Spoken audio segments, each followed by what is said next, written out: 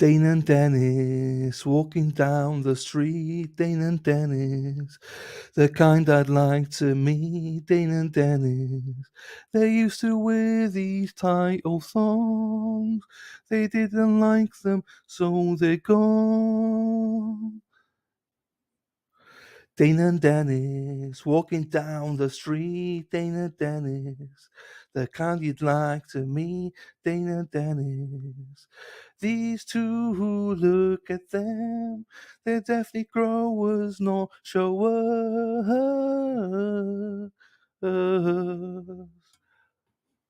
Dane and Dennis walking down the street.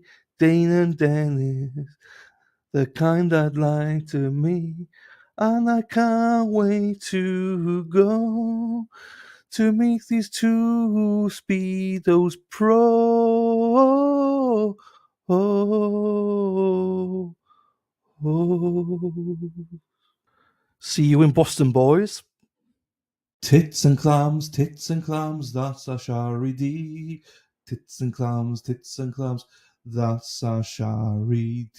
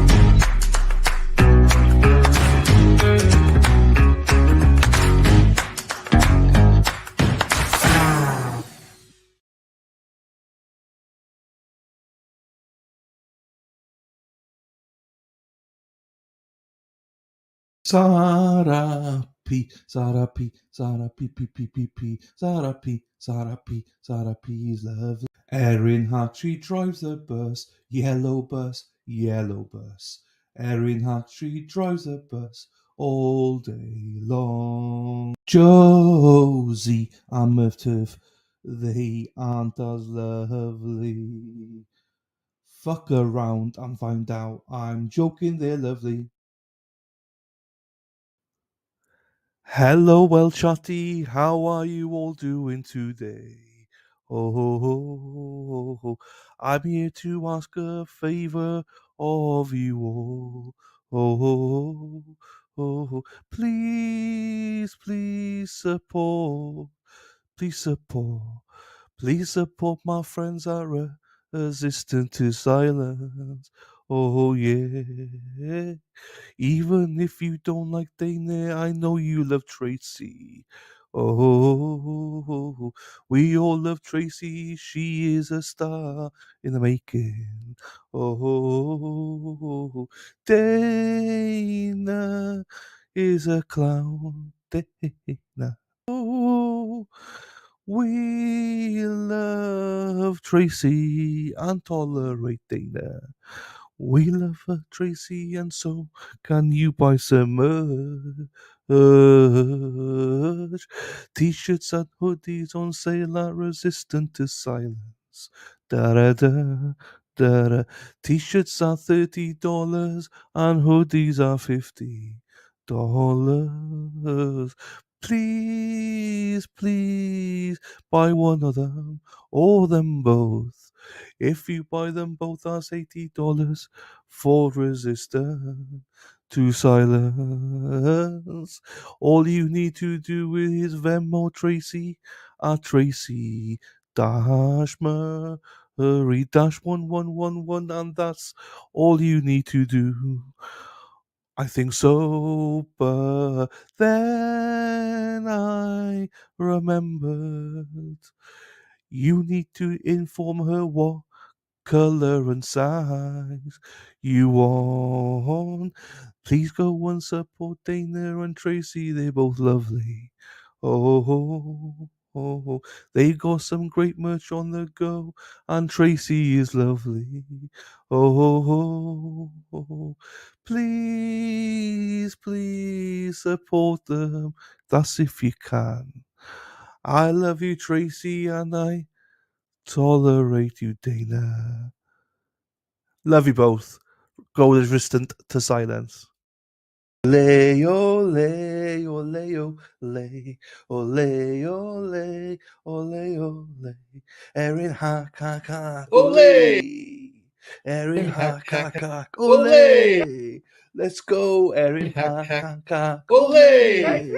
Erin hack, hack, hack, ole. Spot, sex bot. I'm a sex bot. Sex bot, sex bot. I'm a sex bot. Sex bot, sex bot. I'm a sex bot. Sex bot, sex bot. I'm a sex bot.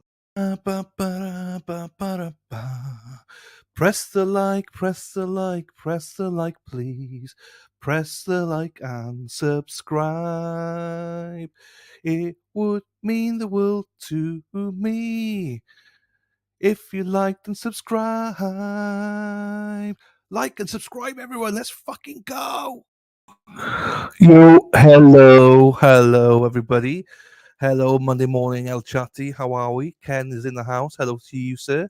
Hope you're well, my friend. Robin, I'm not sure if you're here yet, Robin, but hello to you, my darling.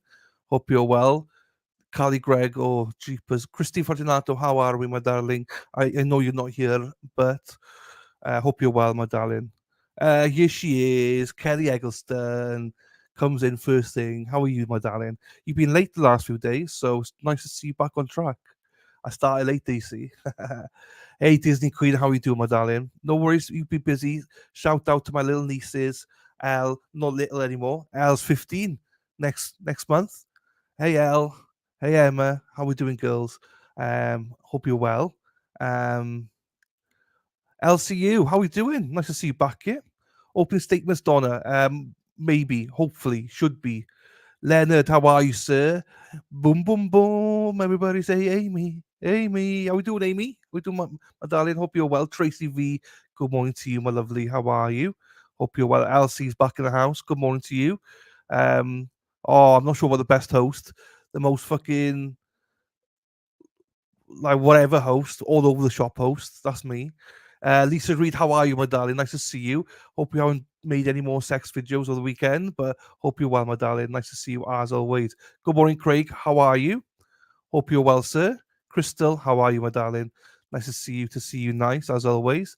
The speedos are out. Bev, how are you, my darling? Hope you're well, my darling. I saw that you saw my message as well. Great turnout. There you go. Thanks for organising, Dana, and everybody that involved. It was great to see the pictures. Sasmars, hello to you, my darling. So glad you have your Boston trip booked. Let's go. Let's fucking go, Sass. Let's do it. Yes, we'll go into my Boston trip in a little bit now. Once I get through the chat. Oh, Robin's here. Rocky Robin, Rocky Robin. Robin, have you heard your new song? Because I played it on Saturday, but you weren't here. So let me play it. This is Robin's new song. Where the friggin' hell is it? I created for her and she wasn't even here. Robin, where's Robin? Robin G, here she is. Robin G, riding through the glen. Robin G, chasing all the men. All the men can never find. Robin G's, Robin G's, Robin G Spot. Morning, Karen. How are you, my darling? Nice to see you as always. Uh, hope you're well as well. Gary, my brother, how are you? Hope you and the family are okay, my friend. Hope you're well, my friend. Kelly, hello, Kelly. Kelly Steffi. I was going to say it's Kelly Stiffy. It's not Steffi. Steffi. Kelly Steffi. I don't know how you say the surname, so apologies for tripping up on it. But hello, Kelly. How are you, my darling? Hope you're well. Look at that redhead. You're like Deb. Deb's a redhead. Rhode Island's on fire. I'll play that in a bit when Deb gets here. Morning, there you go. New song, yeah, Dana Leonard, new song. I literally sat down here 10 minutes ago and did it. One take wonder. I know it's not the best and there's mistakes in it, but one take that took me, Dana. You should be proud. There's a few things I was like, oh, I maybe should have said this instead, whatever. But I just want to promote your merch as well, Dana. Great friends of mine, Dana and Tracy. Well, obviously Tracy more, but you know what I mean. You know what I mean. Nice to see you, sir. Now we got a surprise guest here. What is going on? Little G, where's Little G and Potty Mouth? They're not here yet, but we got a stranger, the beautiful Miss H Gold is back. How are you doing, my darling? Hope you're well. Guess who's back? Back again. Yes, she's back. Tell a friend. Guess who's back? Guess who's back? Miss H Gold is back. Now everybody thought, well, not everybody. I think myself and Little G thought she's gone, disappeared. But I think you've been ill, my darling. I think so. Hope you're feeling better. You have certainly been missed. I know Little G will be so happy when she comes into chat.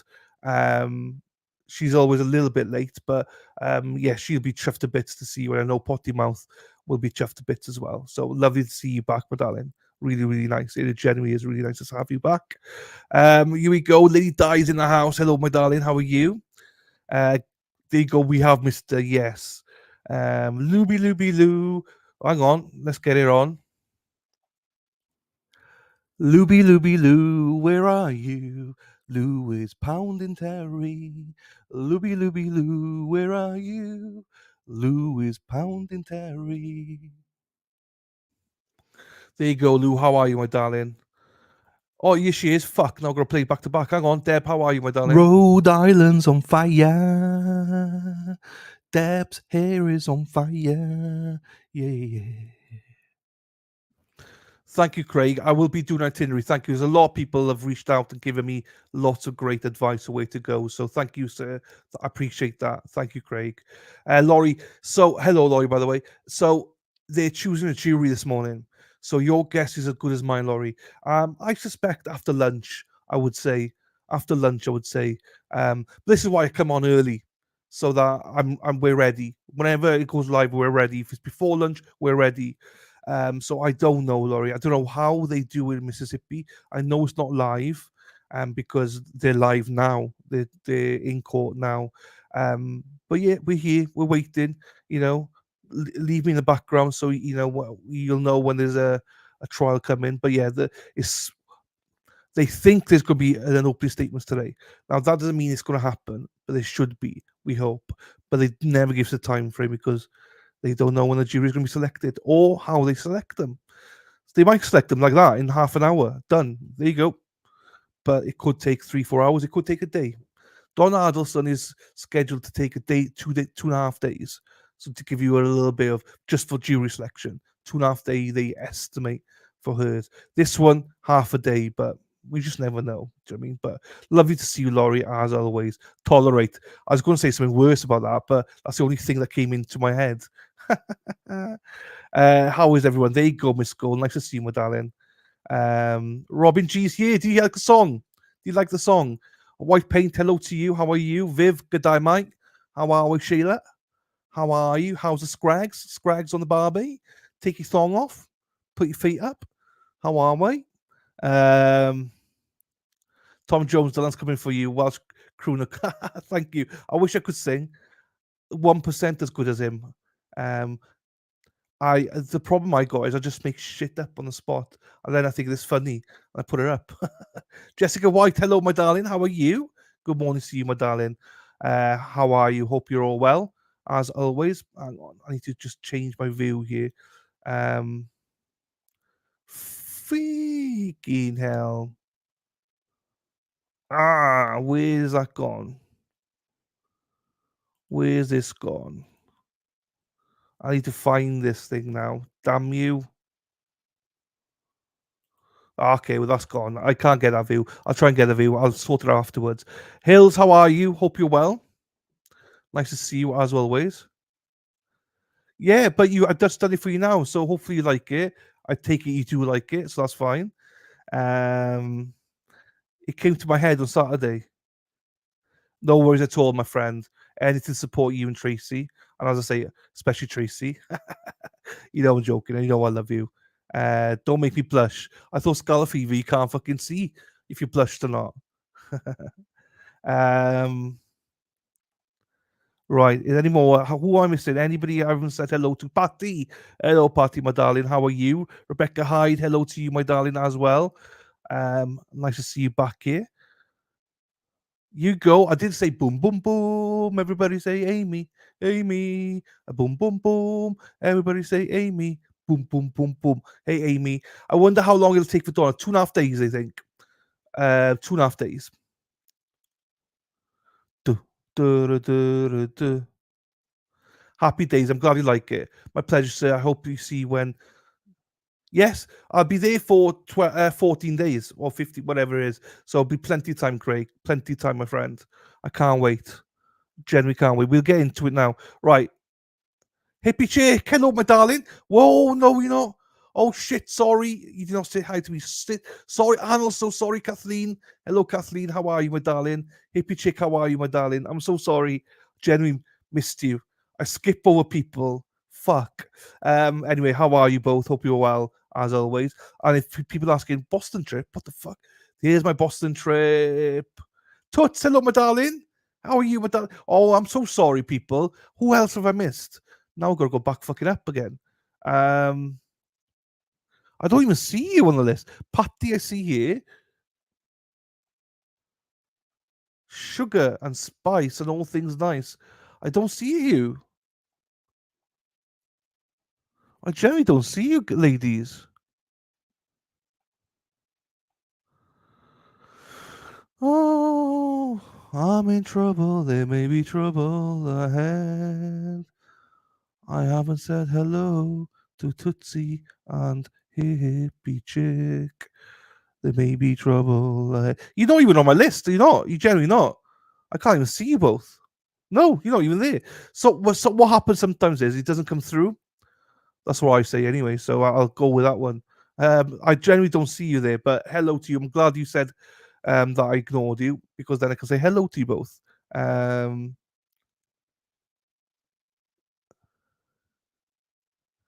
Want to see an ole? Stick it there in a hack. I love it. I love it. There you go. Anyway, everyone's there, right? So if I've missed anyone else, tell me, shout to me, and I'll say hello to you. So Boston trip, Boston trip, 14th of May to the 28th of May. What's going on? Who's coming? Off. Do you know what? I should clean those. So why? For my excuses, I don't have the same chat as you guys. So you know the chat you're looking at. That's not my chat. I got a StreamYard chat, and sometimes it doesn't come through. So that's what I'm gonna go with anyway. Because normally I always say hello to you, but I didn't see you this morning. Or Tootsie. I saw Viv though. I didn't see Tootsie. Tootsie Wootsie. Bam bam. Tracy V, I did say hello to you, my darling. How are you? Kathleen, how are you, my darling? Nice to see you. So who's coming to Boston? Just to clean that minds out. I hope a lot of you are going. I hope a lot of you are coming to Boston. As I say, look, I know there's a lot of people. Well, you see, you see, you Dexter's going. Happy days. Deb is going. Well, you're there, Debs, anyway, so you better be going. Redhead, you better be going. Hippie chick's going. Oh, happy days. Happy days, Tracy. Happy days, Tracy V. Um, I know you live here. I know. That's fine, Kathy. We'll definitely Disney Queen. We're meeting. Happy days. Happy days. I know one guy I'm not meeting, Karen Edwards. Thank God for that. Dylan's gone too big for his fans. Yeah, too big around the belly and the tits, mate, but nothing else. How are you doing, boy? How's it going, Kaz? Hope you're well, buddy. Um, Robin G, Robin G, Robin G, riding through the glens. Robin's there anyway. Craig, I know you're there, buddy. Hello to you, Patricia. How are you doing, my darling? Nice to see you as always. So hopefully, I know a lot of you are flying out. Hopefully, this does help you out. with a date and everything. I don't know when you're all coming, so I don't know when you're gonna fly out or anything like that.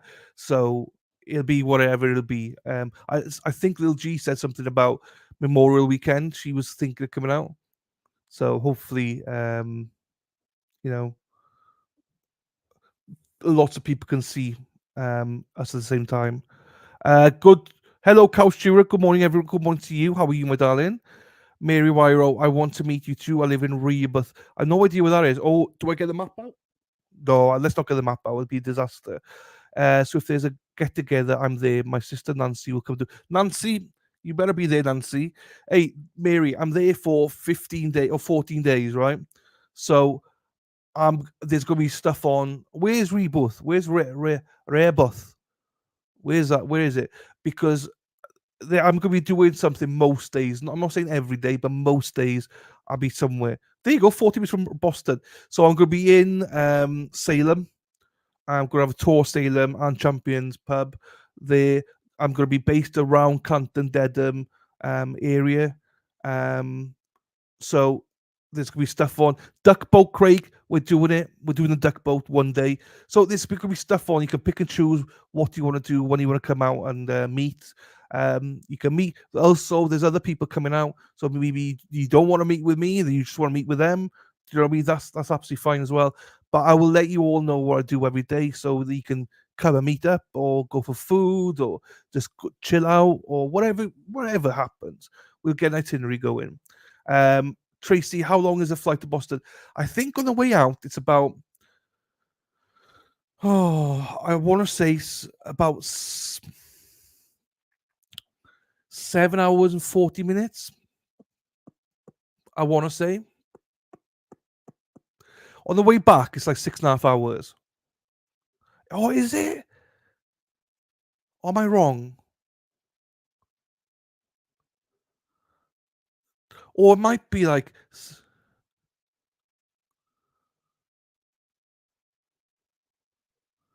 Hang on, let me. I gotta check it now. Boston, London to Boston. I looked it up as well. Flight time. Um. Bum bum ba ba bum. Ooh, the moment we walk in the joint. Ba-dum. Ba ba da ba da ba ba ba ba da ba. Right, hang on. It says here something. I need to go here. Like a virgin. Woo. Dressed for the very first time. Like a. Dee, dee, dee. So, Sally can wait. On the way out is 7 hours and 45 minutes. On the way back is 6 hours and 40 minutes. So there you go. It's an hour less on the way out. On the way back, sorry. So there you go. 7 hours, 45 minutes. Right, hang on. Definitely duck boat. Definitely. There you go. Rehoboth. Rehoboth. Park the car in Rehoboth. Good morning, Kim. How are you, my darling? Hope you're well. Here you go, Shari. How are you, my darling? As always. Tits and clams, that's a Shari D. Tits and clams, that's a Shari D. So there you go. KD, how are you? Hope you're well as always. Nice to see you, my darling. Donna Graves, missed you. We've been missing you, my darling. Good morning, afternoon, family and loves. Hoping everyone's having a great. I emailed you back on the weekend. I missed your email. It was in junk somewhere. I messaged you back. I've missed you. I hope you're well. I've not. I don't think I've seen you all week. Last week. Um, when people go missing, I always miss them. So welcome back, my darling. Hope you're well.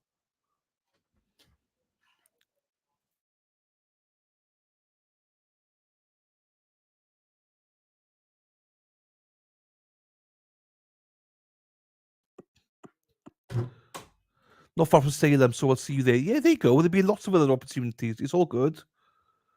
There's a sale on now, I believe. I have that cassette, Madonna, that is like a virgin. Thank you, Amy. Yeah, absolutely. As I say, it'll be hopefully more than just once. It'll be a few times throughout the whole holiday. There you go. Oh, yeah, I did check it myself. I forgot. Um, oh my god, I saw the pictures, Amy. They're great pictures. He looked like he really enjoyed himself. He looked like he enjoyed himself. It was great pictures. I probably skipped Ducktor. There you go. It's gonna be so much on, Toots. There's gonna be so much on different days. So also they might be on when other people are out there and you might want to meet with them, or like, I don't know. We'll just go with the flow. We'll go with the flow. Any questions, just ask me in chat now once we've got some time. So you might be thinking, why are you on so early? Because I love you all. So I know, honestly, I don't know when this trial is going to start. I don't know when this trial starting, so I have to come on now and see. Hang on. Oh, just me. Um, Open statements are scheduled for today, but not sure what time. That's the only problem.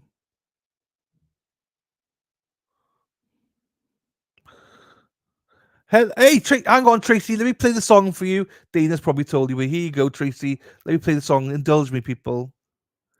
Hello, well, chatty. How are you all doing today? Oh, ho, ho, ho, ho. I'm here to ask a favor of you all. Oh, ho, ho, ho, ho. Please, please support.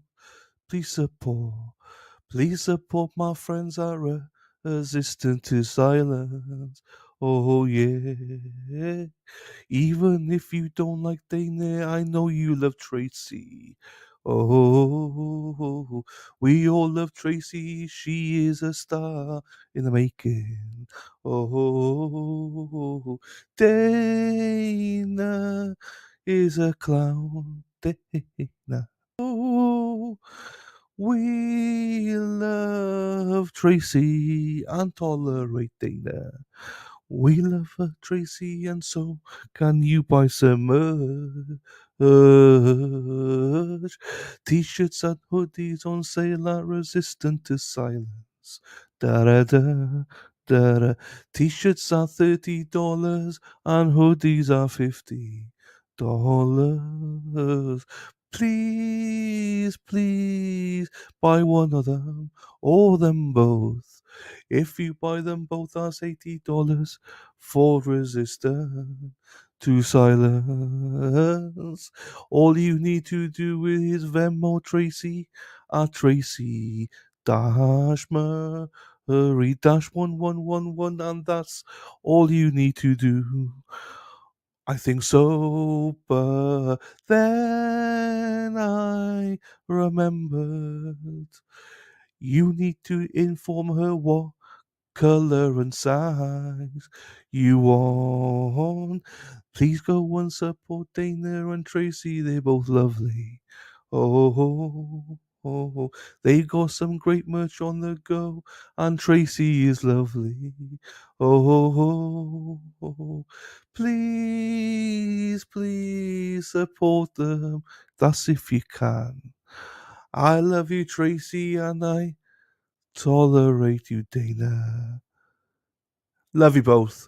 Go resistant to silence. Oh, fuck. Hello, Erica. How are you, my darling? Hope you're well.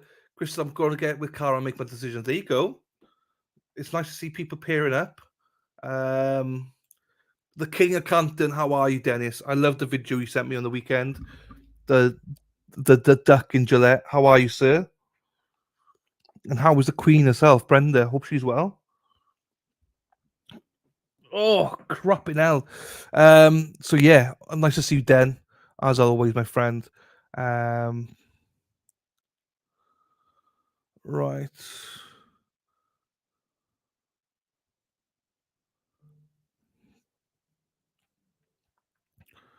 Dennis, everybody. Tracy V, hopefully he gets. Well, I'm sure you guys want to meet Aiden, so I'm sure we'll try and get Aiden out there on one day because I'm sure a lot of you would love to meet Aiden. So we'll try and get Aiden somewhere on one of the days. Um, he's like a pop star, so yeah, it'd be great. I would like to meet Aiden, but I'm sure a lot of you would like to meet him as well. Coming out there, so I'm sure we can arrange something. Bell is seafood. I'm not a massive seafood guy, but I will try it obviously. Um, Tom Jones, happy days. How is baby Archie? Hope he's well, as always. Hope he's well.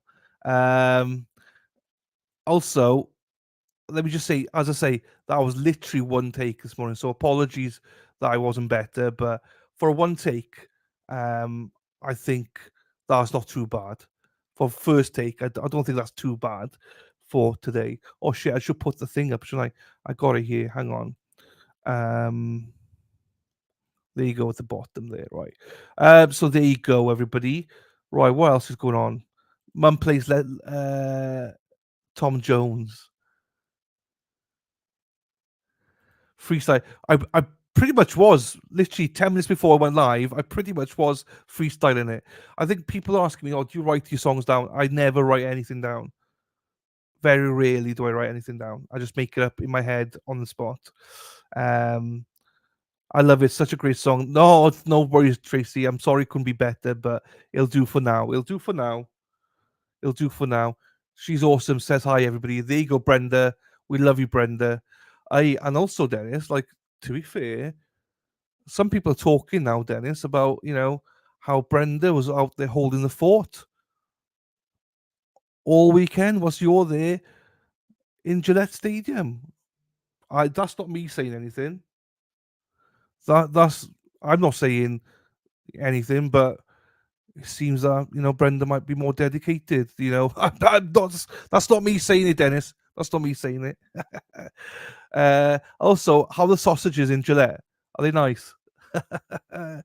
um. Oh, sorry. Yeah, but I'm with you now. Sorry. This is the problem when I skip chats. Um,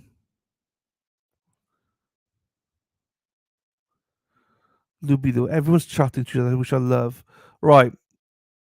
A lot of people here don't even. I don't think you know each other, and then people chatting. It's good. Right. We don't have anything to carry Greg. What I'm gonna do, and I know this is not for everybody, but what I'm gonna do is play the newest song. No, what am I talking about? Not the newest song. Fucking idiot. The newest video of Baby Baby Baby. Wade Wilson. He dropped one off on the weekend. Um, so I think it'd be quite good to play that whilst we wait for this opening statements. Gives us a little bit of a break as well. I know I could just it saves me going around playing the Dana's a speedo man. Dana's a speedo man. Dana loves speedo. He loves his speedo. Dana's a speedo man. Dana. Oh, also before I play that, right? Can I indulge me? Can we play this for those of you who missed it? Right? Wade, baby, baby, Dylan, baby, baby. I know, I know.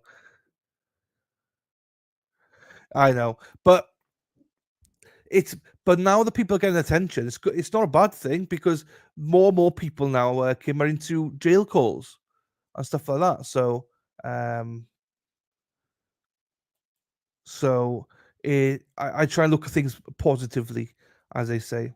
Right. Before I play that, I got to play this. I got to play this for those I missed it. Right. This is Larry.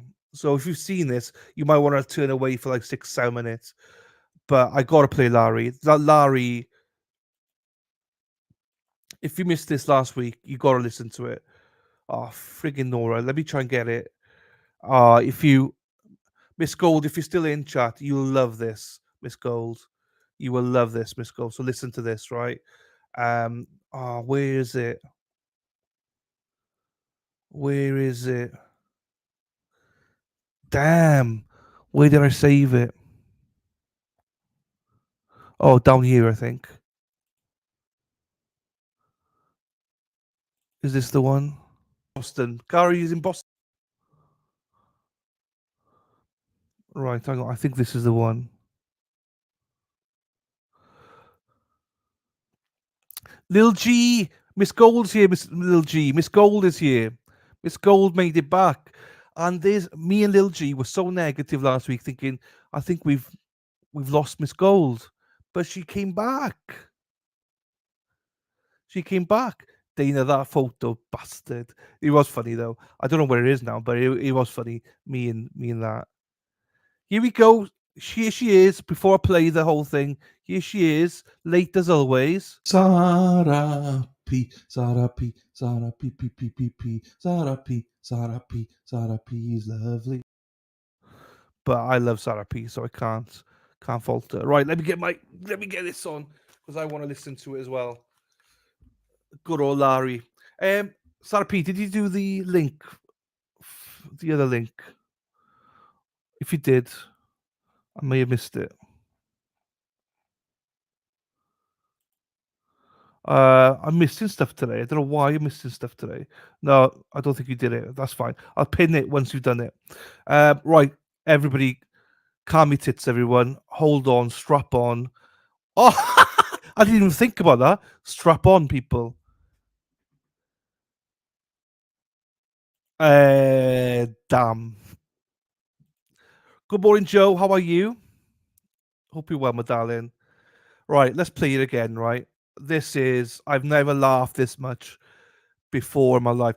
Just to give you background on this, right? So, what led up to this phone call, right, is this. Um, Miss Gold's been in hospital. Well, glad to see you're out of hospital. You can't get rid of me that easily. We tried. We tried. um, it's Scott McGuinness. If you remember, Scott McGuinness was here about a month ago. We were streaming and we were about to close the stream. We're doing it for like 12-hour stream. And as I was about to finish it, Scott came out and said how his ex girlfriend used to make him cross dress her lingerie and stuff. And obviously, that just took me. I was like, right, we're opening for another 2 hours then. So every time he's here, I always bring it up about him cross dressing. It's all in fun, all in jest and stuff. I did a poll on Saturday, or sorry, not Saturday, on the week, on during the week, saying, have you ever allowed your partner to cross dress you? And literally everyone said no, except for I was going to say Gary Beeston. No, not Gary Beeston. Scott McGuinness. He said yes. So I was like, well, the only other person I really know that would love to cross dress, in my opinion, um, is Larry. Wait, Scott, hang on, wait. Oh, thank you, Sarah. Let me pin this first, and I'll get back to it. Let me get pin. So yeah, Amy. So years back, his girlfriend at the time, he bought her lingerie, and they did the business wherever. And what happened was um what happened was I can't stop. I'm gonna stop laughing.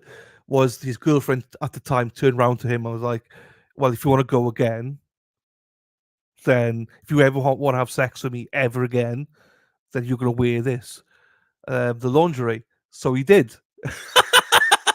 So he did. Um, but the worst thing was like the timing of it. I was literally about to close the stream down. Be like, it's been a long stream, everyone. Thank you, everybody. We love you all. Take care, El Chatty.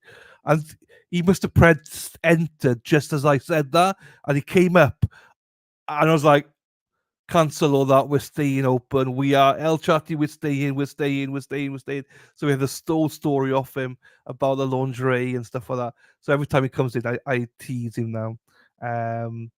But I love it. Hello, Young. How are you, my darling? Love you, Young. You're going to enjoy this call.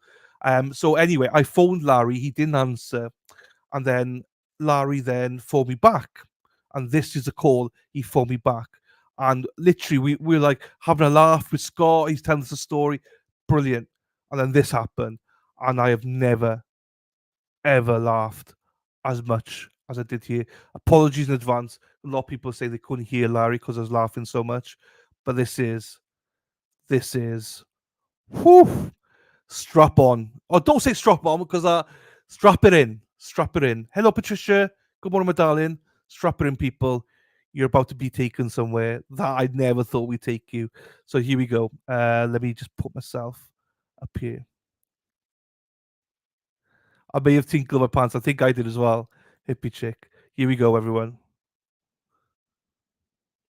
Gary is in Boston. Gary is in Boston. Oh no, Stoke. Gary, I thought you were Scott. Sorry. Thank you, my darling. Oh, shit. Hang on, I got Larry on the phone. I'll tell my husband to dress in lingerie just to see what he would fucking. I would do it in a heartbeat, so he would as well. Larry, Yes, sir. you are live to tape. We're on stream, okay? Oh, So just hello, everyone. yeah, we just we are. I've not checked in you all week. I was going to phone you this morning. Then I thought, do you know what? We had a break, so I thought, do you know what? Let's phone him now and see how he is. But then the trial's going on as well. So, but we still answer the call to you because you're the man. What's the topic of discussion today? Well, we're watching this boring trial, okay? So that was bad. What the topic of discussion right this second? I don't take this too far now, right, Larry? But this second is we're talking about Scott McGuinness cross dressing. His and you would do it. So the scenario is this, right? So you bought your significant other, your girlfriend, right? Some lingerie and a corset and like nipple tassels to dress up in and stuff, right? That's what happened here, right? She wears it, you do the business, you get down dirty, you do the business, and then she turns around to you, Lauren, and says, right, okay, if you want to have sex again, you now have to wear the lingerie and the corset. Would you do it? Well, the answer to that is no. Shut And the front door. and one time I only bought lingerie for a girlfriend once. Yeah. And I'll tell you why. Because I went over, it was a Friday night, we had a few drinks, and I said, I gotta go out to my car, I'll be right back. Yeah. And I went out to the car, I got the bag, and I came in and I go, honey, will you put this on? So she looked at it and she goes, absolutely. And she said, she goes into the bedroom and she's coming out. She put the lingerie on, but you know what else she put on? What? A strap on. I go, what exactly are you planning on doing with that? She goes, turn around and find out.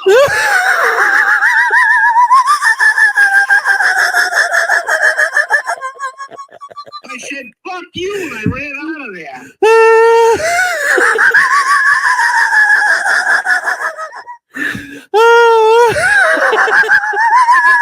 I didn't expect that.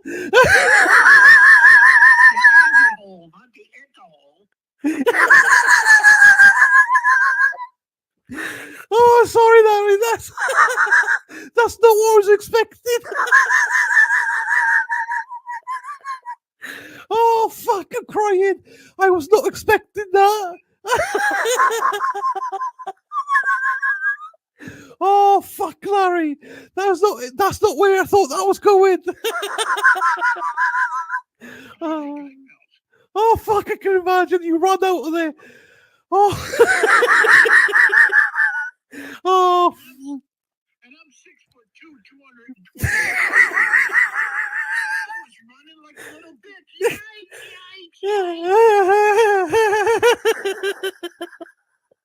Oh, I bet. My ass was all tucked in. I was shaking. Oh my God.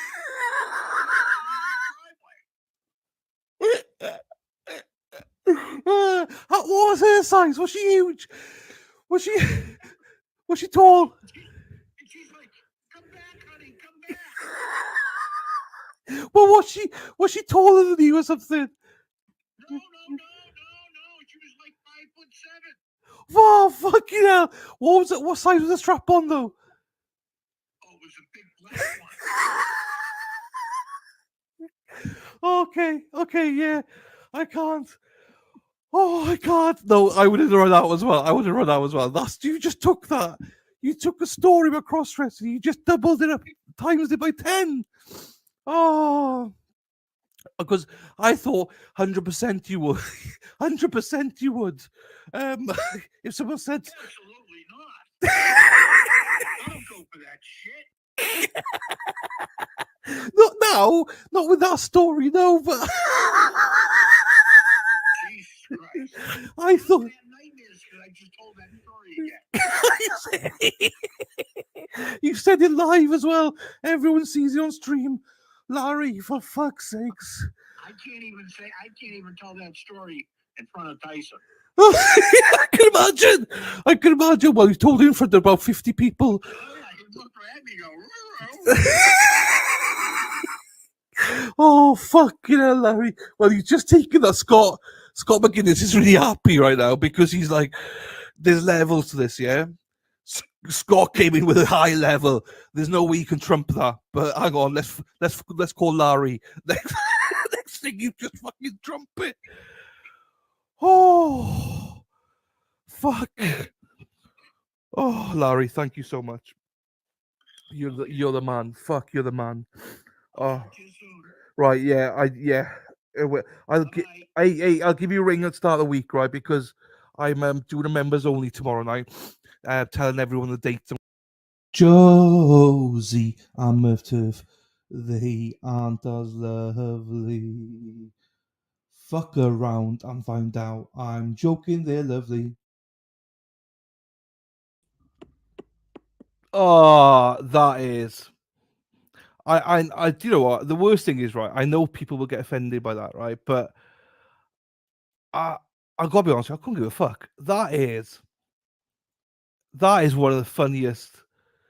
Like, it's funny because it was so unexpected. I mean, how do you go from having a cross-dressing conversation to be thinking you can't top it, you can't top it? Larry's like, hold the phone, hold the phone. Hello, she wore a strap on. I mean, you just can't make it up. Just can't make it up. I will be meeting up with Larry in Boston, and I want to get him on tape because he is hilarious. Again, I know some people. I could tell some people don't like that sort of thing, but I'm sorry. I'm not sorry at all. I think that's hilarious. That story there sums up this channel. Just how random that is.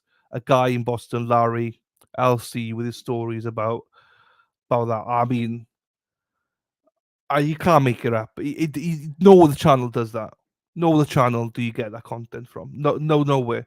I mean, how do you go from someone in chat talking about cross dressing to being chased outside with your girlfriend wearing a strap on? Do you know what I mean? How can you? How can you?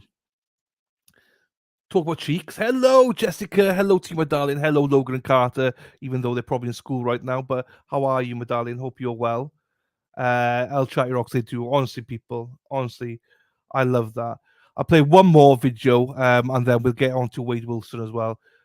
This one, I just want to keep the vibes going. The vibes should be high this morning. Let's keep them going. I know some of you haven't heard of this one yet, so I will put this one up for you. Hang on, where is it? Where is it? This is another laughing one, but I love this one as well. Here you go. For DNA analysis, mainly for identification purposes. Excuse me. Is the femur a good source of DNA for some reason? It is.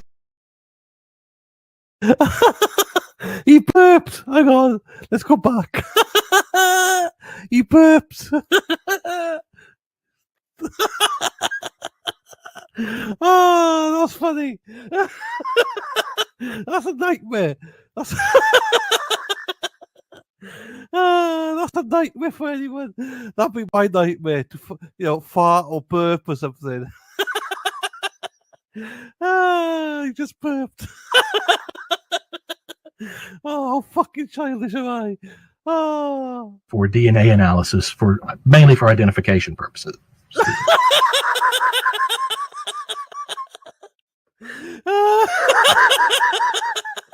If you don't find that funny, I can't help you.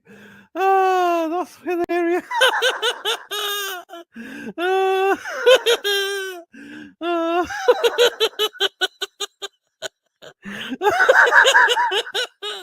Oh, fuck. I'm sorry. Go back and watch it again. that bone, release it to law enforcement, and law enforcement would then send it to a laboratory for DNA analysis, for mainly for identification purposes.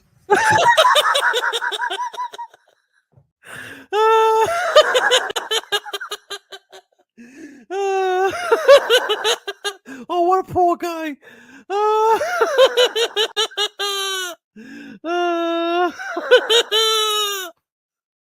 Oh, poor guy.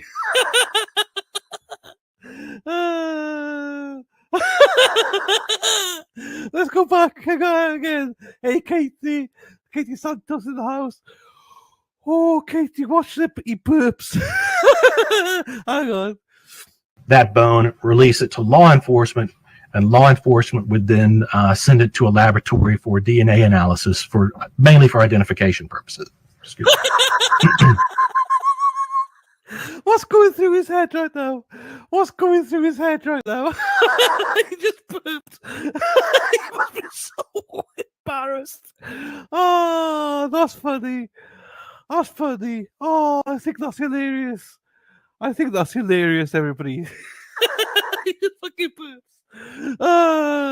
That's just a fucking nightmare. Anyway, sorry. I'll get back. Again, if you don't like that, then I don't know what's wrong with you. That's my kind of sense of humor. I love it. Corn Pop, hello, my darling. How are you? Hope you're well, as always. Hope everything is good with you. Hi, Corn Pope. How are you doing today? I know you hate my voice and my songs, so I made this just for you, Compo, better known Compo. Thank you to Robin G for making that name called Paul for thee.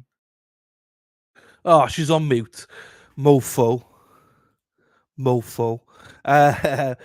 Do you see the Larry one then? Oh, the Larry one's probably number one. That was number two. I can't stop. Do you know what I mean? I can't stop snorting laughing. It's just like I can't. Do you know what? That's one of the biggest complaints I get of people is all this stuff about the stream. But I love it. I can't stop it. I love it. Anyway, let's do a little bit of Wade Wilson. I know a lot of people have disappeared, but whatever. Larry one. Oh, do you know what I mean? It's great. Country roads take me home to the place where we belong. Rebecca W, WV, WV, da da da, Rebecca da da da, Rebecca da da da. Rebecca da da da, Rebecca WV, West Virginia, the place to be. Hey, I'll never remember that song ever again, but there you go. Hello to you, Rebecca. Nice to see you, my darling. West Virginia, there you go. Morning, welcome everybody from Jersey. Fuck around and find out. Right. Before we lose any more people, we've lost about 20 odd people already. Before we do that, lose any more people. Fuck. I'm having so much fun, people. I'm having so much fun right now. Baby Archie's watching. Happy days. Happy days. I'm having so much fun right now. I could play these songs all day. Oh, I love it. Right, but before I do Wade, let me set up Wade here, right? Once I do that, you boring fuckers, in the chat, if you're new to the chat and you don't like it, look at this. That's your warning. Don't like it? Get out. Get out. Get out of the way. Where am I setting this up? Oh, sugar and spice and all things nice. Present. Wade Wilson. Do. Bum, bum, ba, ba. Where is Wade Wilson? Boom, boom, boom, bee, bee, bee, bee, bee, bee, bee, bee, bee, ho, ho, ho, ho. Whoa, whoa, whoa, whoa, whoa. Oh, fuck. That fucking. Don't play it yet. Fuck. Ba-da-da-da-da-da-da. Oh, ho, ho, ho, ho, ho, ho, ho, ho. Bum, bum, boo, boo, boo. Right. Oh, shit. What have I done now? Present. Oh, fuck. I'm unmuted.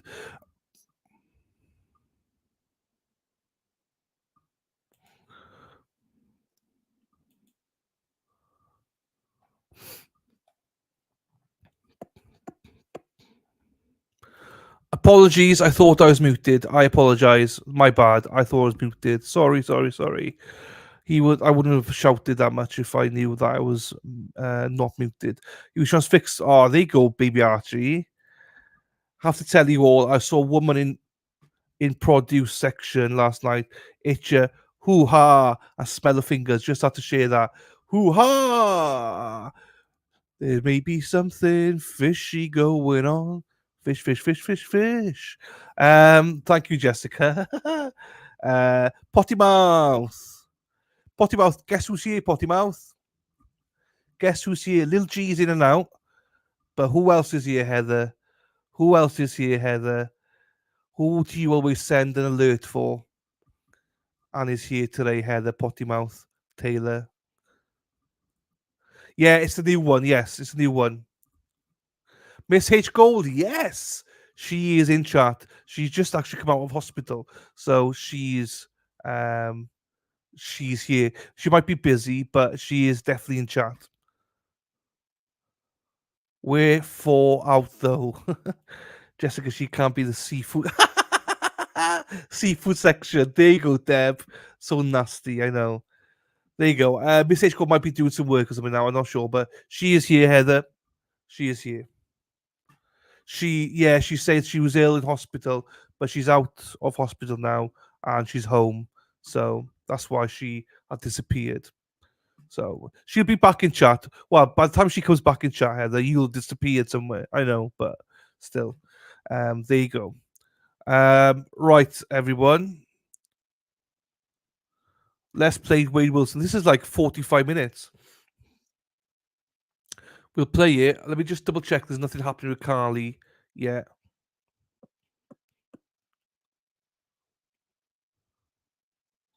No, there's a few of the streamers covering it as well now. And they're all live with nothing on, so that's fine.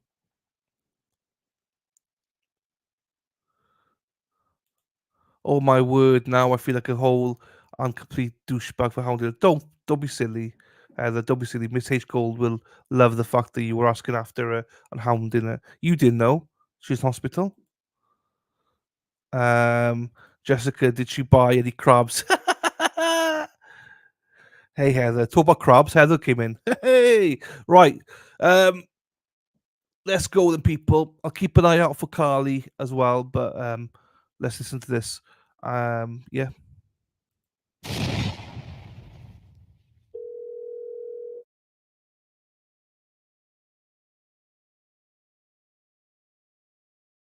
For English, press 1. Para español, oprima 2.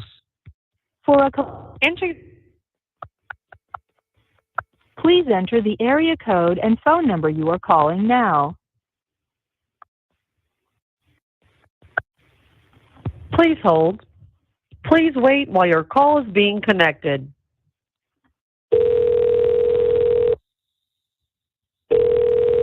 Please hold. Hello, this is a prepaid call from Hey, Wilson. an inmate at the Lee County Jail. To accept this call, press your current balance is $40.60. This telephone call may be monitored or recorded. If you are an attorney and hearing this message, please hang up and call the Correction Services Division at 239-258-3626. Thank you for using GTL. Hello. Whee! Lloyd! Hi! Baby. Hey, what's going on? Hi, What are my you love. doing? Hey. How are you? I'm not doing the best because they Hold on. Let me put my earbud in. Give me 1 second. 1 second. Okay, can you hear me? Can you hear me? What's going on, my love? Well, they were supposed to clear me this morning from out of this naked area that I'm in, and they came, they talked to me. It was kind of like a situation I had with the people. There was like a little situation, but not really anything crazy. And then like I answered their questions to get out of here. And no, you're kidding me, right? I'm not kidding you. And everyone in here, including the officer that's like watching me and stuff, everybody's like, man, doesn't even make sense. But there's nothing they can do, or nobody's doing anything yet because to keep me here. I'm gonna be honest with you. I'm getting the phone now, but this is not how it works. You get the phone one time a week on Friday for like 15 minutes. You get one shower a week.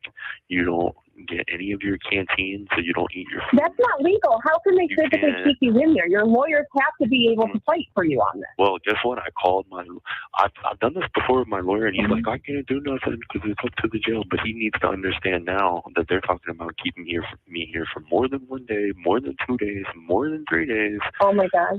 They're talking about keeping me here until I go to prison.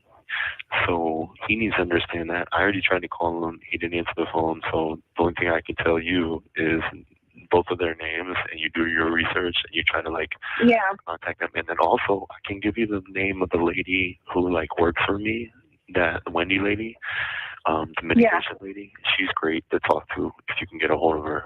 Does she know anything that's going on right now that they're trying to force you to stay in there? You're the only one. You're the only one. Okay, so who should I be contacting now? I have a couple calls, but I'm going to get on this as quickly as I can. I'm my heart is fucking racing right now. Listen, you're okay though? Otherwise, my love, you're okay? Well, yeah, otherwise, yeah, because it doesn't make sense because, you're only going to let me use the fucking phone once a week on Friday. You're only going to let me fucking take one shower a fucking week. I don't get to eat no fucking food. I can't fucking text.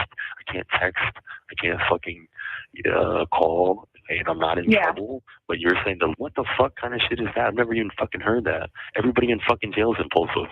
The fuck's that got to do with me?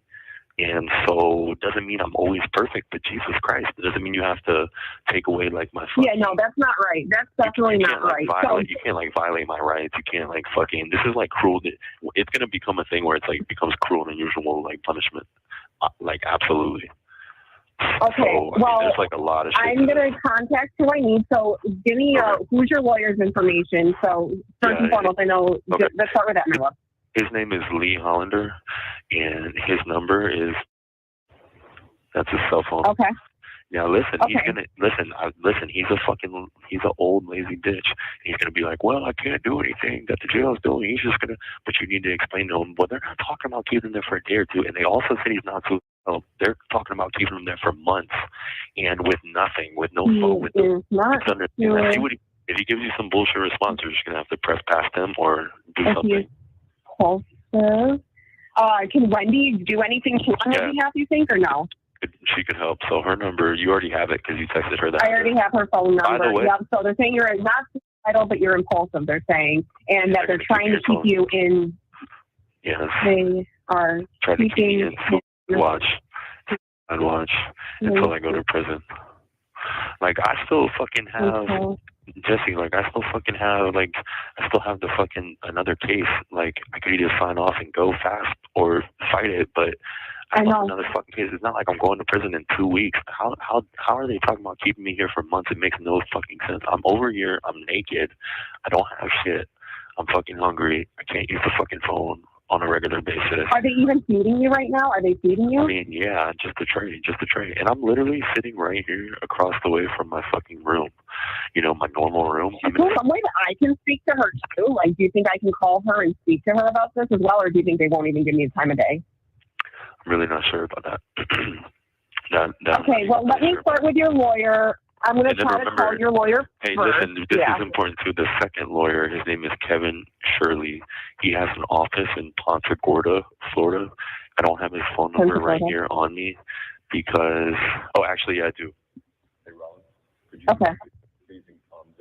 On the floor by the bed for sure. There's a large white piece of paper right there by the head of the bed. It has my lawyer's cell phone number on it. All right, I'm gonna hold on. Can you like tell her that you have like a girlfriend and shit, and that like you are not single by any means? Yeah, they know I'm not. They know I'm not. They know I'm not. It's something like more. I don't.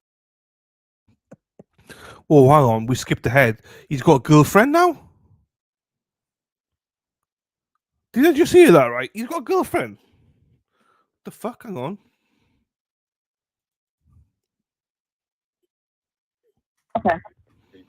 There's on the floor by the bed for sure. There's a large white piece of paper right there by the head of the bed. It has my lawyer's cell phone number on it. All right, I'm gonna hold on. Can you like tell her that you have like a girlfriend and shit, and that like Yeah, girlfriend. No, not Kristen. Jessie. Her name is Jessie. I don't know who Jessie is. I don't remember her. So normally we say that that's what she said, but this was what he said. Oops, Jessie is her girlfriend. His girlfriend, yeah? She's looking at houses near the prison. The fuck? Hang on, Jessie equals Marie. What the what's the breakdown here, people? I knew. I had to translate it. I only knew about Kristen. Yeah, Kristen. So this is called from June, July. This is after he was convicted, basically. Kim says she's the one who started this GoFundMe with Wade. Bloody hell. Anyway, I don't know who this character is. But let's listen again. The call with Jessie, call with Wade court clothes, get me out of here, and build a bear. The calls are. How's the girls on the go? Yeah, it must be. like you are not single by any means? Yeah, they know I'm not. They know I'm not. They know I'm not. It's something like more. I don't know what's going on, but it's obviously clearly like something more than that. And I'm like, listen, it's like violating my rights because it's like, okay, by this girl. You know, more than anything, clearly just don't do anything to piss them off any further, right? You know it's not going to help you in the long run here. Let me clearly do some research here. I'm going to blow up your lawyer's phone. Okay, here's the other lawyer. Here's the other lawyer. Yeah. Now, this one is the second lawyer, and honestly, he's better, right? Like, he's more... He is, yeah. I was going to say, he was the one who did all the talking, I think. So what's his number? His number is... And his name is Kevin Shirley. Mm-hmm. Yes. Okay. Is there anybody else's contact information that I should have that I should try to reach out to help fight this? You think? Just the lady, the two lawyers, and I don't know who else. Okay. What I'll probably do is try to call the lawyers first, and then I'm going to shoot Wendy a text message here and see if she can connect. I'm going to shoot her a text actually right now. How long do you have on the phone right now? We're good. I'm good. Okay. And then, hi, Wendy. Just remember, talking to the first lawyer. I am on the phone with Wade right now. He doesn't... let me see. Are you able to connect with me on the phone about this? I'm going to also try to contact his lawyers, as this cannot be standard protocol. And Jesse, you know what this means, right? Like, if they're trying to keep me here, they don't let people here get fucking visits. So how is any of this right? I know. I can't get a visit. I can't use the phone. I can't fucking... What the fuck? Yeah. It's up. It's really messed up. And say I'm just doing this right now. This is so fucked up. I'm literally fucking shaking right now. I'm so beyond pissed off. Yeah, same, baby. Saying suicide watch with no clothing, no food, no canteen, no visits, no phone, no emails, no email access, no phone, no visitation access, no nothing. And baby, you might, if you do call, you might be able to call and ask to talk to. I would start at the jail first, and then if things don't work out, I would go on over to the sheriff's department, the Lee County Sheriff's Office after the jail, after the Lee County jail, and then if we don't get results, then we start pestering the sheriff's office. What bothers me is this, right?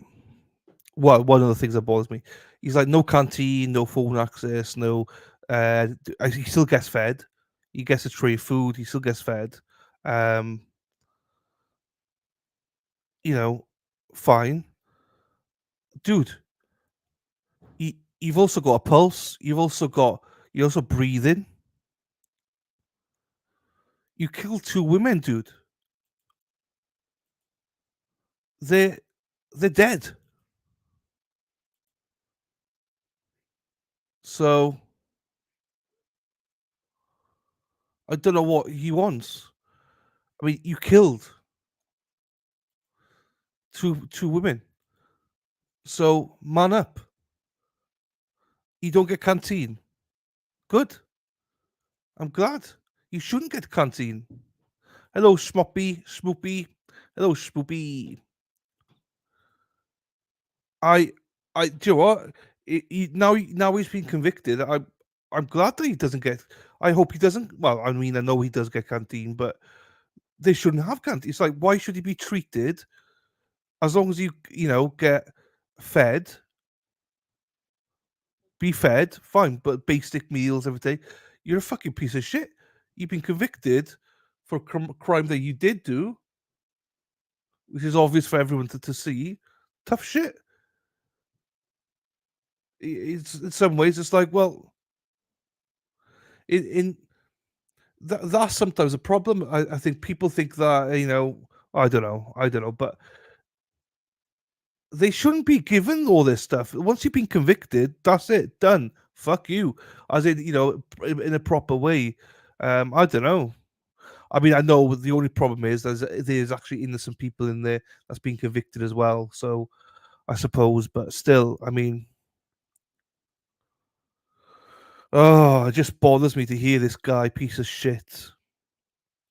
Because they ultimately run the jail. You know what I mean? Yeah. Okay. I just sent Wendy that text message. You know what's fucked up too, baby? Even though yesterday they recommend death or whatever, it's like that. I know. Okay. No. I'm not saying to make you sad, but that's just a recommendation. They shouldn't have even fucking put me in here. In this place that I'm in for this. There was no reason. I just don't fucking get how they think that it's legal for them to keep you there under those circumstances right now. Like, I don't understand. I know.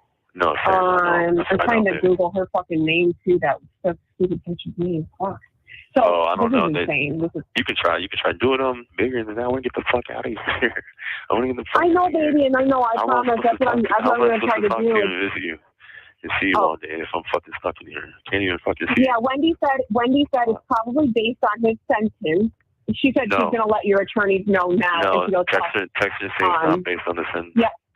No, Texas he said it's not based on the sentence. They were going. Maybe I love you. I know your call's about to disconnect. I'm going to work on this as hard as I. Oh, okay. I have to hop on a friggin' call. All right, go ahead. Is this the only time you have to talk though?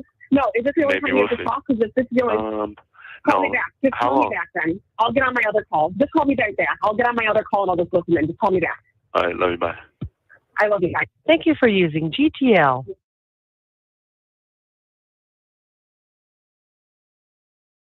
Baby. Hey, baby. Hey, hi. Talk to my lawyer. He said he talked to you. But listen, that guy is not going to do a fuck thing. I'm just like. Yeah, I know. Which one did you speak to? I spoke with both Lee and Kevin. Lee was no help. Kevin said that he would make calls to see what he could do. Lee said he would make calls, and that was after I had to fucking persuade him to do so, and he still does. I know I've been dealing with this guy for a year, and he's a piece of shit. He's not I can tell, my love. I'm sorry. Yeah, Kevin said for me to call him back by end of day. He said he was going to try to make some calls. Wendy, I couldn't get on the phone because she's on another call, but I let her know that Lee has not been helpful and that Kevin said he would at least make phone calls.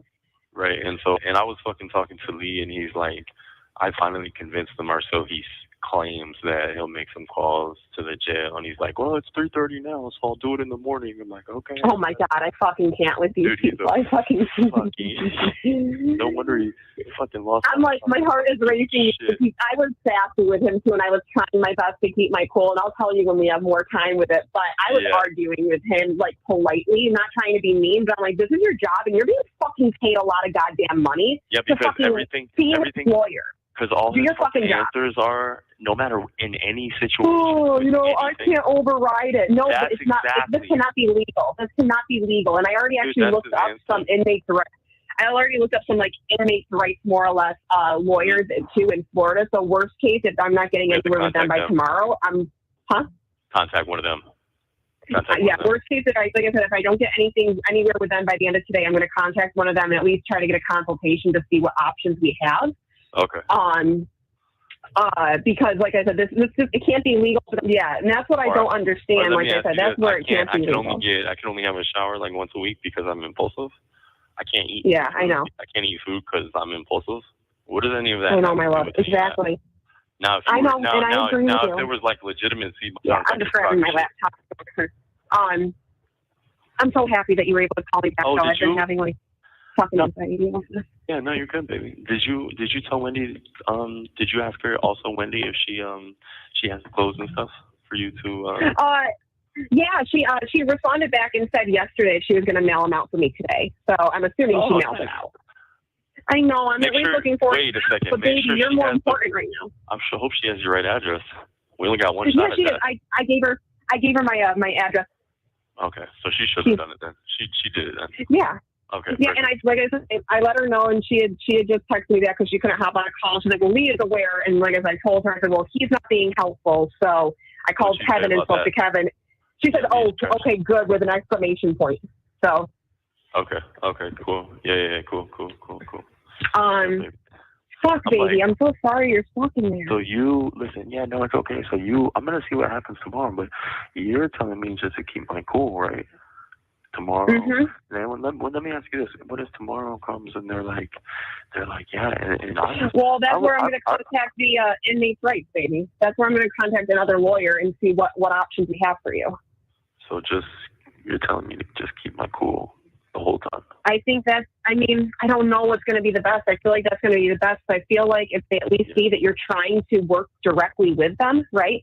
So think about it. If you're trying to be compliant, they should see that you're trying to be compliant with them and that, you're not trying to argue. You're not trying to make a big deal. Ultimately, you just want to be released and you'd like to go back to your cell so you at least have your items available that you have there. Like how I can't even have you like visit me right now because right now I should be over in my room and we should be like. I know, baby, it's okay though. It's like I said, we're gonna get there though. Okay, we need to focus first and foremost on getting you out of there. And like I said, I think the best way of getting you out of there is you acting as compliant as possible with these people right now, because any form of non-compliance is what they're coming after for you, and then they're gonna say, well, he's being difficult and this and that, and it's not the case. I understand your why, like I said, for getting frustrated and not wanting to speak with them.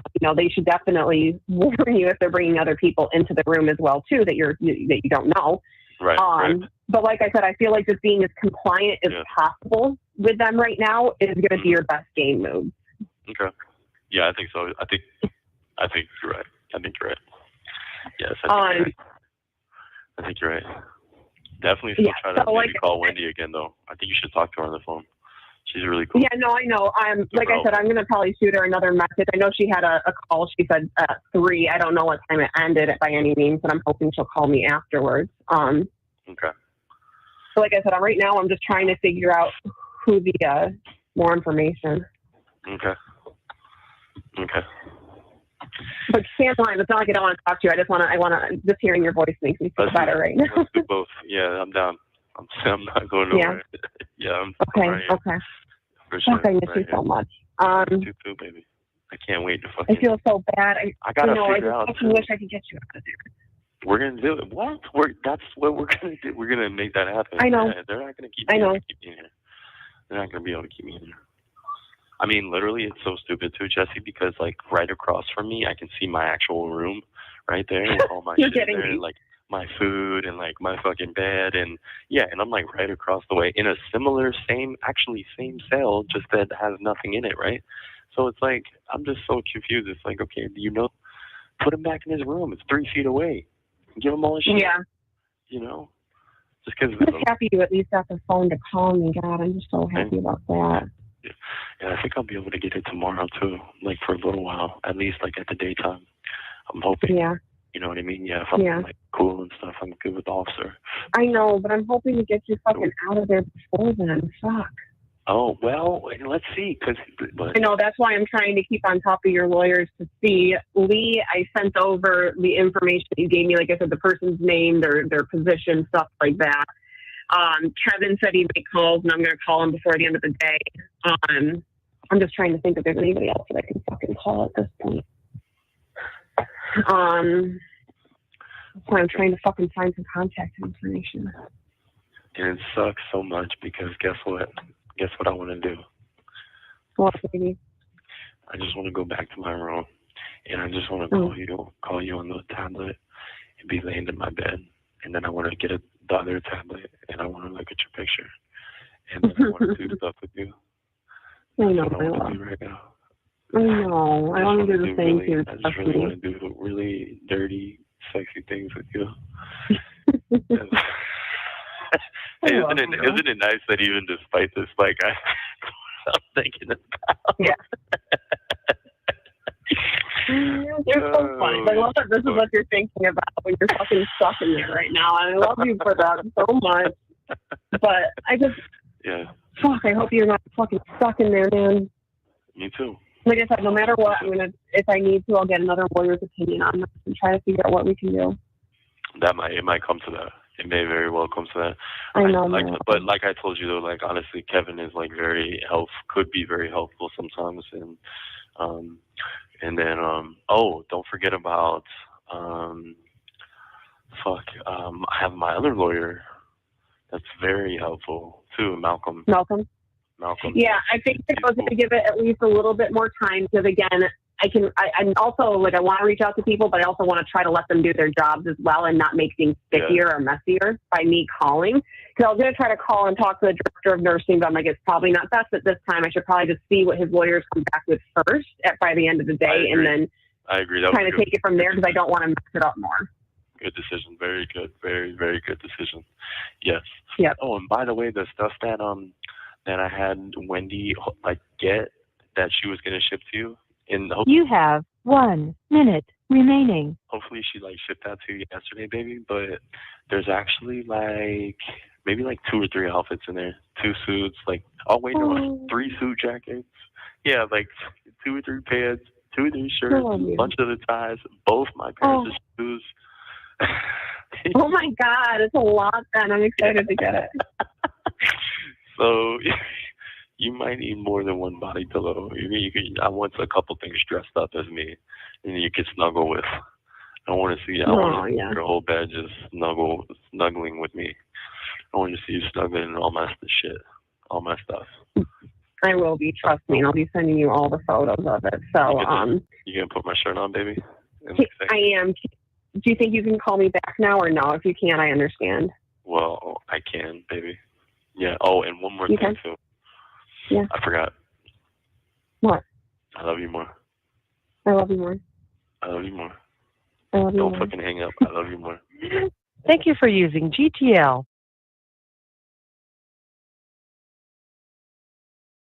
Hi, love. Hi, baby. I'm calling I'm at sorry. all the wrong times.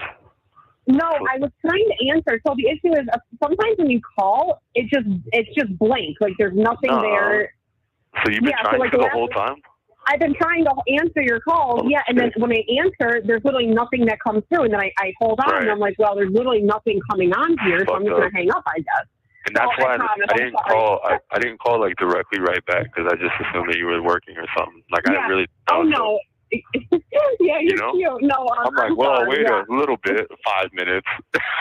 Yeah, no, I can't wait too long either. Call my ass right back if anything. But no, it's just a lot more than I want to do to it than just that. But yeah, sure I will. I told you that though. That sometimes when you call it, if I answer and then it cuts off, it's because nothing's coming through. Okay, I got you, baby. Okay, cool. So I found that. I'm good. I found that out. Listen, that's good, baby. But we both know Lee's not doing shit, so he's out the game. I know. We can send him 1 + 1 = what, and tell him it's 2, and he's still gonna act like it's too hard to figure out. So I have right, legit. Yeah. So what about did you talk to Kevin? I called him. He did not answer, but then I had texted him with the information. Okay. Okay. Yeah. So I let him know, like, this is.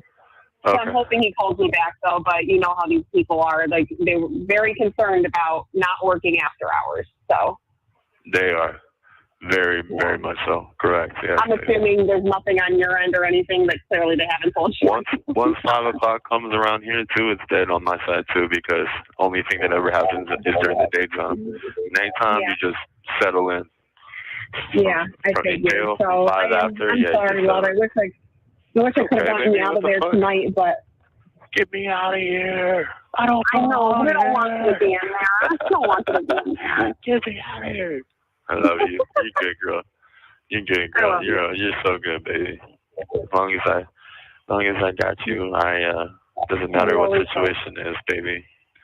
Like I said, you're my girl, and I'm real happy about everything. Don't be sorry about right now. We'll figure it out, all right? We'll make it work out. I know. I just feel bad because I know how uncomfortable it's got to be for you right now, and that's the biggest thing. I just want you to be at least comfortable. Like, I know your situation's not great, clearly, but at least having you comfortable make you feel better. Okay. Yeah, for sure. So what have you been doing, though? Otherwise, what have you been doing? I did have to catch up on a little bit of work. I had a specialist that called me just about some questions. It's hard to say, but yeah, I've been really honestly just doing that, and then I took a shower. So nice. Oh, you took a shower? How was that? Mm-hmm. Yeah. Was your butt all wet? Your butt was all wet. What do you think? Man, I just want to spank that thing while that shit's covered in water. Just one good time. What? Damn it, man. Yeah. Now I'm just relaxing, and I was trying to figure out. Nothing sounds good for dinner tonight, so I'm just trying to figure out. Yeah, what are you gonna do? I don't know, honestly. Nothing really sounds good because, like I said, I lose my appetite when I get not even stressed. Like I said, I don't like. I just want to get you out of there. So like I'm trying to build up an appetite because it sounds good. Okay. Well, now hold on. Now listen, when you make stuff to eat and whatnot, there's space and whatnot to do that in the RV. There is. I don't really use it though. Right, yeah, right. I just go into my mom's house if anything. Right, just easier, probably better, more space. Right, just better way to do it. Exactly. Okay, for sure. Ross, what's up? I think I'm gonna start. Oh, go ahead. Go ahead. No, I was just saying what's up. Well, I was gonna say I think tonight I'm gonna start looking into some houses just kind of preemptively. Clearly, I think we know where you're gonna be transferred at this point. Correct. We do now, don't we, baby? Yeah. So we're talking Union, which is in. Yeah, that's what I thought. Where is that? I don't somewhere in northern. It's not too far from Jacksonville, I think. What city? Rayford. Where is it? Or Rayford. Oh, it's in Rayford. Oh, Rayford. I got it's not far from Lake City. It looks like in Gainesville. It's in Rayford. Are you yelling at someone? It's Rayford. Yeah. Okay, yeah, Rayford, which is also Stark, like Stark, Florida. Stark. Yeah. Is that it? Yeah, it's near Stark. Yeah, near Stark. Oh, Gainesville. Oh, my guy over here said it's close by Gainesville. So I'm gonna start looking into some houses though, and just kind of price out some stuff to see what I can afford. Okay.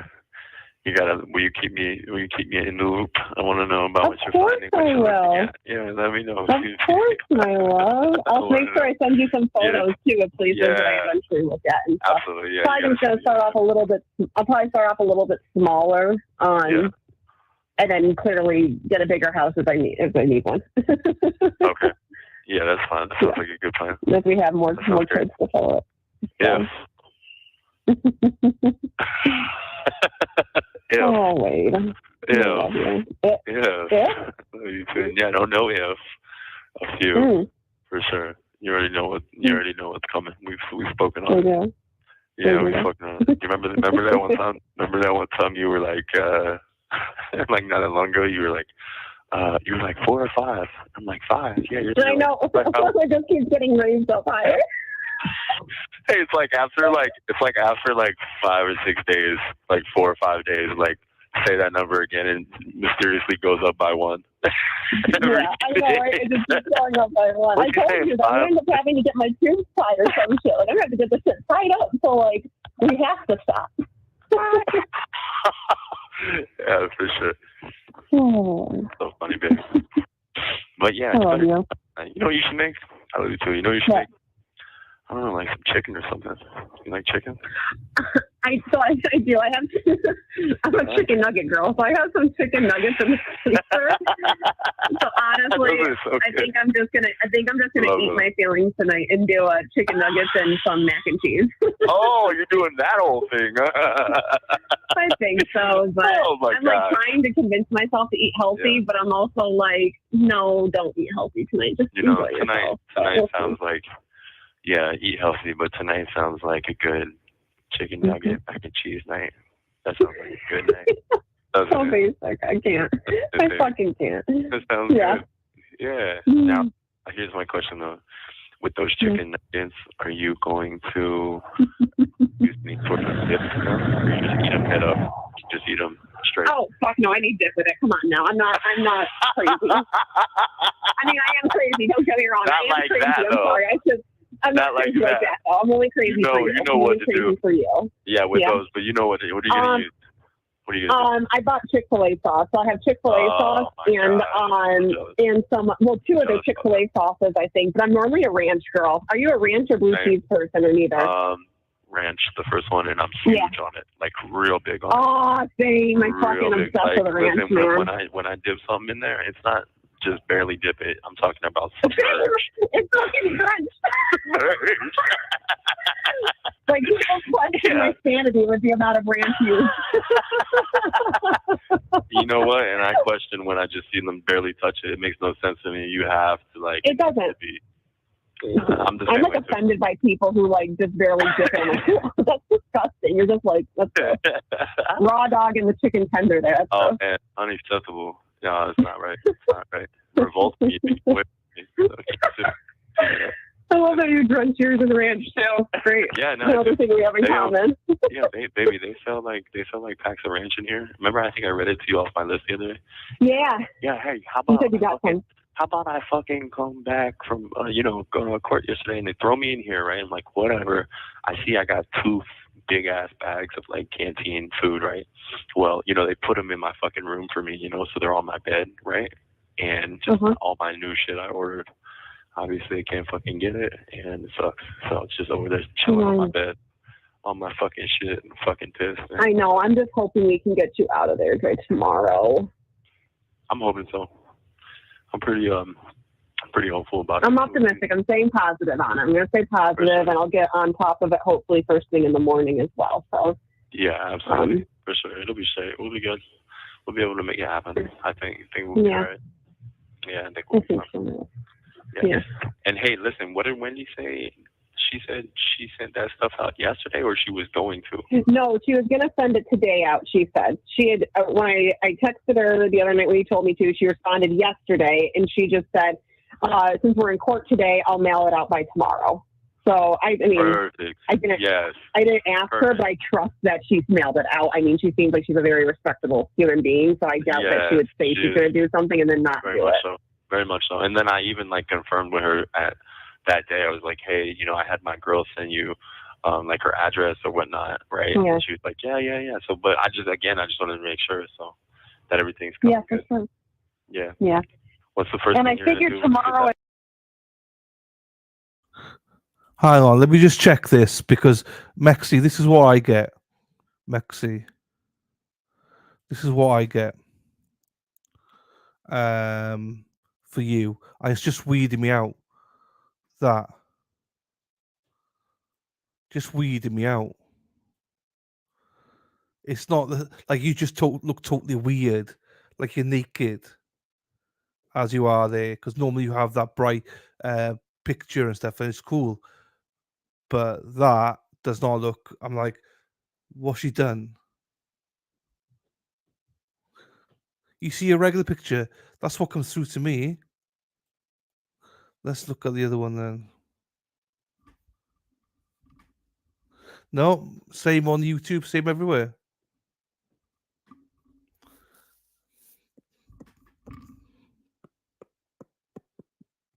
I can't tell you then. That's what I got anyway, people.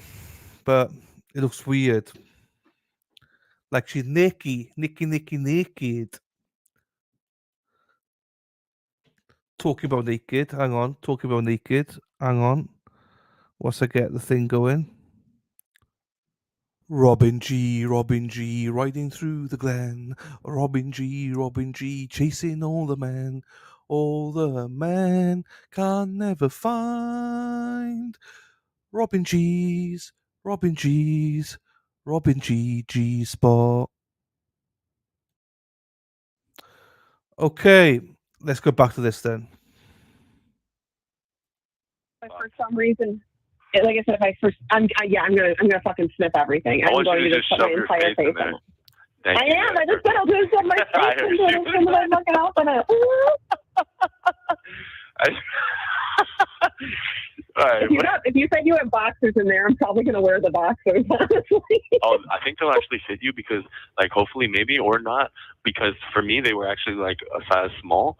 I really wear like extra large. I don't know if they will fit you or not. Baby, they're probably like baby. My thighs are very thick here, so my thighs are very thick here. So if anything, you have 1 minute remaining. What are you trying to do to me right now by talking? If anything, I'll just send you a picture of it of me in them because they'll probably be too tight. Oh, and those will go, and that'll come through too. That would be fucking great. No. That would be fucking great. Can you call me back, or you have to give the phone up? No, I'm gonna call it back. Oh my god, I'm just so happy at least you've gotten access to a phone. Oh my god, I literally would have probably had a fucking heart attack if I didn't hear from you today. I love you so much, and that's exactly why I made it happen. Where I got the phone. I love you so much. You're the best. I don't want you to be feeling like that. And I was literally. I would just be worried about you. Missing you so bad, like. Okay. Just missing you a lot. I miss you so much, Jesse. But I'm happy we can talk here at least. That How happy makes it at least a little bit better, my love. How happy are you about it? How happy? Oh, I'm so fucking happy, baby. I'm the happiest I've been in a long time. I love you. Can you say something about your fucking thighs? What are you trying to do to me? Thank you for using GTL.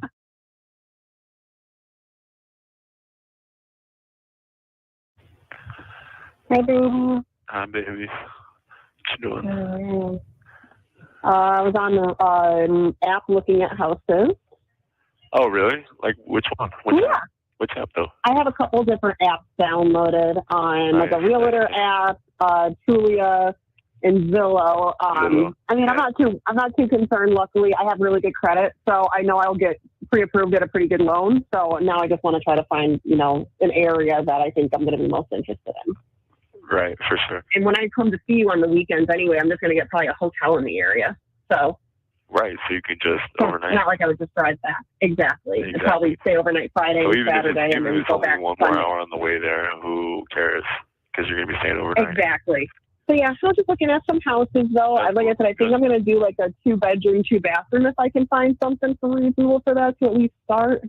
Right, to kick it off. That's great. That sounds really good. Yeah. That sounds really, really good. Yeah. Sounds real great. That sounds really I can't wait to see you every single weekend. That'll be wonderful. Me too. I can't wait to. Bring your present. That'll be really, really nice. Mm-hmm. It will, my love. It'd be perfect. It'd be absolutely perfect. I would ask you what you're doing, but I know you're not doing much there right now. Nah, usually that question will be kind of warranted, because I could be doing at least a few things. But, I know. Right now, it's legit nothing. Hey, normally when you ask that, I could at least have like 4 things. 3 things I could be doing, Exactly. Yeah, exactly. Yeah. And you know what we're gonna. You know what you need to do though. I was gonna tell you the other night too. I think I maybe forgot, but I was gonna say to you that the Bridge of Clay book, that shit is bad. Yeah. I'm like 200 pages in. Again, I haven't got much forward in it, of course, with what's going on, but I did get forward some, and it's literally gotten better and better. I think it's maybe I'll order it then and read it. I think maybe you should. Okay. I wish I could finish it and then let you know, like, hey, yeah, for sure. But mean, obviously I can't right now. No, I think it'll be fun for us to talk about too, and then, like I said, afterwards too, I'm gonna make sure if I can like send you books and shit that we'll read books and stuff together. Oh, when I get to the prison, you can send me everything straight off fucking Amazon, and this shit'll come to me like overnight. I can literally get so much shit off Amazon. Like I honestly, I'm like super thrilled for that. Like good books, fucking, you know, they'd be like, oh, for that. Yeah, we can just read everything together. You say you just have people who are familiar with like things that happen there. Is that how you know about like the death row? So here's what happened. Right. Yeah. So here's what happened. I talked to there was one officer I used to talk to that worked there. He gave me good insight, but that was a while ago. Now, more recently though, when I'm talking, I now and do like outside activities together, such as like volleyball and shit. A few years ago, you only would go in a cage by yourself. You know, they wouldn't let other death row inmates intermingle, but apparently that's changed. Now they also have like a large space, more of like what you would call like a day room area, and with television things. So like, but listen, but guys can go in there together, more than one guy at a time, like more than one person, right? So that's what they changed too, right? So guys are amongst one another. And then what else has changed, he said, is like the visitation here for us, you know, and is right now is the most important thing in my mind is the visit. So he said that they have a very like large space, and I'm not sure. I didn't probe. I'm not sure if that space goes outside or not. But I do know that it at least is a large space indoors, and I maybe would be hopeful that it would also go to like an outside enclosed area, because that's how it is in prison. But I don't know. Yeah. And that, but that it is contact, and that's the most important. So we do know that. And so then I asked Kevin, the lawyer, when he came to see me, and he also confirmed with me though. He said, yeah, the Congress or whoever it was, that the visitation is contact. It's not behind glass. And so he did confirm with that. Yes. So he did confirm that. So they, over the last couple of years, they've made some really big changes. So that's what I know. I'll do some research on that then tonight. Oh, baby, please. Can you? Yeah. I would really like. Yeah, no, of course I'm going to. Yeah, I'll do something tonight before bed. I'll do some more research to kind of figure out what I can find for it, because that's important to me too. For sure. Yeah. I want to be able to touch you. Well, yeah. I mean, in more than one way, but you know what I mean. Like, Oh, God. Oh, we're gonna make it happen. Yeah, right. Yeah. And listen, like even still too, is like, you know, there'll be some guys over there that work there, and they'll be like cool with me, and they'll be cool with me, and and some of the things that like are on me, and those guys, a lot of those guys will feel that same type of way, if you get what I'm saying. And I get you. Especially them. Trust me. Yeah. Happens a lot more. I know. Trust me. I know. Like 9 times out of 10. I can only imagine. 9 times out of 10, right? Yeah. So they're gonna let me, you know, make the move and stuff like that. So typically that's how it will go. I figured, like I said, if not, there's probably ways that we can work around this and people that we can. Hey, baby, what did you say earlier? You're like, fuck that. I'm just gonna bravo with you. Yeah, you know, you fucking know what I'll do. Like, just name your number. I'm good. Name your number. We're good. Oh, that's hilarious. My baby's gonna get what she wants. She said she's determined, persistent. It's you, yes, very. You're great, baby. I love you. I love you so much, Wayne. Yeah, listen. Like I said, I'm just grateful I can hear your fucking voice today. Literally, I'm just so happy I can hear your voice. And listen, when I get over to you'll be able to order me the books and stuff, and then me and you, like, oh yeah, you know how you remember the other night you were like doing your little puzzle, like reading a little book or whatever you were doing, or whatever, like just like puzzle, simple shit. And you're like, I'm so boring, but I'm like, I love that, and it's like, we could do that together. Like we'll be doing the same shit. We could do it together. We can do it together. I know. That's what I'm excited for. So, like I said, even though we won't be together, it's like we will be together. You know what I mean? It'll be nice. Of course, absolutely. Yeah. Of course. Yeah. Of course, that's right. Oh, better believe it every single day. Every single day. Every single we day. always will be. Yes. Forever. We always will be. forever and ever and ever and ever and ever. Oh, I can't wait to get your fucking clothes in. And the good news is I have like informed delivery. So I don't know how she's mailing it, but I have like, at least for USPS, I have like informed delivery, so I should know when I'm getting it in if she's shipped it through there. But I can't. It lets you know? Yeah.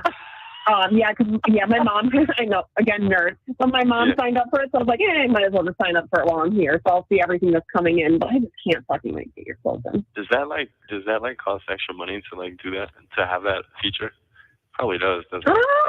I don't know. I don't think so. I feel like, but if she does, she must pay for it. If she does, she probably pays for it. Yeah. I just get it because I have her address here. Okay. That's cool. That's what's up. I think that like Wendy definitely sent that today, so I don't know. Probably. I know. I'm sure she did. Like 5 days. If it's like I said, if it's USPS, will be probably here by the end of the week or by Monday at the very latest. But I don't see why it would take any longer than Saturday to get here. I mean. Okay. Cool. I think Saturday. I don't think my shoes will fit you, but you got them. I don't think so either, but I'm still gonna hold on to them, and I'll probably smell those too. I'm gonna be honest with you. Every bit of it. Because I'm so obsessed with you. Yes, please do. Yes, please. I am. Every bit of it. You'll see things we'll talk about. Hey, with what are they called? They're like I'm trying to think of the little brand. They're like the boxers that are like stretchy material, but there's a brand to it. Mm-hmm. It's damn it, I can't remember. You'll see them, whatever. But just know this. I can't wait to get those in. Know this. I think there's only 2 pairs in there.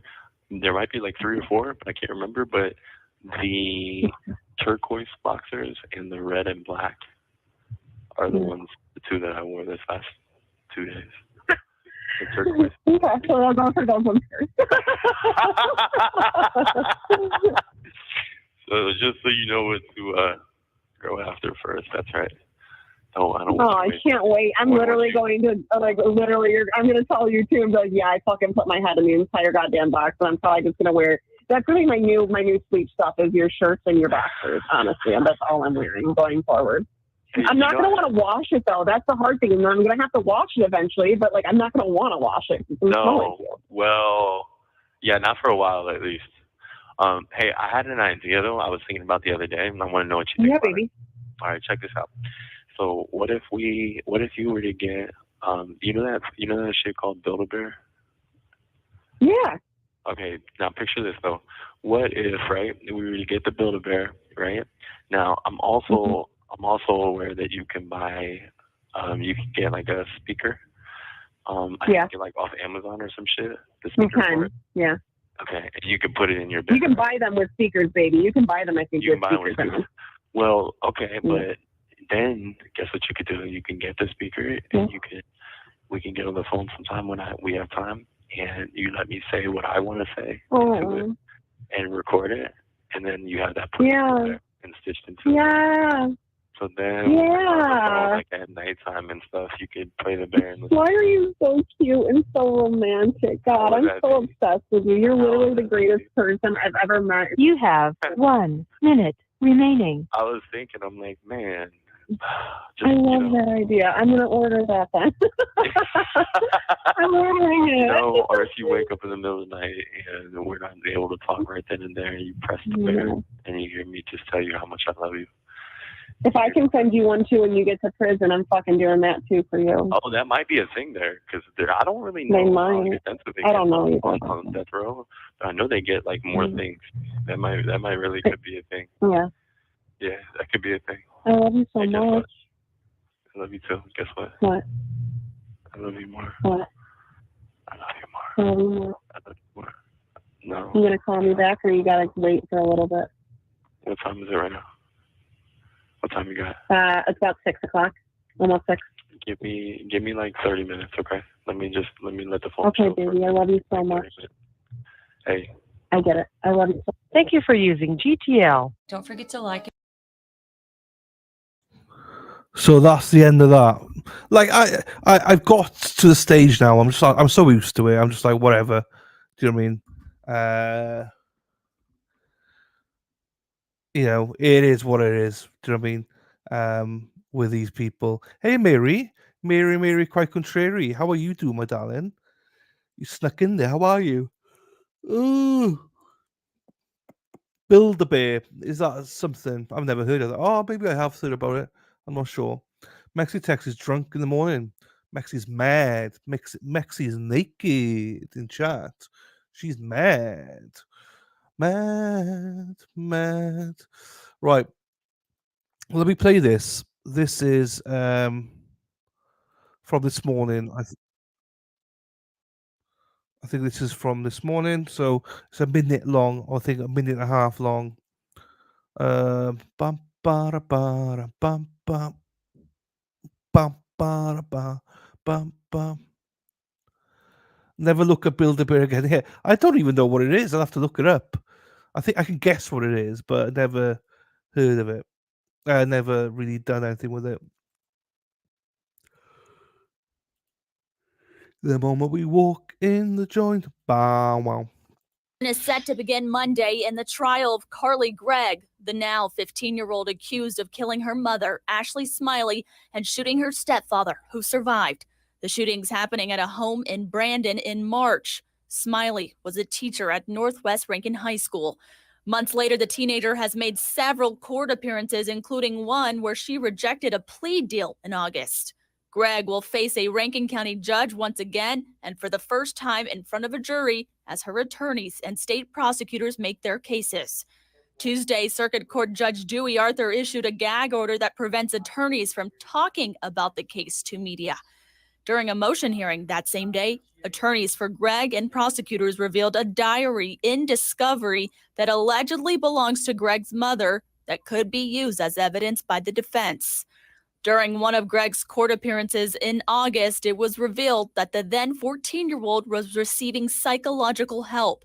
The defense is expected to argue that her doctor had changed her medications a week prior to the shootings. Gregg has been held in solitary confinement in the Rankin County Jail since shortly after she was arrested. She's being tried as an adult and, if convicted, faces up to 20 years to life. In Rankin County, Michaela Franklin, 16, WAPT News. Prosecutors offered Carly Gregg a plea deal that would have sentenced her to 40 years in prison, but she turned it down. Okay. Right, hang on. Kendall has like 4 Build-A-Bears. I'll have to look it up. I think, Elsie, the jail supply it. I don't think it's her clothes. I think, from what I understand from the hearing, the jail supply her dress, which I suppose is difficult because she has to wear something childlike, I imagine, because she's under 18. But I don't think it's her choice. I think it's the jail, from what I understand. When is Carly? Today is the day when to become one. Need somebody like I never needed love before. Bam, bam, bam. Carly Gregg is on when we get a jury sat. Bam, bam, bam. So they're picking the jury this morning. They are Ali, and then after that we're going straight into opening statements. But we don't know when that will be. I'm trying to keep an eye out for all the streams, Twitter, and everything. So we'll have to see. Do you think Build-A-Bear with tattoos on their face asking for Chessie? Bill be buying all the girls Build-A-Bear. There you go, Daffodil. How are you doing, my darling? You snuck in whilst you're watching Wade. How are you doing? Hope you're well. I got one that speaks. It's going in the back of my cupboard. Well, I suppose as long as it's not got Wade Wilson speaking, it's fine. Do you know what I mean? What normally does it speak? Is it your voices or does it come preset? Like, I don't really know what this bear thingy is. Or you imagine you can record your voices on it. I can picture him. If I let you go, you think he can fly? Sharpie, Miss Gold. Yeah. Guess who's back again. Lady die. Tell a friend. Guess who's back? How are we doing, Lady Di? I'm here for Carly. There you go, my darling. Oh boy, Pippi. Hey, hello, Pippi. I do feel bad that she's young in solitary confinement. I feel bad in the sense that she shouldn't be in prison. with all these adults. She shouldn't be in prison with all these, or she shouldn't be tried as an adult, I don't think. And also, she's got lawyers who are fucking shit. Her lawyers are effing shit. From what we saw in the hearing, the last hearing we watched, I think Carly is fucked. Just because her lawyers are so bad. New trial, Pippi? New trial? I guess it should not be happening. What is fine for a mental? Not good. No, she's fucked. He says, baby, listen, baby. Hey, Maxie, you can make him say whatever. Cool. It's a store in the mall where you buy a bear and can pick out its accessories. The store is literally called Build a Bear. Oh, okay. I've seen some that they post recorded message from a loved one who's passed. Oh, that's nice. That's nice. Or their heartbeats. It's called, oh, okay. He calls his voice, baby, put money in my canteen because I love you more. Dana, that's funny. After someone makes a wait with someone, yes. Now, Build a Bear probably like, oh, for fuck's sakes. Our sales have crumbled since he said that. Dana's a speedo man. Dana's a speedo man. Dana loves speedos. He loves his speedos. Dana's a speedo man. Dana. I mean, does she even understand or comprehend turning down the plea deal? I know she's smart, but this is. Oh no, this is. I agree with you. This is totally different, Lady Di. I think she. She's 14. I think she's probably comprehending, going, well, I'll be 54. What have I got to lose? You know, because I think she can get up to 96, but basically life in prison. She's found guilty. She's done. Do you know what I mean? Pretty much life. And if I was her now, I'd be worried. Oh, look at that. Okay, they look creepy, but that's fine. I was gonna say the far right one looks like a troll. That's a creepy one. The others are fine. I thought the troll one looks like you, Heather. I thought. Joking. I got it. Thank you for sending that, Heather. I think after seeing the performance of her defense team in the last hearing, Lady Di, I think she should go back up and say, "Yeah, I'll take the 40." I also do think that's unreasonable. I think I think if she'd been offered 25, 30, I think I would have said she needs to take that. It's multiple counts she's up for, and it's up to like 96 years or something, like life basically, that she can get. But the minimum is 20 years. So I think if they're giving her like, 25, 30, I think we just saved taxpayers' money. And I think you should have said to her, 25 years, yeah, take it. Minus the 5 years because of 85%. It'd been 20 years. She spent a year in nearly already, I think. So, do you know what I mean? But going straight for the 40, which is at the top, I think that's why she's like, fuck that. Yeah. Good morning, US. How we doing? Ugh. Come on to that. Any chance you can stream the news conference for the mass state? When's that on? Is it on now? Okay, which news is it on?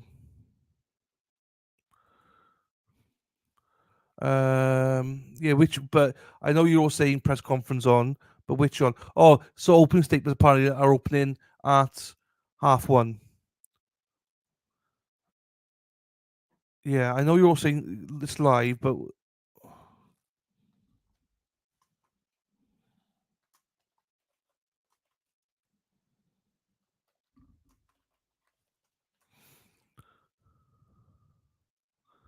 right, hang on, I'll have to go to live then. Yeah, that's what I'm trying now. I'm trying Boston Live and all them.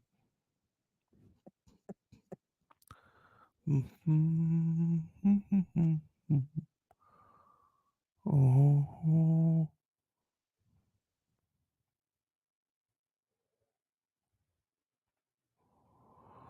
No, nothing there.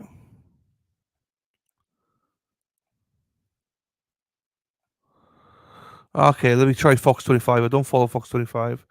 Maybe there then.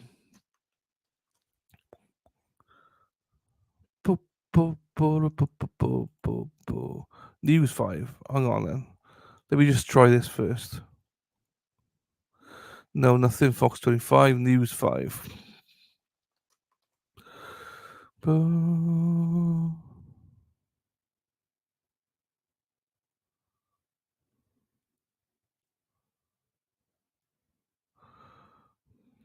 Yeah, hang on. I'll get it now. I will get it. 2 seconds. It's all good, people. Anyway, if we, I could just rewind it to start it from the start, so it's all good.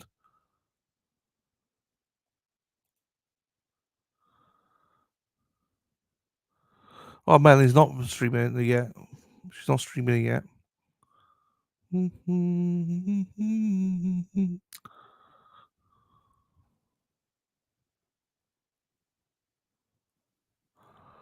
No, just check Melanie to see what channel, and she's not streaming it. So, right, let me just try.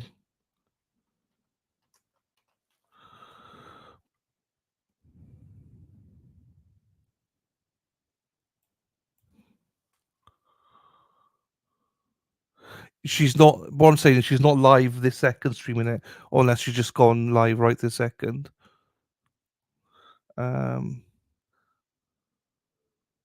Yeah, Melanie's got it to go live 11:30. Oh no, 11:15. She's got it going live at.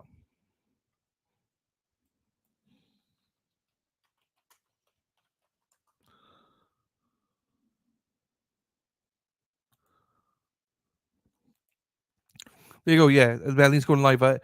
Yeah, it's not started yet because Melanie is not live yet. She says she's going live in 11 minutes. So that's why it's not there. It's not live. That's why I can't find it. It's not live. So, which makes sense. That makes why it's not live. Right. So we'll see what that will come in tomorrow. Right. So there's that. I'll then what I'll do is I will look at the Gregg stuff as well again. Hang on, let me just go here.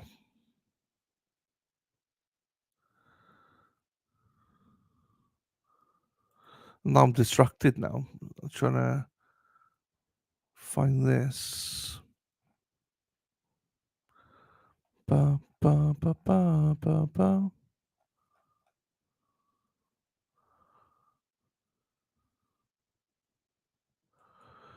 Mm-hmm.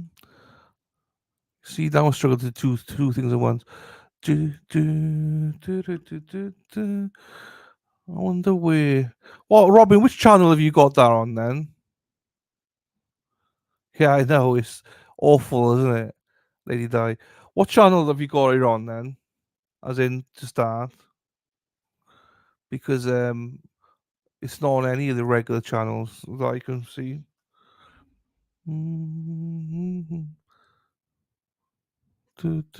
That fine. I think NBC 10 Boston. Right, hang on then, because they got some stuff there. I might not get it. I might not get it because it's not on YouTube with them. I might not get it because it's the website.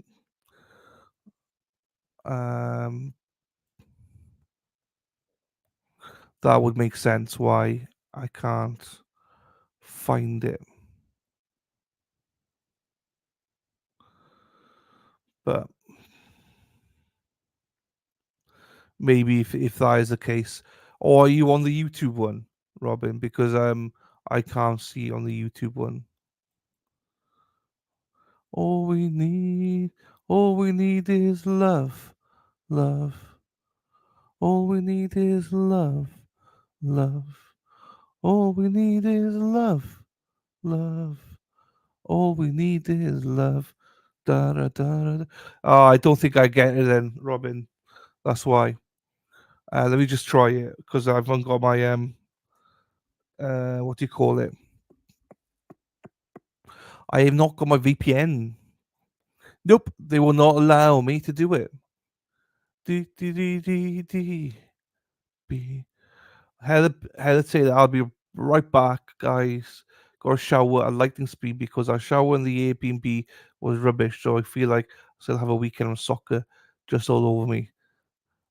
Soccer like a loads of balls. There you go. Dee, dee, dee, dee, dee, dee. Dee, dee, dee, dee, dee, dee, dee, dee, dee, dee, dee. Only thing is love, love, love. We'll see. It might pop up on YouTube once it's there. If not, you know where to watch. If not, there you go. You know where the Taylor. You know the score. You know the score. Right now I'm distracted now because of that. Yeah, fucking just lost a ton of people. Right, this is why I need to concentrate and not do that. Right, Carly Gregg. Let's go back to Carly because that's what we're here for. Let me go back to. Oh, oh, oh, oh, oh, oh, oh, oh, oh, oh, oh, oh, oh.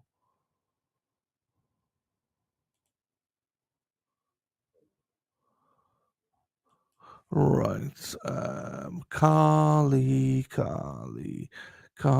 Gregg. Because some of you might not know what Carly Gregg is. So let's look at it. Carly Gregg. Carly Gregg. Bum, bum.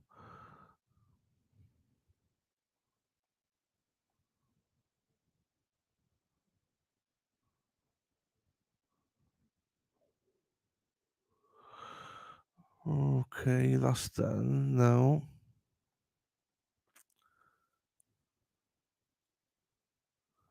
Why is it all core TV stuff? I don't like a core TV.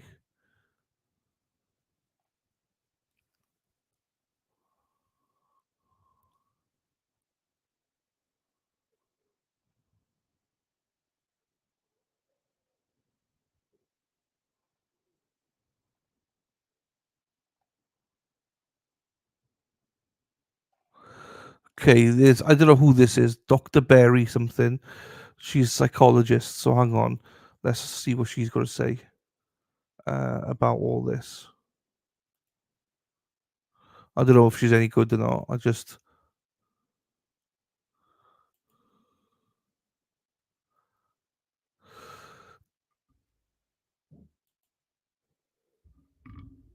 Oops. Entertainment news from a psychological perspective. So, Carly Gregg, for people that know nothing about this case, when she was 14 years old, it's my understanding that for a while she had been saying, so these are allegations, so we'll see what comes out in court, but there are allegations from some friends that she had been talking about wanting to unalive her mother. She is currently putting up an insanity defense because after she she shot and killed her mother. After that, she called a friend to say, "Would you like to come over and see a dead body?" And the friend goes over, and then it's my understanding that she tells the friend that she's also going to do the same thing to her stepfather. And I think the friend leaves, and when the stepfather gets, and she uses her mom's phone to text the stepfather to say like something about coming home or something, but he thinks it's from his wife and not Carly. And so when he comes home, she has the weapon. She injures him, but he survives. And she is arrested. She is currently in adult jail. So this all happened when she was 14 years old, and she's being held, I think, on like a she's being held on a very, very high bond. And this all happened down in Mississippi. And it is a very, very tragic case. They did do a competency hearing to see if she was competent to stand trial. And she was evaluated. And both the defense expert and the prosecution expert both said that, yes, she was competent to stand trial. She knew who she was. She knew who the judge was. She was stable enough because her attorneys are going with an insanity defense, that in that moment that she was that she was insane, and by legal standards. And within a legal standard, you can have a mental health diagnosis and still be found guilty of a crime. What the insanity defense does is if somebody is so psychotic that they don't even realize that what they're doing is wrong, they don't realize that and often the examples of that you see, it's very rarely successful. So it only happens in a small amount of cases, and it's rarely successful. Tomorrow, or we'll see what day, but later, it'll either be tomorrow or possibly Sunday. I have so much stuff to cover because out in, I believe it was Las Vegas, they have a guilty but mentally ill designation where an individual can get mental health treatment first and then serve the rest of their sentence in a jail once they've received adequate mental health treatment. And that was something that I hadn't really heard of before. So guilty but medically ill. She's going for an insanity defense. And with that defense, if you're found guilty, you go to a hospital where they try to restore, where they do treatment. Often it's for 5, 10, 20, 30. It can be for the rest of a person's life, or it could potentially be 2 years, 5 years. There's really no minimum, but there are hearings to determine if the hospital and the attorneys, and the judge, if everybody agrees that the person should be released on a conditional release, where maybe they have to check in, they have to be on their medication. There are different options that are available if somebody does have that. Let me see if I can make myself smaller. Let's see. Let me see. I think it's this one. All right. Yes. So she is in her own, she's being separated from the rest of the adult inmates, but she is being held. Hello, Toy. Is are you not going to court or anything? Are you? No idea what's going on, as in terms of where they're at with it. Less than 100 people out of 300 showed up for jury this morning. Jeepers. Okay, but thanks for that info. Well, hopefully we'll get through it quite quickly. In an adult jail. I have not viewed the body cam footage yet. And this is where, so a forensic psychiatrist is being brought in by the prosecution to determine if because there's a McNaughton hearing where for somebody for the defense and somebody for the prosecution, if the prosecution truly believes that she knew what she was doing was wrong and she does not meet criteria for that, then their expert would speak to that. Because her medications were changed, they're asking for a forensic psychiatrist be appointed, because there was a forensic psychologist. Let me get to that testimony because I do have that queued up. Because and I have all of the videos that I'm sharing and the article linked down in the description. Here we go. Let's do, y'all know I like 1.25 speed. Closed captionings are not available on this video. If you're watching live, YouTube loads them later. So if you need closed captioning, probably normally within a period of time, YouTube adds them. But this is the forensic. This is the psychologist. So let's listen to a little bit of this. Ooh, that's loud for me. Let me see if I can turn that down. Okay. Y'all let me know how that sounds on your end. There's a lot of background. I can adjust.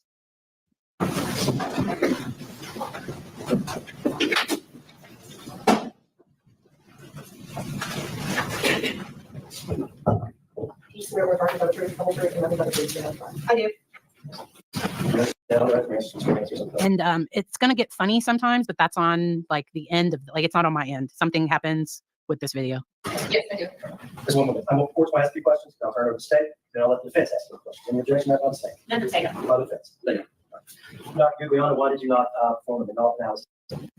I started interviewing Ms. Gregg regarding McNaughton analysis, but we had been meeting for about 5 hours at that point, and there was a person staying in the room next to us who we could hear, so I'm assuming that they could also potentially overhear us speaking.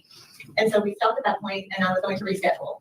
In working on my competency report and reviewing records that I had received, I believe on 2 days prior to my interview of Ms. Gregg, it seems that medications are going to be relevant to her mental state. Yeah, I can't be asked with that. That's bad quality. I thought she was a psychologist, not actually reviewing the psychologist. I don't care what you think of a psychologist. I thought you were the psychologist, love. Right, let's get that off then. All we need is love. I think Ali is down to what the prison give her. She's got no choice. She doesn't have a choice in the matter. The prison give her everything. He's alive or estranged from a father. She's just a therapist. Yeah, I was just like, I thought it was something else there. So I presume she's going to be wearing the same clothes as what she's done for the hearings. Oh.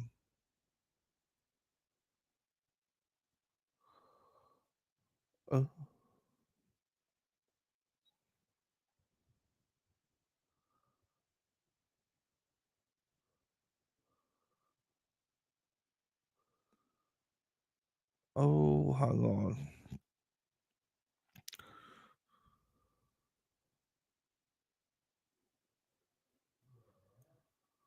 So the stepfather is. Whoa, hang on now then. So the stepfather's standing by her.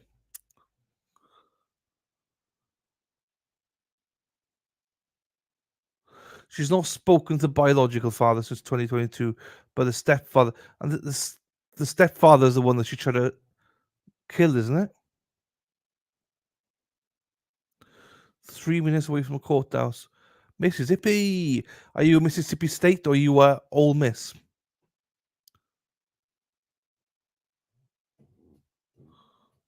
Robin Turtle Rider. There you go. How are you doing? Hope you're well. Right. Neither. We're not inbreds here. Neither. Dee dee dee dee dee dee dee dee dee dee dee. All we need is love, love, love. Right, hang on. Let me.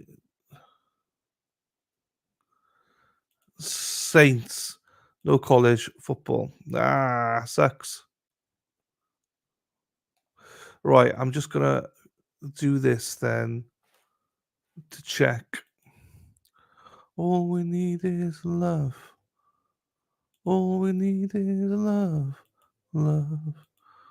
All we need is love. Oops, hang on. I'm presuming some of these things will go on YouTube now anyway, so all we need. Who sings that? Why have I got that in my head for? All we need is love. Why have I got that in my head for? Who sings that? All we need is love, love. All we need is love.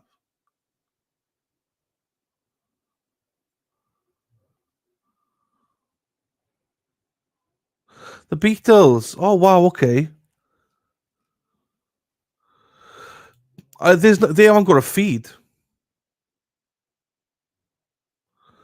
But where is it? Because I'm on. All you need is love, love, but close enough. What's it called? W what?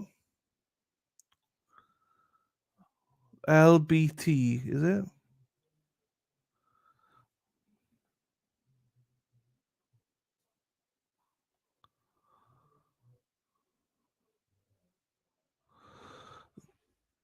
Yeah, WLBT don't have a stream on my one. They just don't. They don't. Oh, hang on, live. Oh, they do. Sorry, they do. Sorry, they do.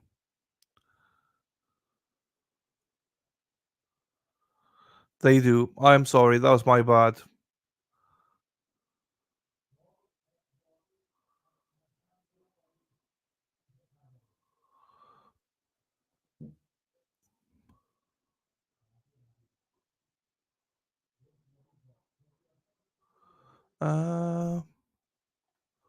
Okay. Yeah, I just seen that they have got it now. So.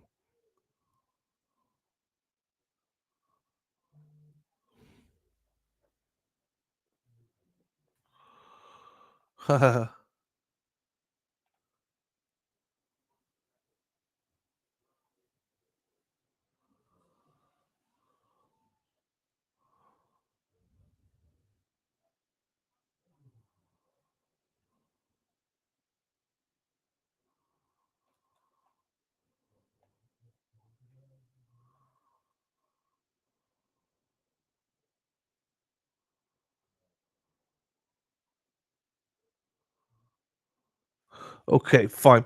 That's fine. I got that ready. Right. So with the other one though, oh, I see Daffodil. Daffodil flirting with a Glera. Daffodil flirting. I thought was he number one. Daffy. Ba, ba, ba, ba, ba. I'm joking, by the way. Before you think anything else, I'm joking. I'll see where the Glera is getting from his stream when he goes live. If he does get one in.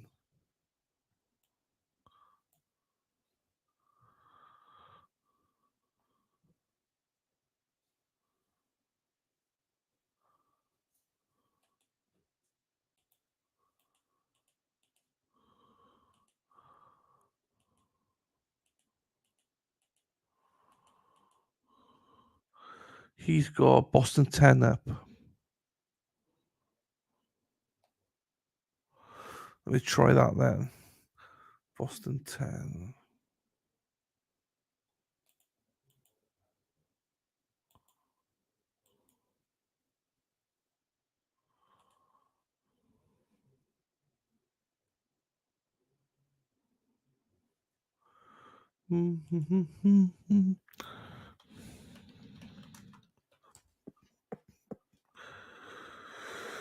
Oh, right, where's that gone now? Live? No, nothing. Because it's a website probably. I can't get the website. Oh no, I can. Oh, hang on.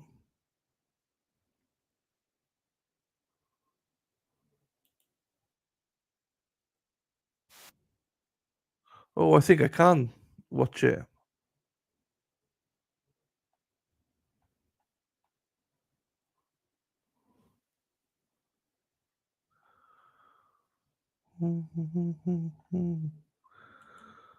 We'll see because it's not live. past.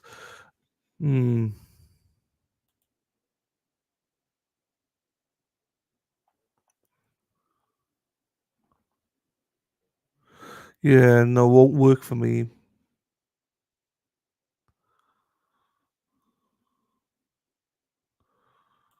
Why is that then? That's weird. Why it won't work for me?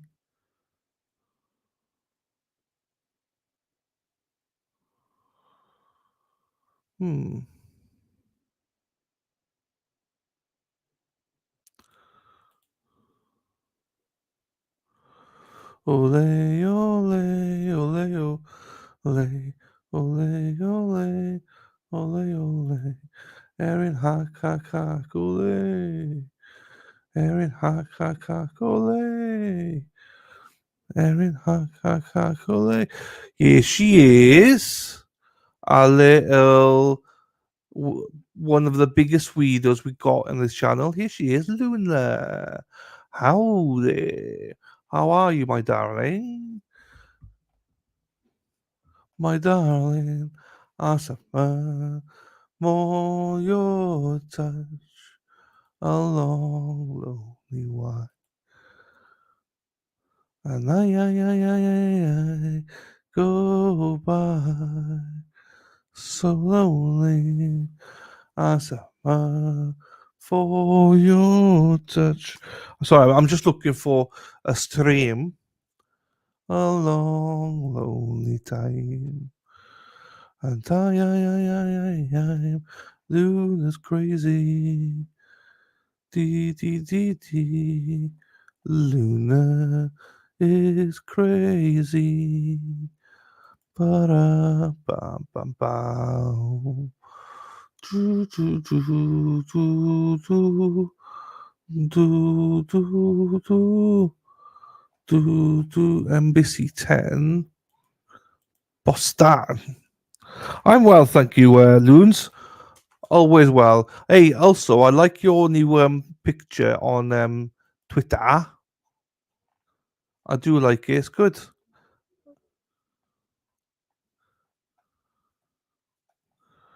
And I go by so lonely.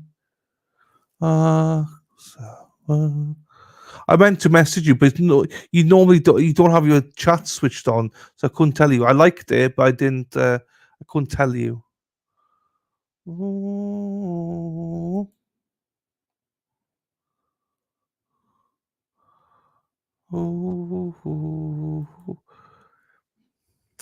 I don't get why things aren't working for me this morning.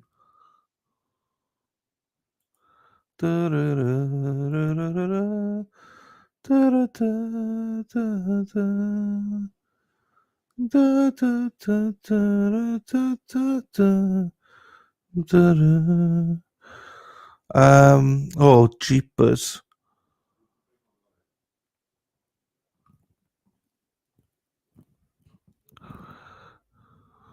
It's crazy. It's funny.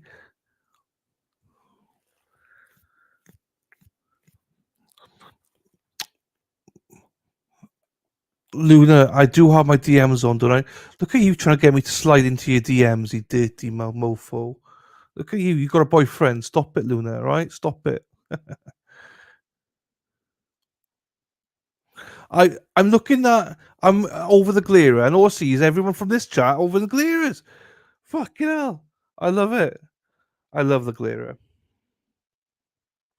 So, to be quite honest, I don't need to fucking play this because the glare is playing it and everyone's over there anyway. So, I gonna have to play this. If I find it, I'll play it, but I'm not gonna bother.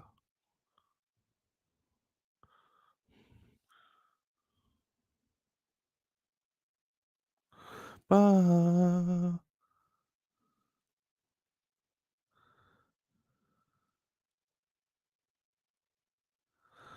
Noah's got busted.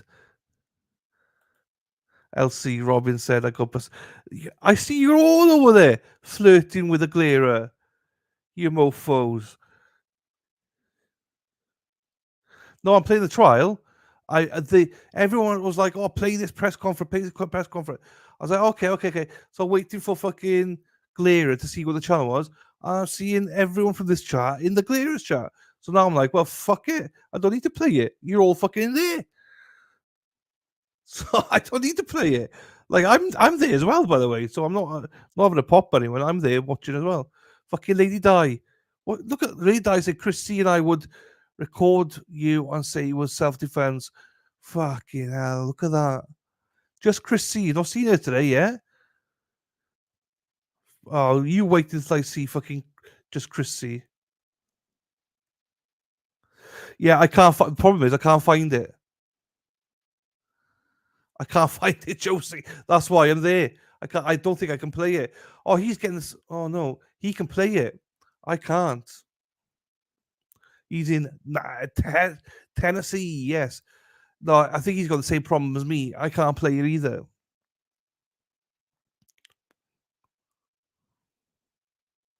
And by the way, I'm totally joking. It's fine. I'm not there looking. All right, noting down. Actually, I will note down. Okay, Lady Di, Chrissy, Duffy. Who else is cheating on me? Robin, LC. You mofos. I ain't like that. I ain't like that, people. I ain't about that. I ain't about that. Yeah, I'm joking. I was joking. Absolutely, go over there and talk. I'm not speaking about it. I actually speak to Sean tonight about some of the cases. I know nothing about the case, so go watch it with a glare. Hey, Robin. Hey, Robs. Do you know what? I don't think I'm gonna play it because I'll just let the glare play it. Just watch it with the glare, and I'm gonna play some Carly stuff on here because I can't get. I don't. I think because my VPN's not working, I can't get some of the stuff. So, I wasn't looking for you, but I found you. That's for sure. No, but I don't mind. Go over and watch it with him. Just come back afterwards. Just make sure you come back. That's all. But yeah, watch it with Glera because he knows more about this case than I do. And I'm gonna look for some Carly stuff to play instead because I don't need to play you with. I mean, no, watch him now. Watch him now. He's going to watch that press conference live, so watch it live with him. I'm not kidding. Just watch it live with him. I'm not going to play it because he's playing it anyway. So people that want to watch the press conference, watch it with the Galera. Give him the views. It's all good. And I'll play some Carly here for people that don't want to watch the press conference. Maybe.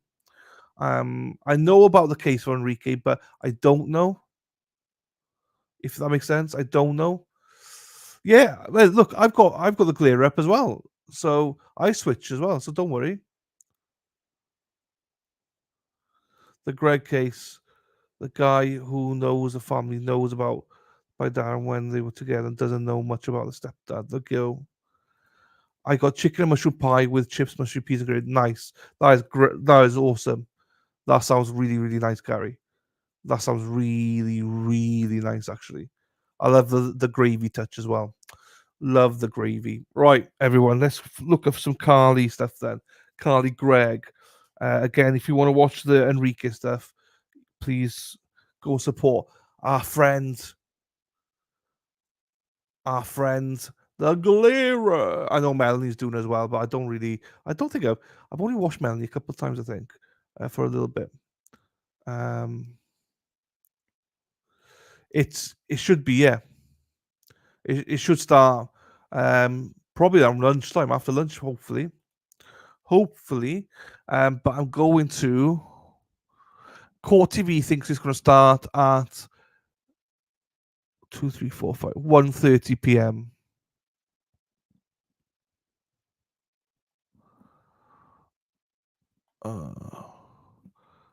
Oh, do you know what? Oh, actually, hey, fuck.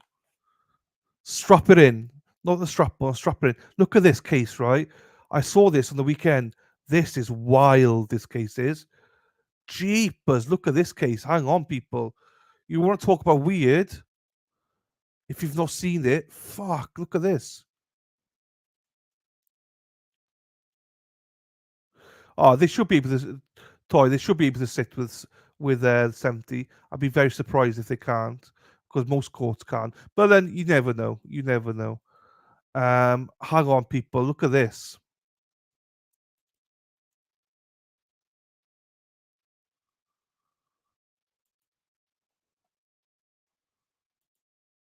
Where I can find it, I don't know where it is now.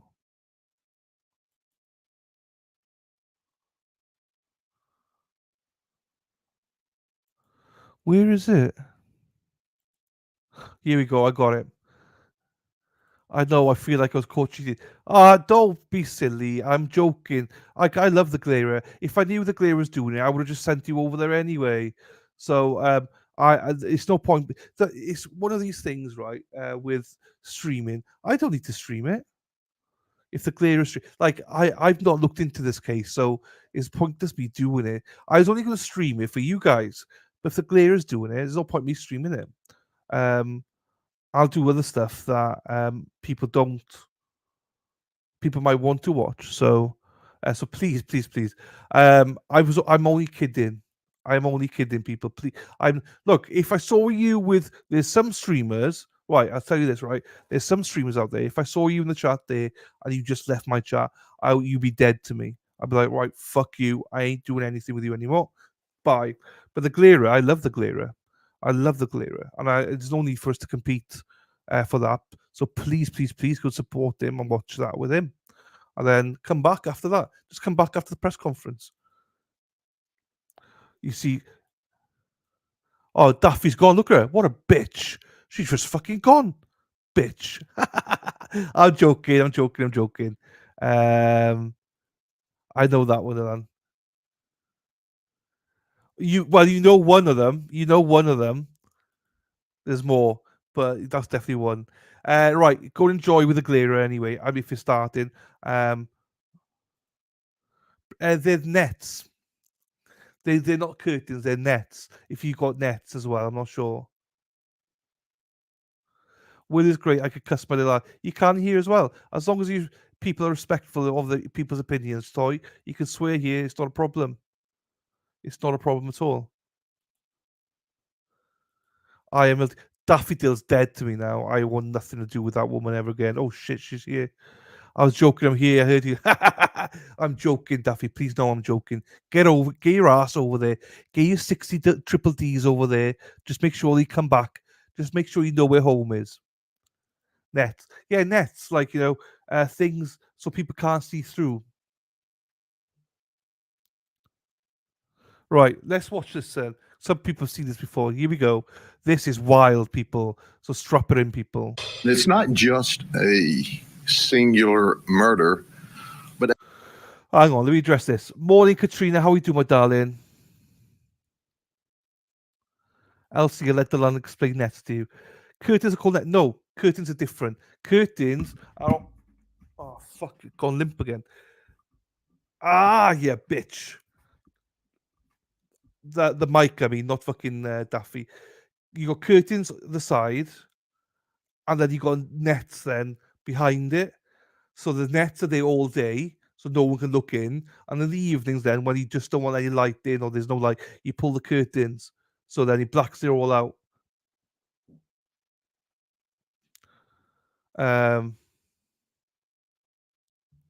You probably don't get it, Elsie. It's fine though, but I can't really explain.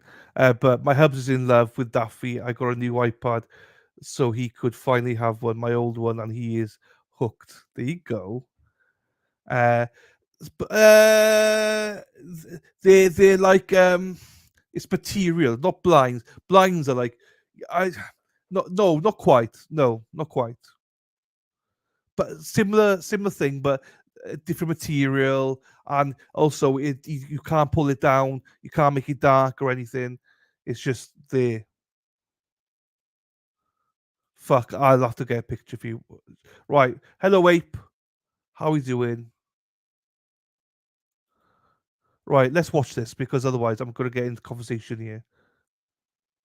Oh. As we got into the investigation, we found that about a year and a half, maybe a year and 8 months, 9 months earlier, he murdered his father.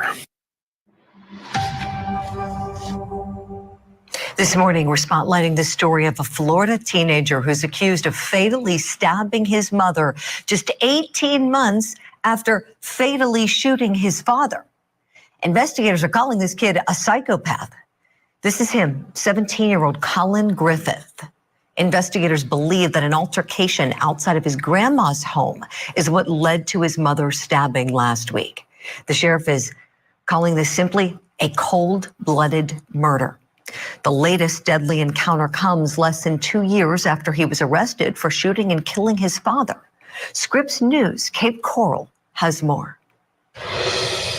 I'm Fox 4's Anvar Ruziev, and I'm in Port Charlotte, where this morning I'm bringing you a disturbing story of a teen who killed his father, and now he's accused of killing his mother in another county far from this home where she lived.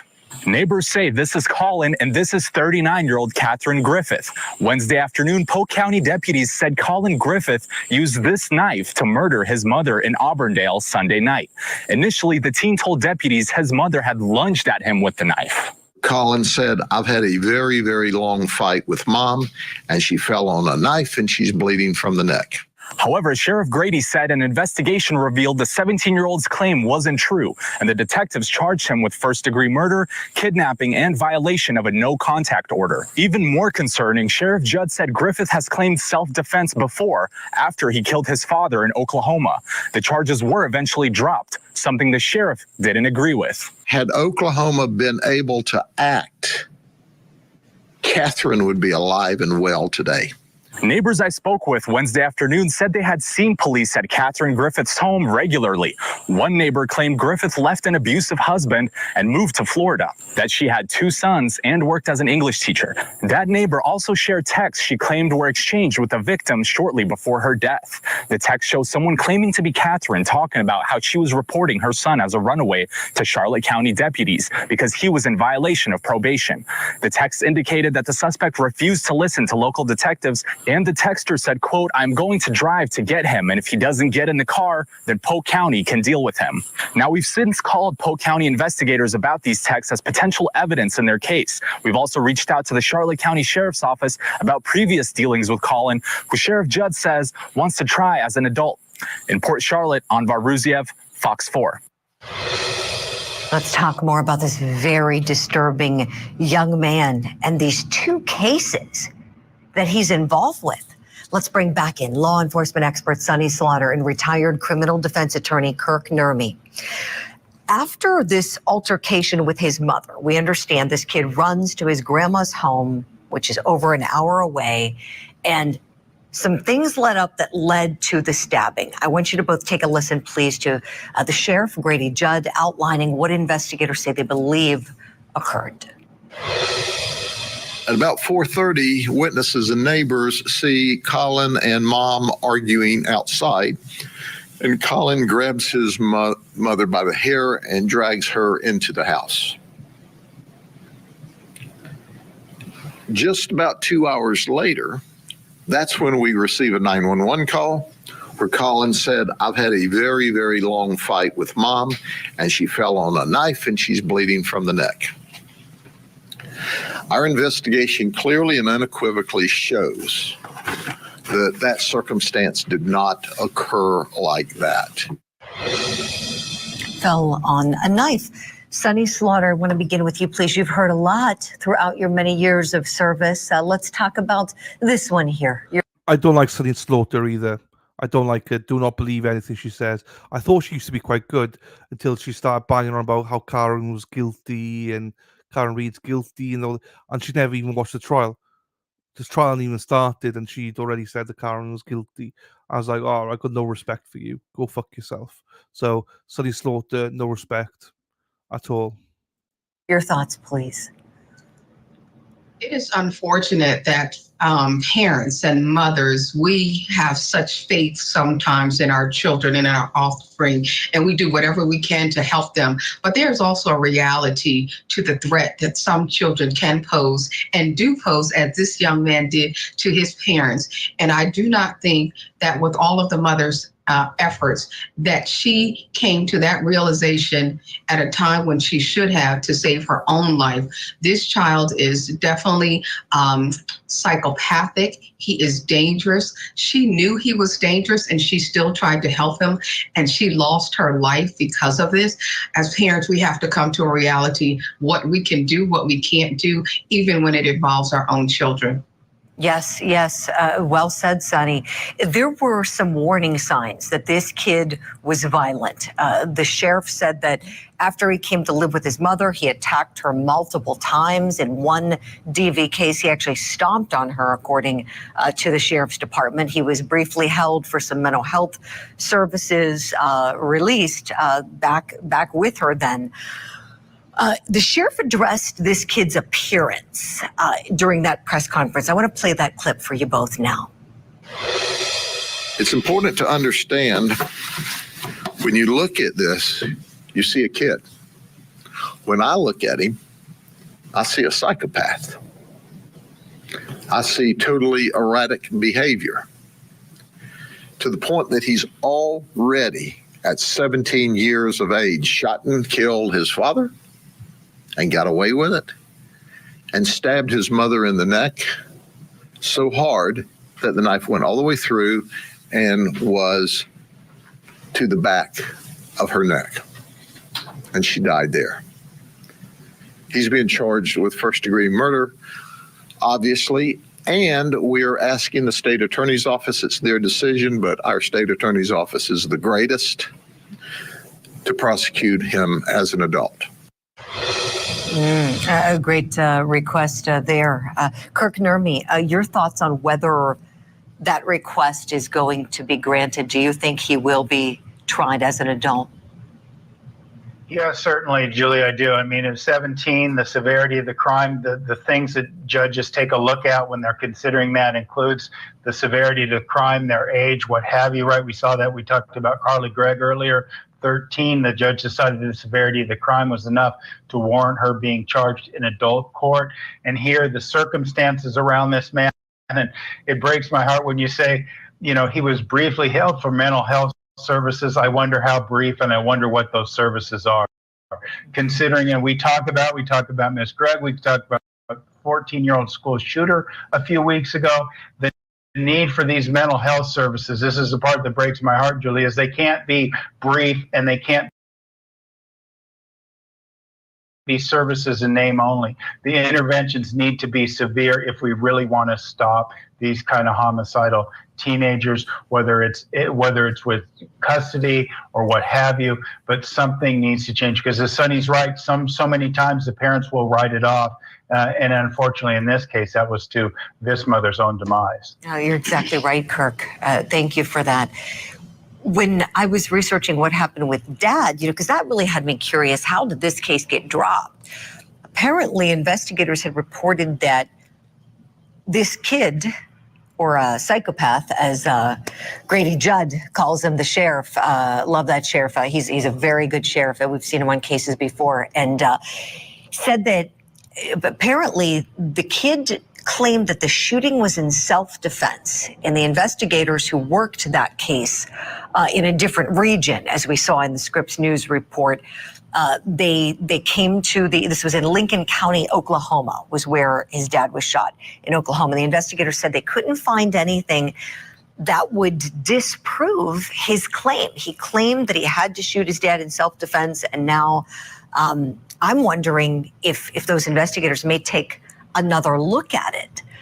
Sonny Slaughter, what do you think about that? Coupling it with the information we know about what happened with Mom, do you think they may crack open that case file?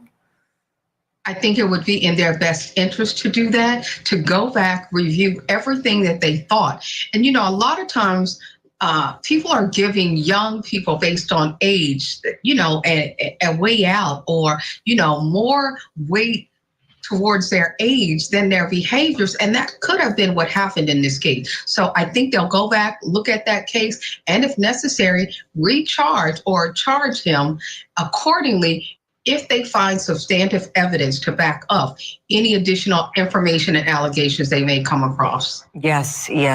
Sonny and Kirk, thank you both for the great insight. We're going to leave it there for now, but this, of course, is a case we're going to continue following. It is just stomach turning. I hate Sonny Slaughter, Jessica. I wish Court TV just give the evidence. This is what happened. Don't give your opinions, because they're worthless. Their opinions are fucking pieces of shit. I hate it. Hate them. But that is that's one hell of a trial. Well, not even trial. That's one hell of a case, I should say. Going to happen in the near future. Oh, my darling,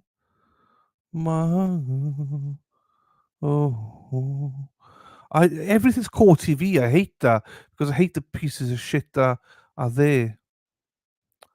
Oh, my darling. Yeah, Core TV. I used to love Core TV. Not anymore. I hungered for your touch a long, lonely time.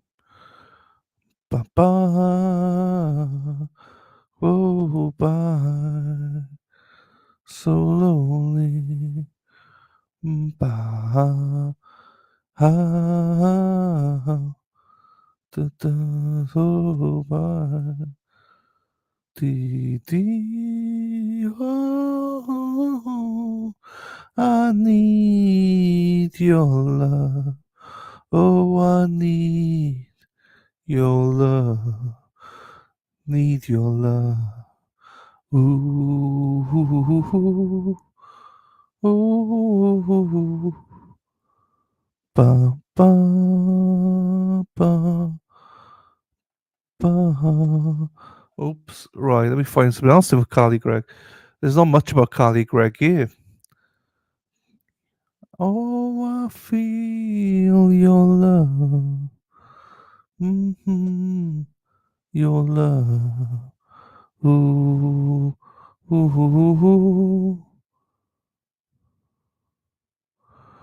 Oh, my love, my darling, I've hungered for your touch. Fucking hell, everyone's streaming. Uh-huh. Da, da, da. Hang on then. Hang on. Oh, is it Ghost, is it? I know there was something. I didn't remember what it was, though. I didn't remember. I did not remember. Remember? You remember? Let's watch the press conference then, shall we? Even though there's like fucking 20 streamers all doing it, it's like, fine, I'll fucking stream it then. People just come on this second just to stream it. It's like, wow. I'd rather you support the Glera than anyone else, though. I'll stream it, but you can still watch it with the Glera. I'd rather you support Glera than anyone else out there. Margaret. Yep, come on. You can bring some people. Some other people can come back here. Yep.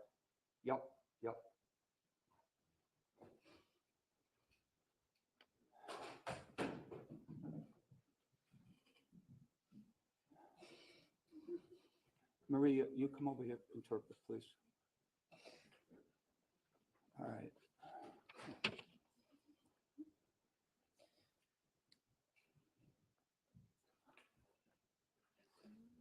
You're right here, okay?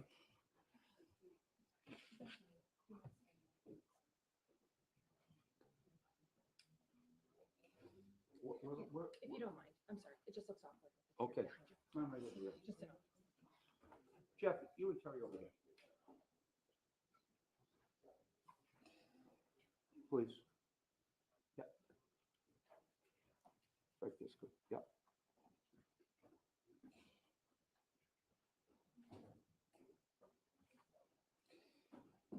Okay. All right. Good morning.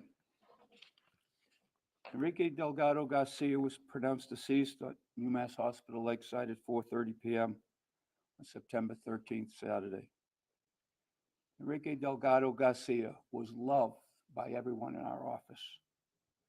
He's a dedicated victim witness advocate who joined our office and was with us for about a year and a half before he left our office in April to fulfill a lifelong dream of joining the Massachusetts State Police.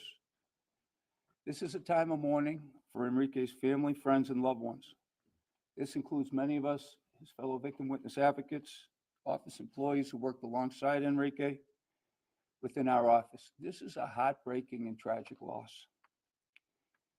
Enrique constantly worked to make life better for others. He was one of the first ones to help, whether it was the victims he was advocating for or his fellow co-workers. He always did so with one of the biggest smiles that you've ever seen. He was a unique individual. I remember many evenings after 6 p.m. that I'd be walking out of my office and Enrique would still be at the front, either talking on the phone to a victim's family, and it would be Enrique, myself, and Margaret Ruwamba, who was the supervisor within the victim witness office. We try and get him to go home. Say, Enrique, what are you doing here? It's time to go home. And he said, no, Mr. Early, I'll be leaving soon. I got a few things I still need to do. And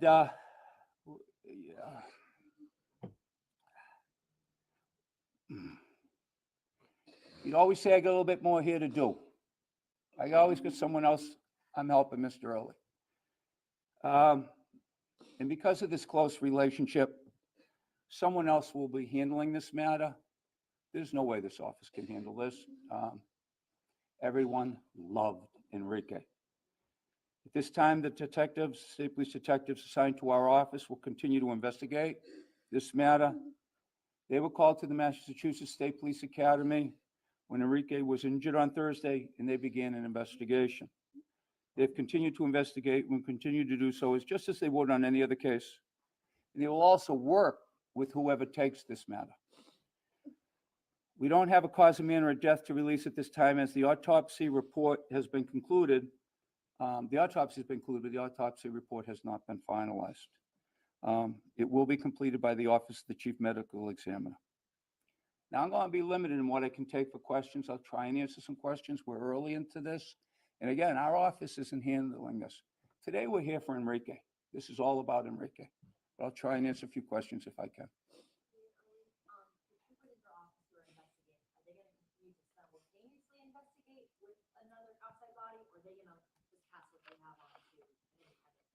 They're going to continue to investigate. I don't know who will be handling the investigation. I just know it will be someone without a stake in its outcome. Okay? They'll make those decisions. That's not for me to make those decisions. Again, I have a conflict. Whoever does take over this matter will be making those decisions. But right now, we're going to continue to investigate. We're going to do it just as it is. Will other things be done? I'm sure that they will. But that's something I can't speculate on at this point.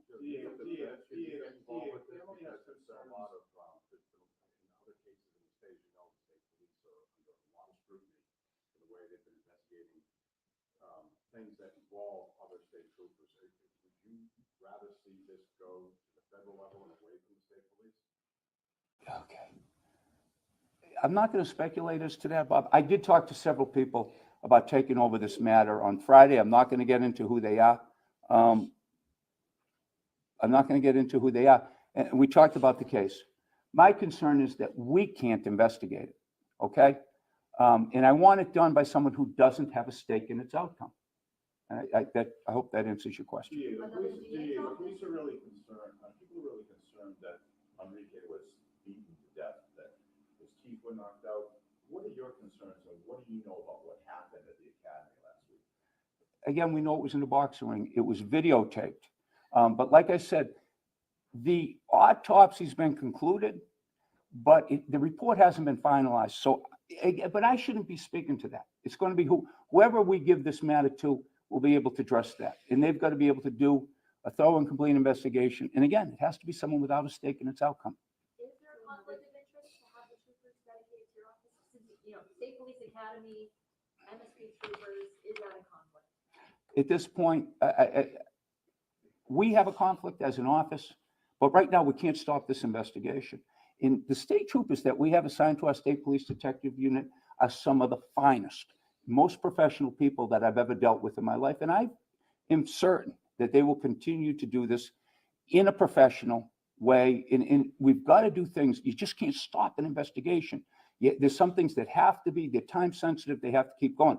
But whoever does handle this matter will have an opportunity to review everything from top to bottom, bring in outside consultants, do whatever they think they need to do with regards to this.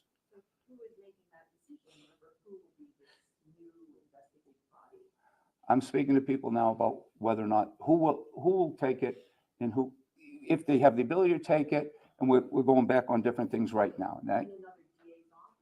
I don't think another DA's office is appropriate, but I don't want to get into that either. Again, they have state troopers that work, and, it's a paramilitary organization and there's a chain of command. So again, I'd like to see someone take this that doesn't have a stake in the outcome of this case. Oh, I'm not going to get into that. I'm not going to get in. I'm speculating. We don't know enough. I'm not going to speculate on that again. I just want to have someone looking at this, eyes looking at this, who doesn't have a stake in the outcome of the case. You have a grieving family next to you that are concerned that this may be criminal. Do you believe there's anything criminal that happened at the academy? Not going to speculate. That too early in the investigation. Again, I had a conflict. They have a conflict. We have a conflict. We love Enrique. And again, this is about Enrique today. We want to make sure that what needs to be done gets done. And again, by someone without a stake in the outcome of this case. Are any policy changes going to take place at the academy while the investigation is happening? Yeah, that'd be a question for the state police. Why did Enrique want to become a police officer? His family is looking for privacy right now, but as they tell me, it was his lifelong dream to be a state trooper. I begged Enrique to stay. I said, come on, you got a place home. You got a home here.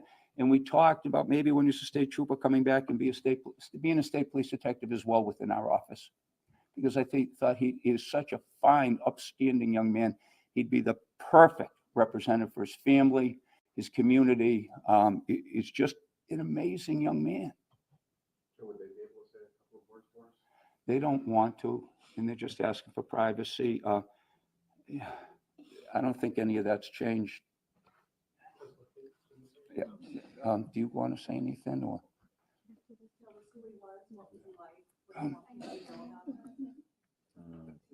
Your call. You don't have to. It's up to you. Queremos que respeten la privacidad, el dolor. No, they don't want to say anything. Just ask that you respect their privacy at this point. All his coworkers are over here. This is just an amazing kid. Isn't about a year and a half. And I tell you, if he wasn't the nicest, he was one of the nicest employees that ever worked for us, if not the nicest employee. That smile lit up a room, and he could handle people. He'd take Margaret, his supervisor, say, Enrique, you got to get up to the courtroom. You got to get up to the courtroom. And you get just a minute, Margaret, I have to finish with this person. I'm almost done. They want to be heard. I got to help them. And Margaret does an incredible job with her staff, about 24 people. And I know Enrique was one of her favorites too. Joe, what does it mean that he was pinned with his badge and was given the oath of office before he passed away, that he will now be remembered as a trooper in Massachusetts? I don't know. I don't know. You'd have to ask the state police with regards to that. I'm not going to get into that.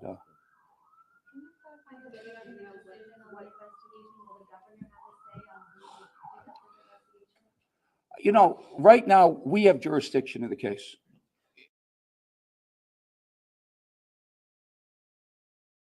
And as you can see, we can't handle this case because we have a conflict. Again, we love Enrique. I'm sure other people are going to be weighing in on the case. There'd be some appropriate questions for other people. But we think right now, based on the amount of questions you have, based on the activity, based on the family's concerns, we're going to get someone to review this matter that does not have a stake in its outcome. So you'll ultimately have jurisdiction over making the call over who takes over the investigation? Our office, yes, we're going to decide where it goes out to. And again, we're trying to keep it as transparent as possible. And that would be, let someone else take a look at it.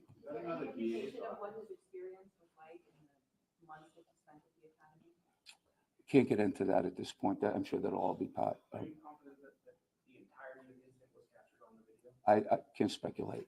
Can't speculate as to any of that. Right now you want to give it I have not. to the DA's office? Is that No, I'm not looking to give it to another DA's office. I don't think that would be fair to my fellow DAs. They all have state police detective units. They all have a chain of command. I'm looking for someone who can look at this with an independent view, who doesn't have a stake in its outcome. somebody from out of state? Federal level? I don't know where we're going to go on that, Bob. The people I talked to were in state. I talked to about 4 different entities on Friday afternoon about the possibility of taking this over for us. When do you Okay. think you'll have a decision? I don't know. Sometime this week? I would hope. I would hope so. I would hope so. Yeah. I would hope so. Want to see if anybody else would like to say anything about Enrique for us? Anybody else? People that work with him? Your people don't want it. Family doesn't. but anybody else? We're going to leave that alone for right now. These guys are hurt. They were all downstairs crying 5 minutes ago. We're going to give them a break right now. Okay.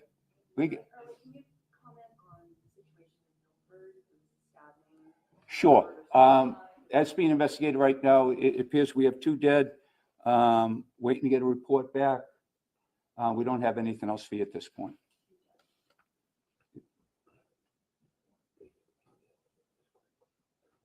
Okay, excuse me. 1 dead, 1 critical. 1 dead, 1 critical. I'm sorry.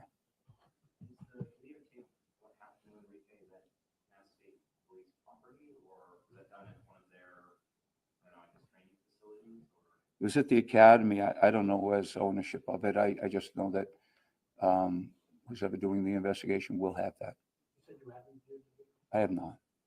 I have. Seems like this is personal for you because he was such a great employee and he went on to go into law enforcement. How difficult is this for you as the DA? This is as hard as it gets. I mean, I love that kid. Love that kid. He's just the nicest kid in the world. I said, kid, he was 25. He's a young man. Was whole life in front of him. It's hard. Yes, it's hard. It's hard for all of us. I'm not the only one in this office suffering. There are a lot of people hurting right now. Okay. What's that? Pray for him. Say prayers. Say prayers for his family. They are hurt. All right, thank you.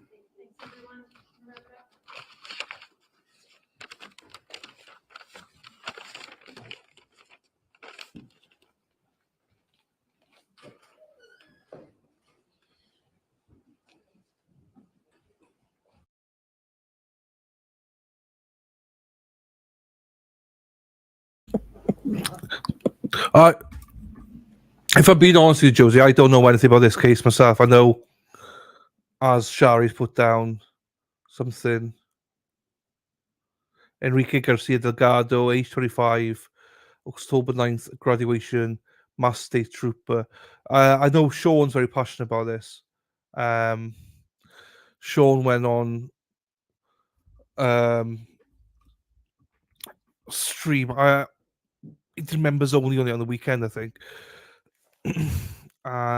So I need to watch that. Actually, I got a call with Sean tonight, so I'll ask him more about it. But Sean's very passionate about this case. I know that much. I know that a host of other streamers jumped on and did stuff on it as well. But yeah, I'll talk to Sean about the case. I'd rather speak to him and see what he's got to say about it. So yeah, we'll see what happens on that one. But yeah, I don't really know. I can't speculate to you because I don't actually know much about it. I know that, yeah, that's quite sad. I mean, it's I don't know what I think about that because journalists asking question. It's like, I don't know. I don't seeing the family there like that.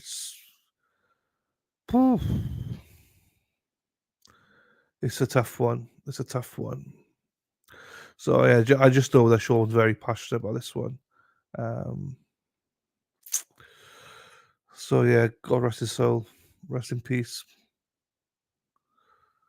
Right. I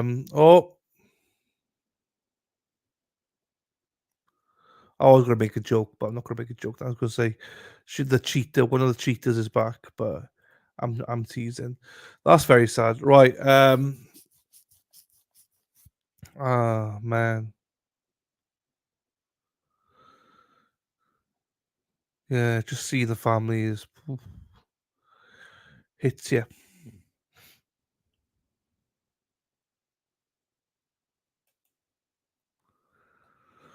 All right. Let me go back on this one. Yeah, I've got to check it out. I might see if Sean can come on and see.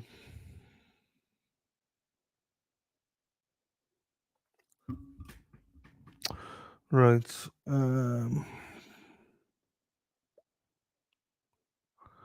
Let's go back here. Carly, Gregg.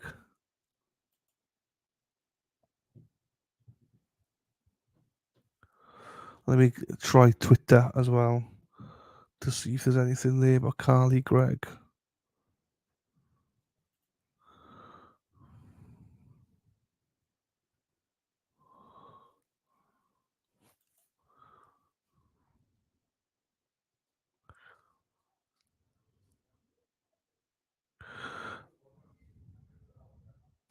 So,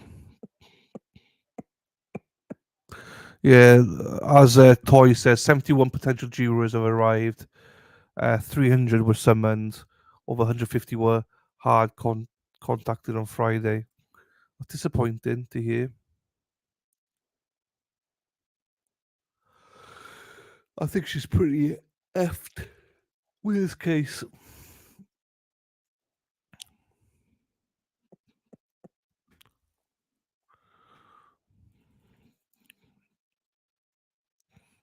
Okay.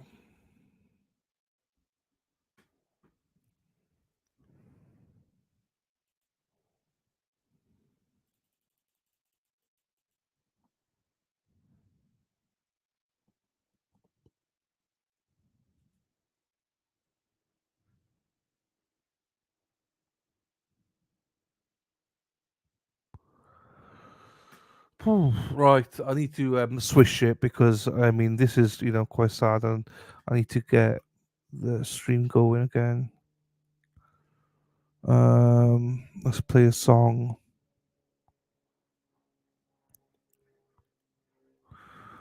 Scooby It's Doo. not the other side. Right. Derek says, me dog, Scooby, is barking again. Right, I like that. That is good.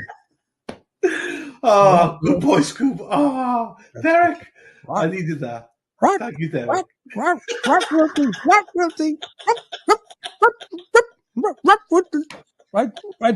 are you, Paris? Oh, fuck. Oh, Look at the kitty. Look at the kitty. Oh, God. What the fuck is that? Look at the kitty. Oh, my God. Forget about the bad guy. I don't care about our grade. Look at the kitties. My partner's the same. Oh, my God. This is our future. Oh, God. Oh, well. Anyways. Right, fuck. Right, stop. I've got to stop it there. Where is he? Where the hell did he go? There we go. Yeah, I'm right. Buddy, you're coming in like Darth Vader. I don't know what the hell's happening. Are you in? Must be. Got some technical difficulties here, buddy. Oh, that's good. You got that, Sean. You're coming in like friggin' echoes everywhere. Hold on. Wait a minute. Larry, Jesus. Wait a minute. How was that? Is that better? Buddy, you sound like Barry White. Hold on. Talk to me, Larry. Larry, where are you? What the hell you doing? This, Sean. What? You gotta fix. The whole goddamn set is gone. But you sound like that. Give it the little baby. Come on, Larry, give it up. Baby. Oh, Larry. What do you got? We'll try to get through this, Larry. What do you got for us, Larry? No, I can't this way. You fix it. Okay, listen. Let me try to work this out, my friend. I gotta try it. This foolish thing. I'm about to throw it through the window. All right. I'm lucky it even works. But Larry, hang in there. What do you got doing today? You got the oxygen tank all set up? I hope. Listen, I have a new song I'm gonna teach. Okay, buddy. I gotta fix this. Listen, I got a message from women. They want me to teach a new song. They want to do what? The women want me to teach Dylan a new song to sing. Oh, okay. Okay. Well, listen. Hold on now. That's going to be a little complicated since I'm only getting every other word. But listen, I'm going to try to fix this, Larry. Buddy, we're getting a little delirious over here. It's too early for this, but I'm going to call you back, all right? I'm going to make 1,000 phone calls. Are you like in a different area in your house? Because I'll tell you, I got to do another test call, okay? All right? The same it was the other. Buddy, okay, if you're in the same spot, then it's on my end. So let me fix this mofo, and I will call you back. All right, buddy? I'm sorry, my friend. Hang tight. Hang tight. All right, here we go. What the hell is going on? I'm done. All right.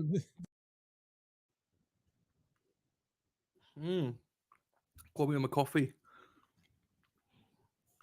Okay. So this is a case about. Let me fix this mofo. This is a case about the murderer who changed his name and killed again. Don't know who this is, but let's have a look at it. In what is known as the biggest little city in the world, Reno, Nevada. Friday, August 17, 2007. While Reno is known for its casinos and good times, it also boasts an academic jewel, the University of Nevada, Reno. One of the pillars of UNR's humanities program is 64-year-old professor Dr. Judy Calder. She is a specialist in substance abuse issues. She also conducts research on domestic violence and the ways in which to make communities better. Judy lives in Incline Village with her husband, Jim. It's a small community off of Lake Tahoe. The couple has 3 adult daughters. They were a happy family. The only downside of living in Incline Village is Judy's 50-mile trek to work in Reno. Judy makes the commute every day down to Reno to go to her job at the university. She would sometimes stay the night at a hotel so she could be closer to campus. Friday, August 17, 2007 was going to be another late night. Judy had some meetings, so she decided to stay in Reno and not go home that weekend. Judy lucks out when a friend who won a complimentary room at the Golden Nugget Casino Hotel offers it to her. Judy's husband Jim decides to join her so they can make a fun weekend out of it. At least that was the plan. But Jim didn't end up coming with her. He had to stay back and work on a water heater that was broken at their home. So Jim told her that he would be down the next day. On Saturday morning, Jim is still stuck at home. When he calls Judy, there's no answer. It's 3 in the afternoon and Jim still hasn't been able to get a hold of Judy, so he drove to the Nugget Hotel.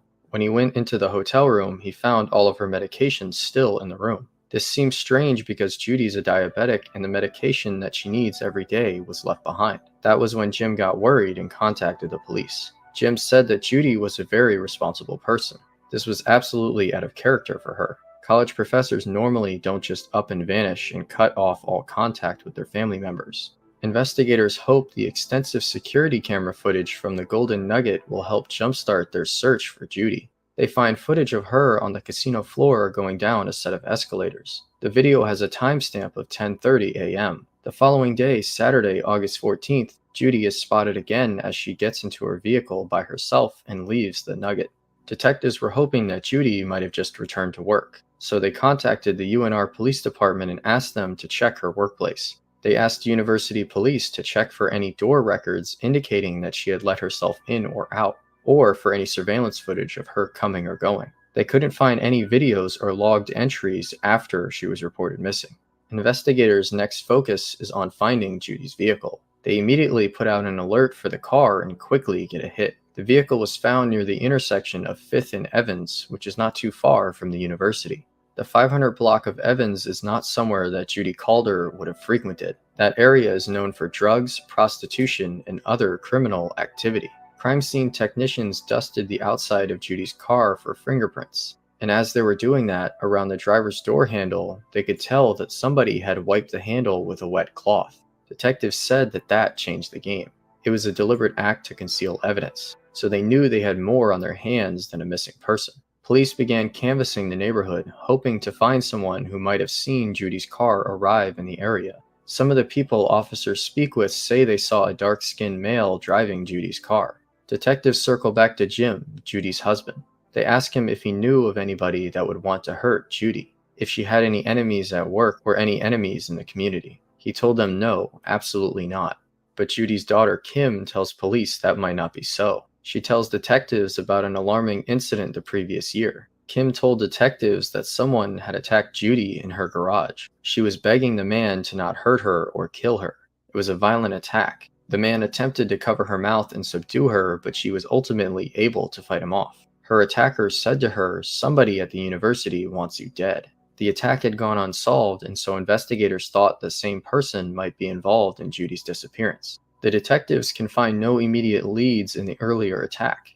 As they look into it, they expand the investigation, seeking anyone who might have known Judy was staying in Reno that weekend. From Jim, detectives learn of a man named Ricky Barge. He's an associate of Jim and Judy's and was the one who had gotten her the hotel room at the Nugget Hotel. Ricky owned a printing shop called Imaging Technologies. Ricky's business had done some work for the university, which is where he had met Judy. Over the years, the two struck up a friendship. Ricky and Jim Calder had even become business partners in Ricky's printing business. Ricky knew that Judy was missing because he had been driving Jim around town because Jim was distraught and no longer drove well due to his age. So Ricky took Jim under his wing during his time to help him out, since his wife was missing. Ricky seemed very distraught and upset. He was very open about how much he cared for Judy and Jim. He said that he enjoyed helping them and that they had been good business partners. Investigators asked Ricky if he can think of anyone who might have seen Judy or be able to offer any additional information. Ricky told them about a guy who did casual labor for him named Carlos. Ricky hired Carlos for casual labor jobs around his warehouse, sweeping, cleaning, and sometimes delivering stuff. Carlos made some deliveries for him at the university, so he could have come into contact with Judy. He described Carlos to them, and that physical description was consistent with the person seen driving Judy's car. But Ricky can't offer the police much help in finding Carlos. He didn't know where Carlos lived. He knew that he hung around the casinos, but didn't know what his last name was or his phone number. Carlos would just show up at the warehouse and ask Ricky if he had any work for him. Wondering if Carlos had a criminal record, the detectives decide to check recent rap sheets. The hunch pays off when they come across a man named Carlos Filomeno. They were able to identify him by showing his picture to Ricky. Carlos had an active probation warrant. He was a property crime suspect. He had outstanding charges of burglary and check fraud. Finding Carlos and looking for a connection between him and Judy's disappearance is the detectives' top priority. It's been more than a week since Judy Calder vanished, and police had little to no information to share with her loved ones. On August 28th, 10 days after Judy Calder was reported missing, the Elko County Sheriff's Department responded to a call from 2 hunters just outside of Jackpot, Nevada. And they found green sandals poking out of the ground. With a closer look, the shoes led to a body buried in the sand. The hunters scrambled back to their car to call the police. When the police arrived on the scene, they found the body of an adult female. Because of the level of decomposition, alternative means of identification were required. Crime scene technicians took pictures of the scene and searched for evidence. They recovered the victim's clothing and found a set of tire tracks near the body. Once Judy was reported missing, Reno police shared her description with all of the agencies in Nevada. The victim was wearing a pantsuit and green sandals. This is consistent with what Judy was known to wear, so detectives in Reno reach out to Elko County, where the body was discovered. The body is carefully removed from the shallow grave and transported to the Nevada State Medical Examiner for an autopsy. Through dental records, the body was confirmed to be Judy Calder. From the decomposition rate, the medical examiner calculates that Judy was likely killed and buried in the desert on the same day she went missing. Washoe County's forensic unit confirmed that it was a homicide by stabbing. She was stabbed multiple times. Back in Reno, detectives compare the tire tracks found near Judy's body to the vehicles of family and friends of Judy. However, none of the vehicles matched the tire impressions. With nothing to go on from the crime scene, detectives begin to take a closer look at people in Judy's life. Their first stop is her husband, Jim, who was supposed to be with Judy the day she disappeared, but stayed home because of a water heater leak. Detectives were able to confirm Jim's alibi, as the water leak repairman said that he had not left the Incline Village area until 3 in the afternoon. Detectives also redoubled their efforts to find Carlos Filomeno and connect him to Judy's disappearance. Detectives tried to match the tire tracks to the vehicles associated with imaging technologies, including the van that was used by Carlos for deliveries, but the tire imprints from Elko County did not match the van. As they examine the delivery van, the detectives do notice something odd. Upon opening the front passenger door of the van, a detective noticed that the inside was clean and smelled like bleach. The investigators swabbed the interior of the van and found traces of human blood. The blood traces set off alarms and intensified the detectives' suspicions about Carlos. But one thing isn't making sense. If Carlos is responsible, what caused him to escalate from petty crime to murder? And how did this man become involved with Judy Calder? Investigators need to find Carlos Filomeno and interview him. One of the detectives has a family member that is familiar with Carlos. The family member told the detective that Carlos's mother frequented a local casino almost every day. Detectives head to Harrah's casino hoping that Carlos might pay a visit to his mother. Within an hour, they caught him coming down a set of escalators and they grabbed him on his probation warrant. 2 days after the discovery of Judy's body, detectives face off with Carlos Filomeno. Carlos initially seemed like he was unwilling to share any information with the detectives. They asked him specifically if he knew Judy, and he said no, I don't know Judy. So they asked him if he knew Jim. Carlos says, oh, yeah, Jim works at the warehouse with Ricky. This went on for quite a while, but as the interview unfolded, more and more started to come out from Carlos. He tells detectives that he did know Judy. He said that he had seen her before at the Imaging Technologies warehouse. They explained to Carlos that Judy was missing and something happened to her. As the questioning continued, the detectives noticed that Carlos became more and more nervous. He was visibly shaking. How about when she was stabbed? Did you hold her or touch her at all? Is your DNA going to be on her, Carlos? No, I'm not a bad person. You know, I don't kill people. I'm not trying to suggest you at all that you stabbed her. Okay. I wouldn't do that. Eventually, he tells the detective, I saw him do it. The detective said, you saw what? Carlos responded, I saw him stab her. The detectives ask, you saw who stab her? Carlos says, Ricky, I saw him stab Judy. He asked me to kill her, but I didn't do it. Right, you didn't stab anybody in the back. No, sir. When I turned around, I see him. He's stabbing. According to Carlos, Ricky revealed that Judy had loaned him a lot of money and that he couldn't pay her back. And that's when Ricky informed him of his plan to murder Judy Calder. Ricky gave Carlos money to go to Walmart and purchase items, specifically the knife and clothing to wear during the murder for both of them. Did he describe the type of knife that he wanted you to purchase? Let me speak. Carlos claims Ricky lured Judy to his warehouse with the promise of repaying his loan. Carlos said that he had watched Ricky murder Judy, and he was afraid for his own safety. He thought that he had to cooperate with Ricky or he was going to end up like Judy. So Carlos said that they had placed her body in a plastic-lined box, put it in the back of the van, and drove it up to Elko County. After burying Judy in the desert sand, Carlos claims the pair drove the company van south to Arizona and began destroying evidence of the crime. Carlos said that they had the tires on the van changed in Phoenix, and on the way back they discarded the tires along the highway. This could be the reason why the imaging technology's van's tires didn't match the tire impressions. But it's not lost on detectives that Carlos has gone to great lengths to separate himself from the murder. With the way he was able to describe the crime scene and the manner of the way Judy was murdered in such great detail, it cannot be discounted that Carlos was guilty of it himself. To get to the truth, detectives' next step is to hear from what Judy's friend Ricky Barge has to say. But when they arrive at his house, they discover that he has left town. His wife Rose told them that he was away on business and could not be reached. It's suspicious timing, to say the least. As detectives continue to look into Carlos's story, their suspicions grow. They were able to find video evidence of both Ricky and Carlos in Walmart. Carlos was given money from Ricky so that Carlos would make the purchase, but Ricky was seen in Walmart with Carlos. The video seems to confirm Carlos's story that Ricky was involved, but police still can't find Ricky. Detectives learned that Ricky had rented a vehicle from one of the local rental car agencies. The vehicle was recovered in San Antonio, Texas, near the airport. There was a note inside the car. It said that he was going to Canada, but being so far south, less than 150 miles from the Mexican border, likely meant that he was headed to Mexico instead. It's clear to detectives that Ricky Barge is on the run. When the news reaches Judy's family, they are shocked. Excluding Jim, they had no idea who Ricky Barge was, and believed that justice for Judy was slipping away.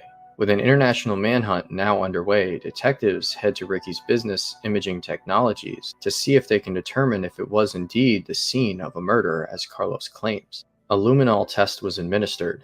Luminol will react with blood and produce a blue light when in the correct lighting. The luminol activated in the area where Carlos said the altercation occurred. There were big swirls on the floor where blood had been mopped up. Swabs were collected in that area, taken to the lab, and tested. The swabs matched the DNA profile of Judy Calder, and when test results from the blood traces found in Ricky's delivery van come in, they are also a match for Judy. Everything at this point is pointing to Carlos and Ricky being involved somehow or another with the murder. But as detectives search Ricky Barge's warehouse and office, the mystery deepens and another possible suspect emerges. One name on the paperwork found in Ricky's office kept coming up. The name was Mohammed Kamaluddin. Detectives find a document that indicated that Judy had signed an agreement to loan Kamaluddin about $150,000 for the start of a new business. But who is Mohammed Kamaluddin? A background check reveals a surprising answer when motor vehicle records leads detectives to Texas. Detectives figure out that Mohammed Kamaluddin was actually Ricky Barge. The real Ricky Barge turned out to be a homeless person in the state of Texas, and Mohammed Kamaluddin had stolen his identity and had been using it for several years. And police learned that's not the only secret he was keeping. Investigators learned that there were several casinos throughout town where Ricky was a regular, and he owed some of them between $30,000 and $60,000. He had taken the money from the Calders with the intention of incorporating them into a business, and really all he did was gamble with it. As detectives dig deeper into Mohammed Kamaluddin's history, they begin uncovering even darker secrets from his past. Kamaluddin was wanted for a 1993 murder in Canada. He had convinced a 17-year-old to kill a successful businessman in order to steal the $30,000 ring the man was wearing. The victim was stabbed in the neck and bled to death. After the murder, when Kamaluddin got a hold of the ring, he fled the country.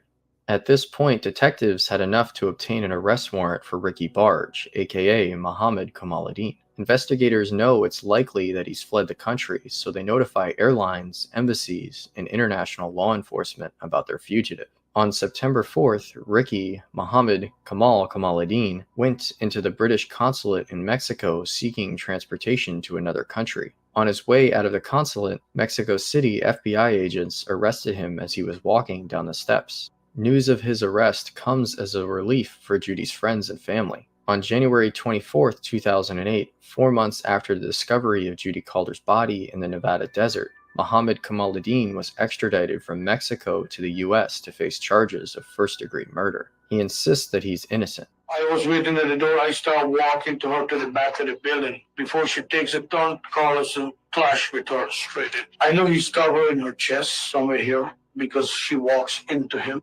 She makes a little noise. What was that noise? Ha! Something like that.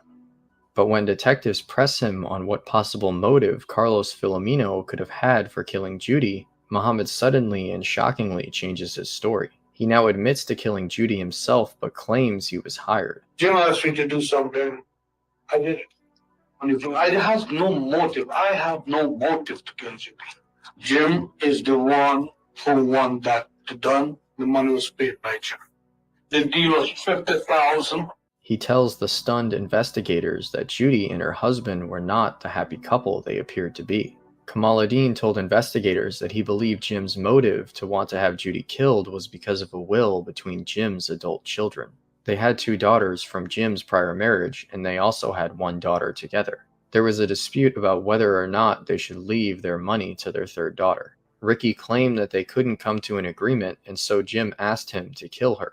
Ricky told the detectives that he had helped set up the attack on Judy the year prior. He had hired someone to attack her and kill her at her home. After that attack failed, he claims, Jim hired him to try again. Detectives can't ignore the stunning accusation, and as they take another look at the evidence, they spot some troubling details. When Kamaluddin left the area, Jim rented him a car. Kamaluddin was the prime suspect, and Jim was basically treating him like a business associate and was still willing to do things for him.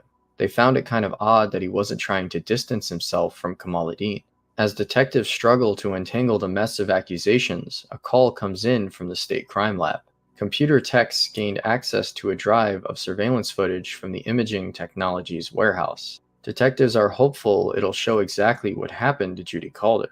Interior video surveillance from the warehouse confirmed that Carlos and Ricky were there on the day Judy was killed. When the footage reached a certain time, it stopped, and then began recording again 2 hours later. The video in your warehouse, it was turned off. At the time that she was killed, it was turned off. Although video evidence of the murder itself seems to have been wiped from the tape, the timing of the missing footage and what it suggests about Judy's time of death seems to confirm Jim's alibi.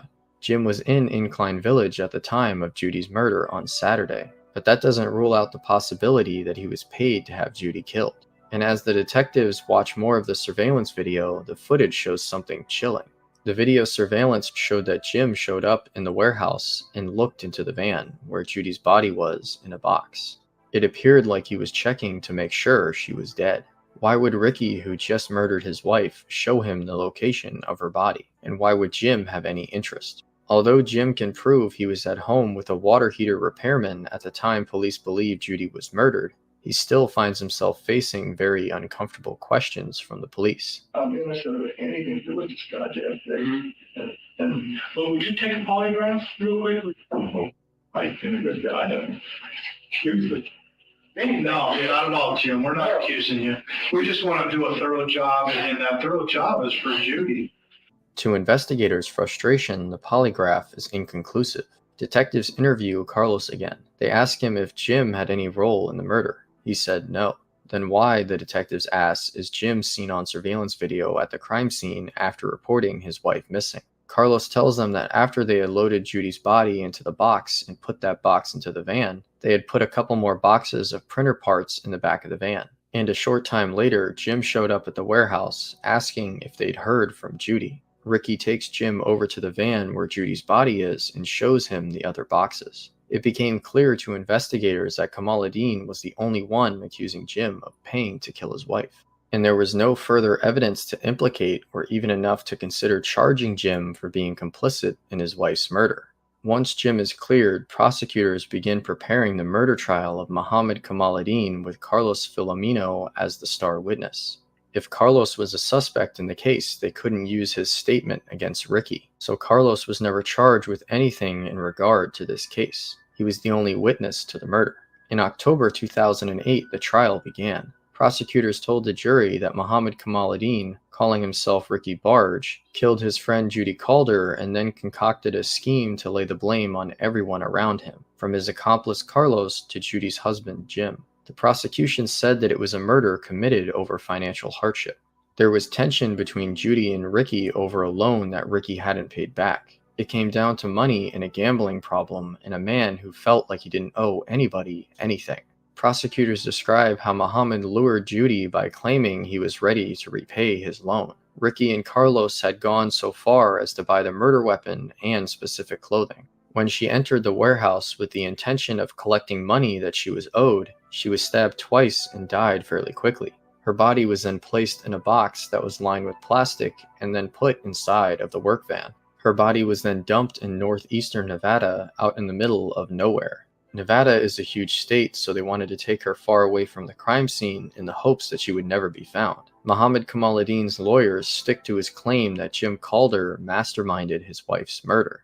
After 6 days of testimony, the jury deliberated for just 5 hours. Kamaluddin was found guilty of the murder of Judy Calder and was sentenced to life in prison without the possibility of parole. The conviction comes as a relief to Judy Calder's loved ones and friends, but they know that the loss of Judy is a scar that will never heal. Okay, that was interesting. I have to say that was interesting. Hang on, I've got something else here now.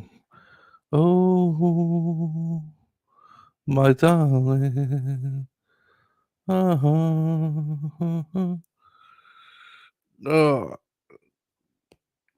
hang on. I hunger for your touch. Oh,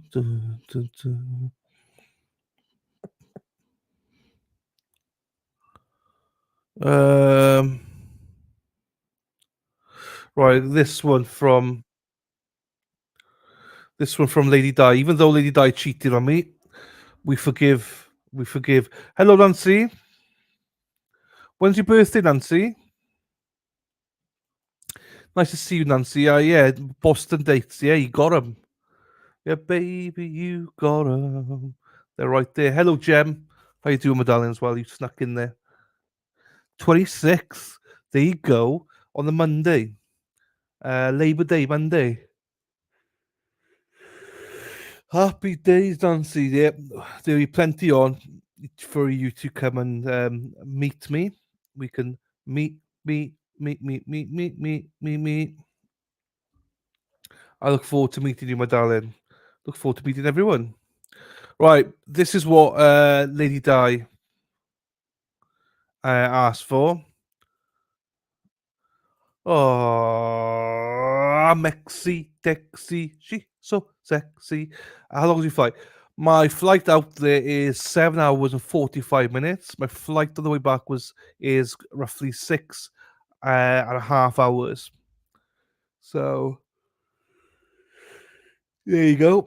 7 and 45, 6 hours 30 on the way back.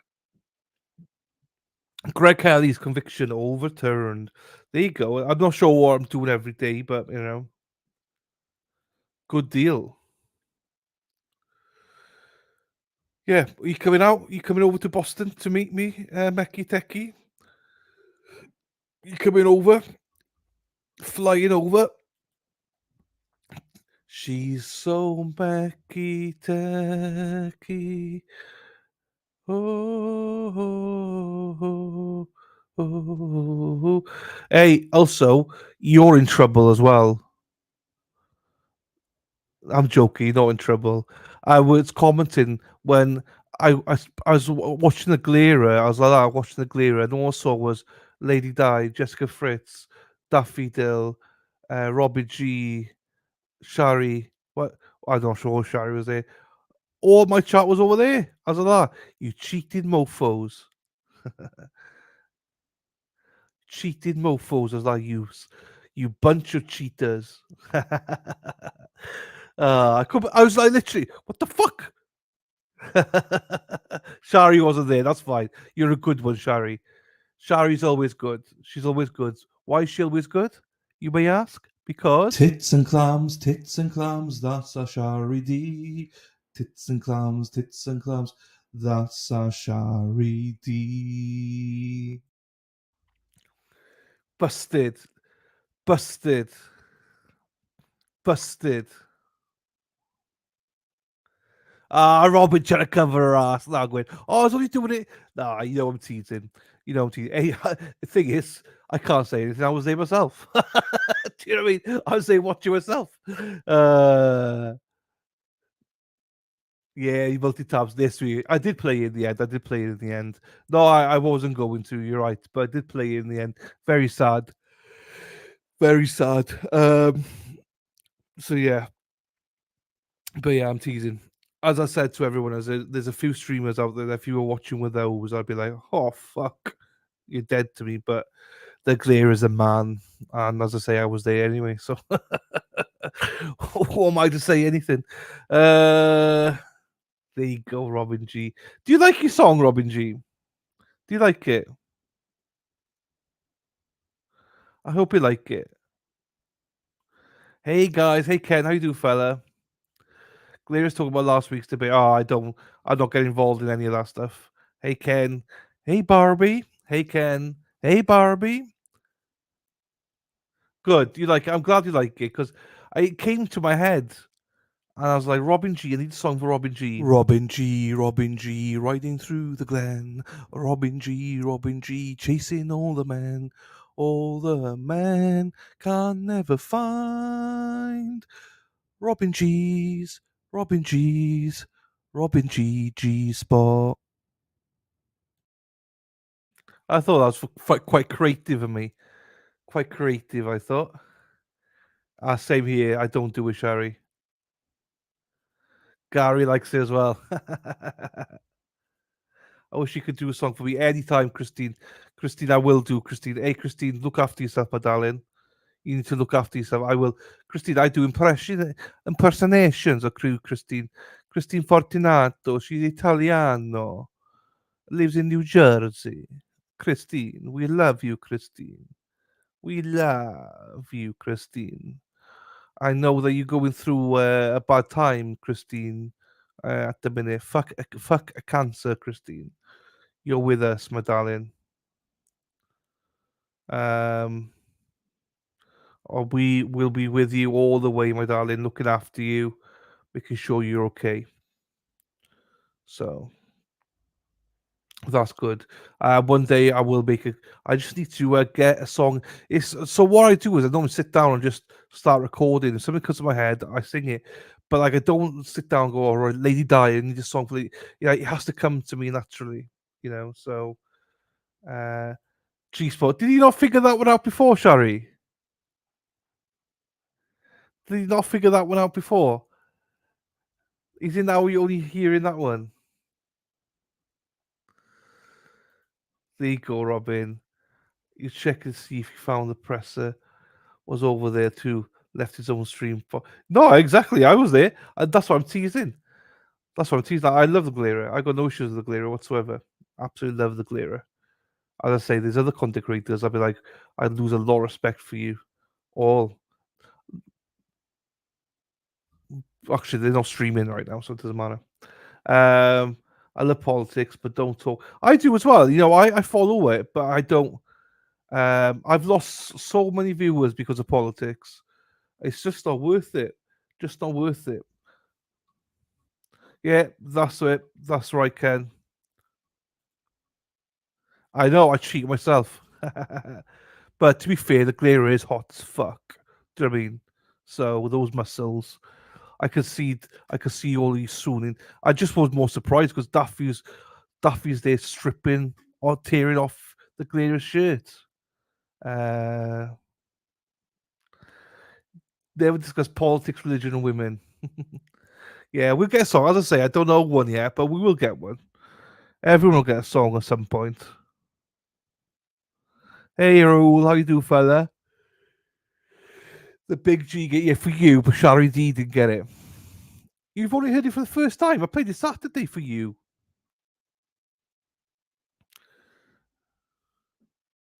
There you go. Right, let's play this then. Gregg Kelly's conviction overturned. I know nothing about this, so.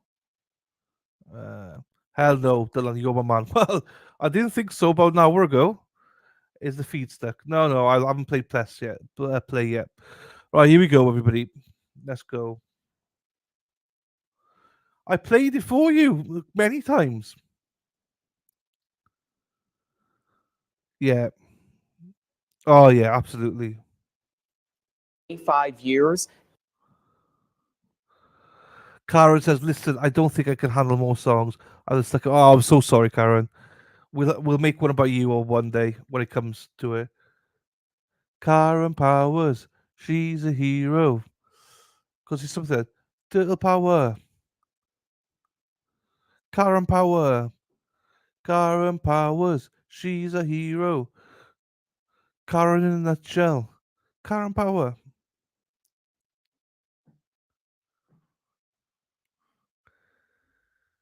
The boys are back in town, boys are back in town. That's a good song. Do you know who didn't come back? Drew was gone missing as well. Drew's gone missing, but remember James. James never came back, did he? James left us. Gone. Play presser yet. Aha, Wordo instead of typo. My family's now asking who these people are. Paulo Ticks. Yes, David, how you doing, fella? Can't sleep because they're running through my head at night. Karen Power, Sarah P gets the Sarah P, Sarah P, Sarah P, P, P, P, P, Sarah P, Sarah P, Sarah P is lovely. Sarah P is always my go-to. The 10 parts game. No, I won't. I'll be going to the stadium though, having a tour of the stadium with the Godfather himself, Dennis Sweeney. But that's about it. Because I'm going in May, so good. I don't have a song either. I will. You will get a song. It has to come to me. That's all. There you go. I wish she was lovely. It'd be great, wouldn't it? Hey, Sarah. Small bus. David Cornish, she coming to our call. Oh, David Cornish is here. Yeah. So we lost Drew. I don't know where Drew gone. And James. James is long gone. James is long gone. Which is a shame because I thought James fitted right in. Dennis Sweeney, the Godfather, the King of Canton says no games. Then no, I know, but still go to the store. D is sure going to Gillette with Dennis. I am, but not to the game. Which is, hey, hopefully I come back the next year or something. To do that. You're not alone, Daffy. No. What James? James, there's a guy called James here who was nice guy. And he came in one day and he wrote something in chat about me swearing too much and that, but whatever. I didn't take offense to it. I just like, look, James, I'm not changing my ways, and he never came back. He left. Which, I said to him, I don't take offense to what you just written. It's just don't try and change me. I ain't changing. Like, what's his name? Leo DiCaprio says, I'm staying. I'm not going. I'm staying.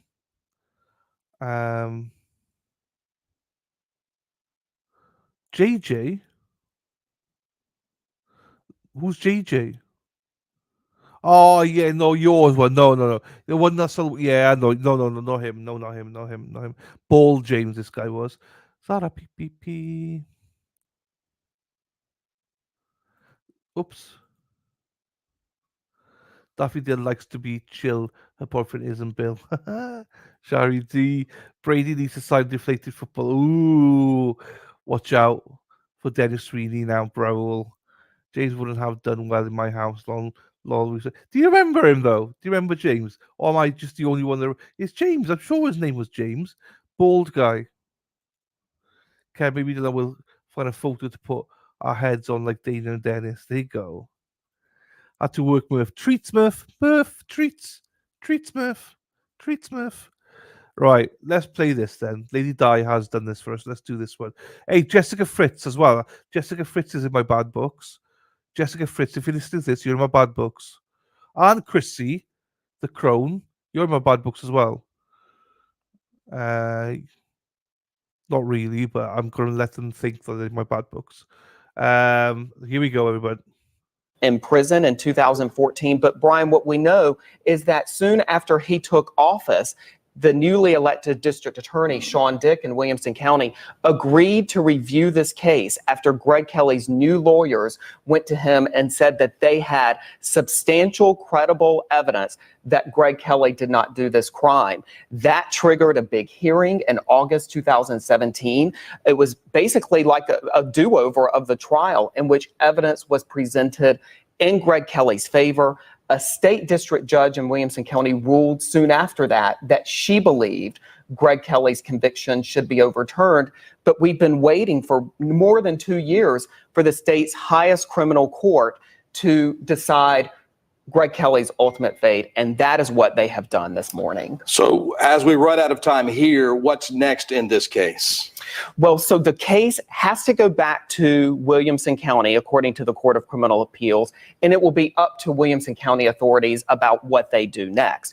But what we know is that Sean Dick has said publicly he doesn't believe in this case. He has never believed in this case based on the evidence.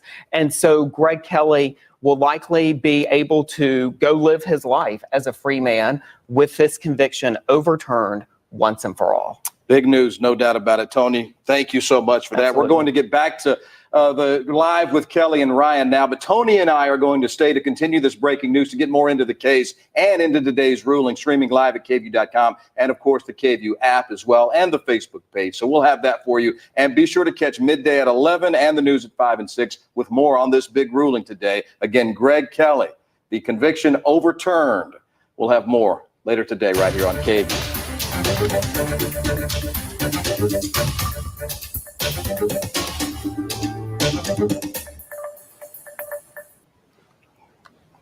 All right, welcome back. We're here live now online and on Facebook. Senior reporter Tony Plahetsky here. We're talking about the Gregg Kelly ruling, the Texas Court of Criminal Appeals essentially overturning his conviction, making him again a free man. He's been free on bond for 2 years now, but now he can officially, it looks like it's going to be the case where he can officially be that free man. He said he was innocent the entire time. Exactly. You know, Brian, this is a case just going back to 2013 that has galvanized the public's attention. Mm-hmm. People have been so interested in this case, very impassioned on both sides, really.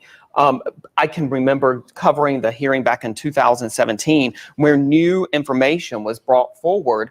And it has really been an open question whether or not the Texas Court of Criminal Appeals was going to go along with what a judge ruled in Williamson County.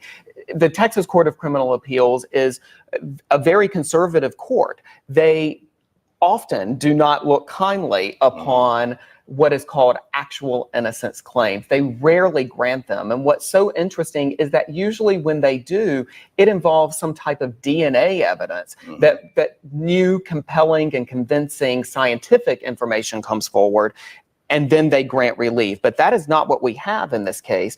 What happened is that in August 2017, the case was essentially retried. We saw the prosecution bring forward a volume of new evidence, and the judge was so swayed by that evidence that she ordered, and this was very rare at the time, continues to be very rare. You can see the video there of him being released from prison in 2017 on bond because of this judge's order. She was so compelled by what she heard in that hearing about new evidence in support of Gregg Kelly that she ordered that he should be released from prison. And so Gregg Kelly has been living on bond in the Austin area. He's also been traveling the country, according to his social media pages, and has been out on bond, yet at the same time not really able to live his life fully because this big decision has been forthcoming. We're going to get to the timeline real quick, but I do want to emphasize nothing was said about this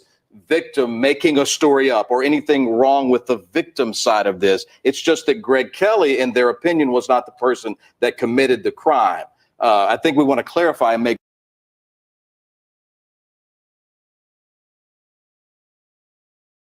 sure That's people right. understand. We're not saying that the crime didn't happen. That's right. They're saying that he didn't do it. And law enforcement and prosecutors have really been steadfast in their belief that some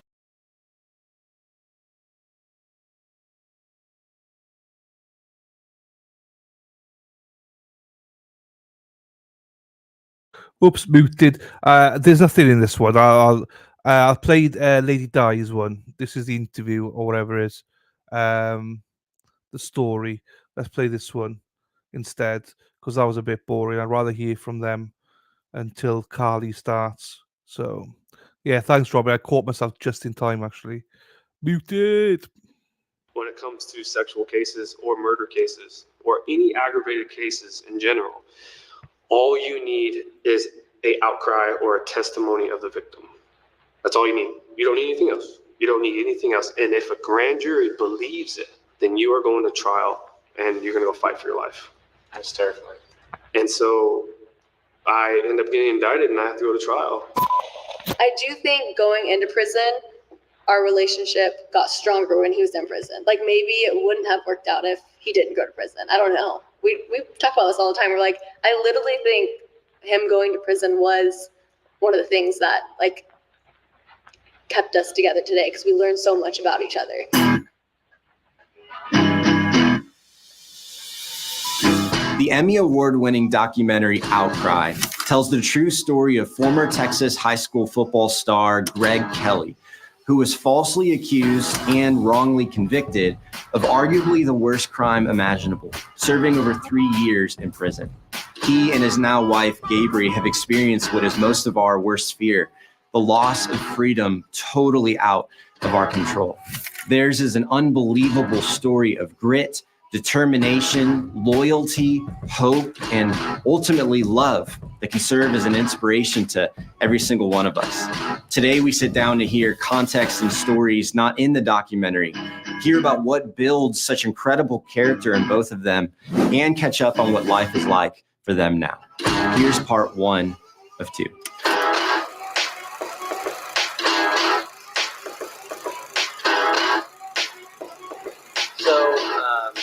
We will get to probably in a couple minutes recapping y'all's story for those that aren't already familiar with it. But before we get there, maybe the only teaser we'll give is that you guys have a 1 in a million, I don't know, 1 in a billion type experience of one of the most painful things that people could go through. And so before we even get to what that is, I want to start with young Gabri and young Gregg and talk about maybe if we can find any kind of insights in like, who are you guys and where did the strength of character come from to prepare you for as much as you could be what you guys went through and to react and respond the way that you did. And so we can start with either one of you, maybe Gabri, if you want to go first. Sure. Who is young Gabri? Where are you from? What'd you do growing up? Yeah. Young Gabri. I was born and raised in Leander, Texas, which is like North Austin. It's a growing town now. I had 2 incredible parents. My mom was the dance team director of the Leander High School Bluebells for 25 years. And then my dad was the leadership coach in Leander. And they were super passionate about what they did. They loved their jobs. They loved our family. I had 2 older sisters who also danced. And I feel like I was just born into like a dance family. Like right away at 2 years old, I was dancing. I had other opportunities to try other sports and other things, but like dance was everything I always fell back to. And I feel like whatever I picked, my family was super supportive of. And I think that kind of built me into who I am today. And, my dad was always teaching me leadership lessons, and he was kind of like a coach to me in some ways, definitely like my leadership coach, and just teaching me valuable lessons all the time. And they were both very passionate about what they did. And so that really poured into, I feel like, me and my sisters. And right at like, maybe I'd say middle school is when I knew I was going to dance for the rest of my life and pursue dance and like maybe choreography or as a professional dancer or anything. Just I knew I wanted to dance. And my dad, we'd go on these little daddy-daughter dates, and it wouldn't be like, we're going to the movies or we're going to go get ice cream. It would involve that, but then he'd be like teaching me a lesson on the other side of that always. I grew up in an awesome family. I mean, I don't want to say it was a perfect childhood, but I'm very grateful for my childhood. Yeah. Nothing really bad happened. And I had parents who supported me in anything I wanted to do, and sisters to look up to that were really good role models. There was no one in our family that like went off the deep end. So yeah, I had a really good childhood growing up and a lot of support. Yeah. Yeah. Well, and we were talking about this, if you're not from the area, like the Bluebells are a big deal. And you were a captain of. And yes. If you're like anywhere in our district, Lander ISD, like everybody knew who the Yeah. Bluebells were. Your sisters are successful and driven. But when I was asking, this wasn't like something that your parents like demanded of you. It wasn't like performance oriented. You were saying it was like this very like safe, supportive environment to let you kind of go after what you're passionate about. Is that how you? Yeah. I mean, I tried like golf and cheer and all these different things, and my parents were 100% behind me, but I went for like in middle school, I knew I was like, I want to be the captain of the Bluebells. I want to lead. I want to have that family. I want to be a part of something that's really successful, but also I can like get creative with it. And so really like at middle school, I was preparing for that. I was in the studio for 4 classes every single day, Monday through Friday. And, learning these leadership lessons from my mom and my dad and my sisters who were captains before me. Both of them were captains. So I was preparing myself at a very young age for that opportunity in high school, which I did get. And I was a captain for 2 years of the Bluebells for junior and senior year. Yeah. Yeah. That's amazing. And that's cool. I just think, that's unique to a degree because a lot of people that are driven and successful, there's this wounding or this pain a lot of times that comes out of. And then when you hear stories of like, no, this safe environment, the supportive environment, for sure, like, coming from that, you can breathe the same kind of freedom to go after what you're passionate about is really cool. It's encouraging. It's just unique to your story, but I love that. And then what about you in parallel? What's young Gregg? So young Gregg, mother and father. I've got 3 older brothers, actually 4 older brothers and an older sister. But growing up, we grew up in the country, out here in Leander. We had a small piece of land out there.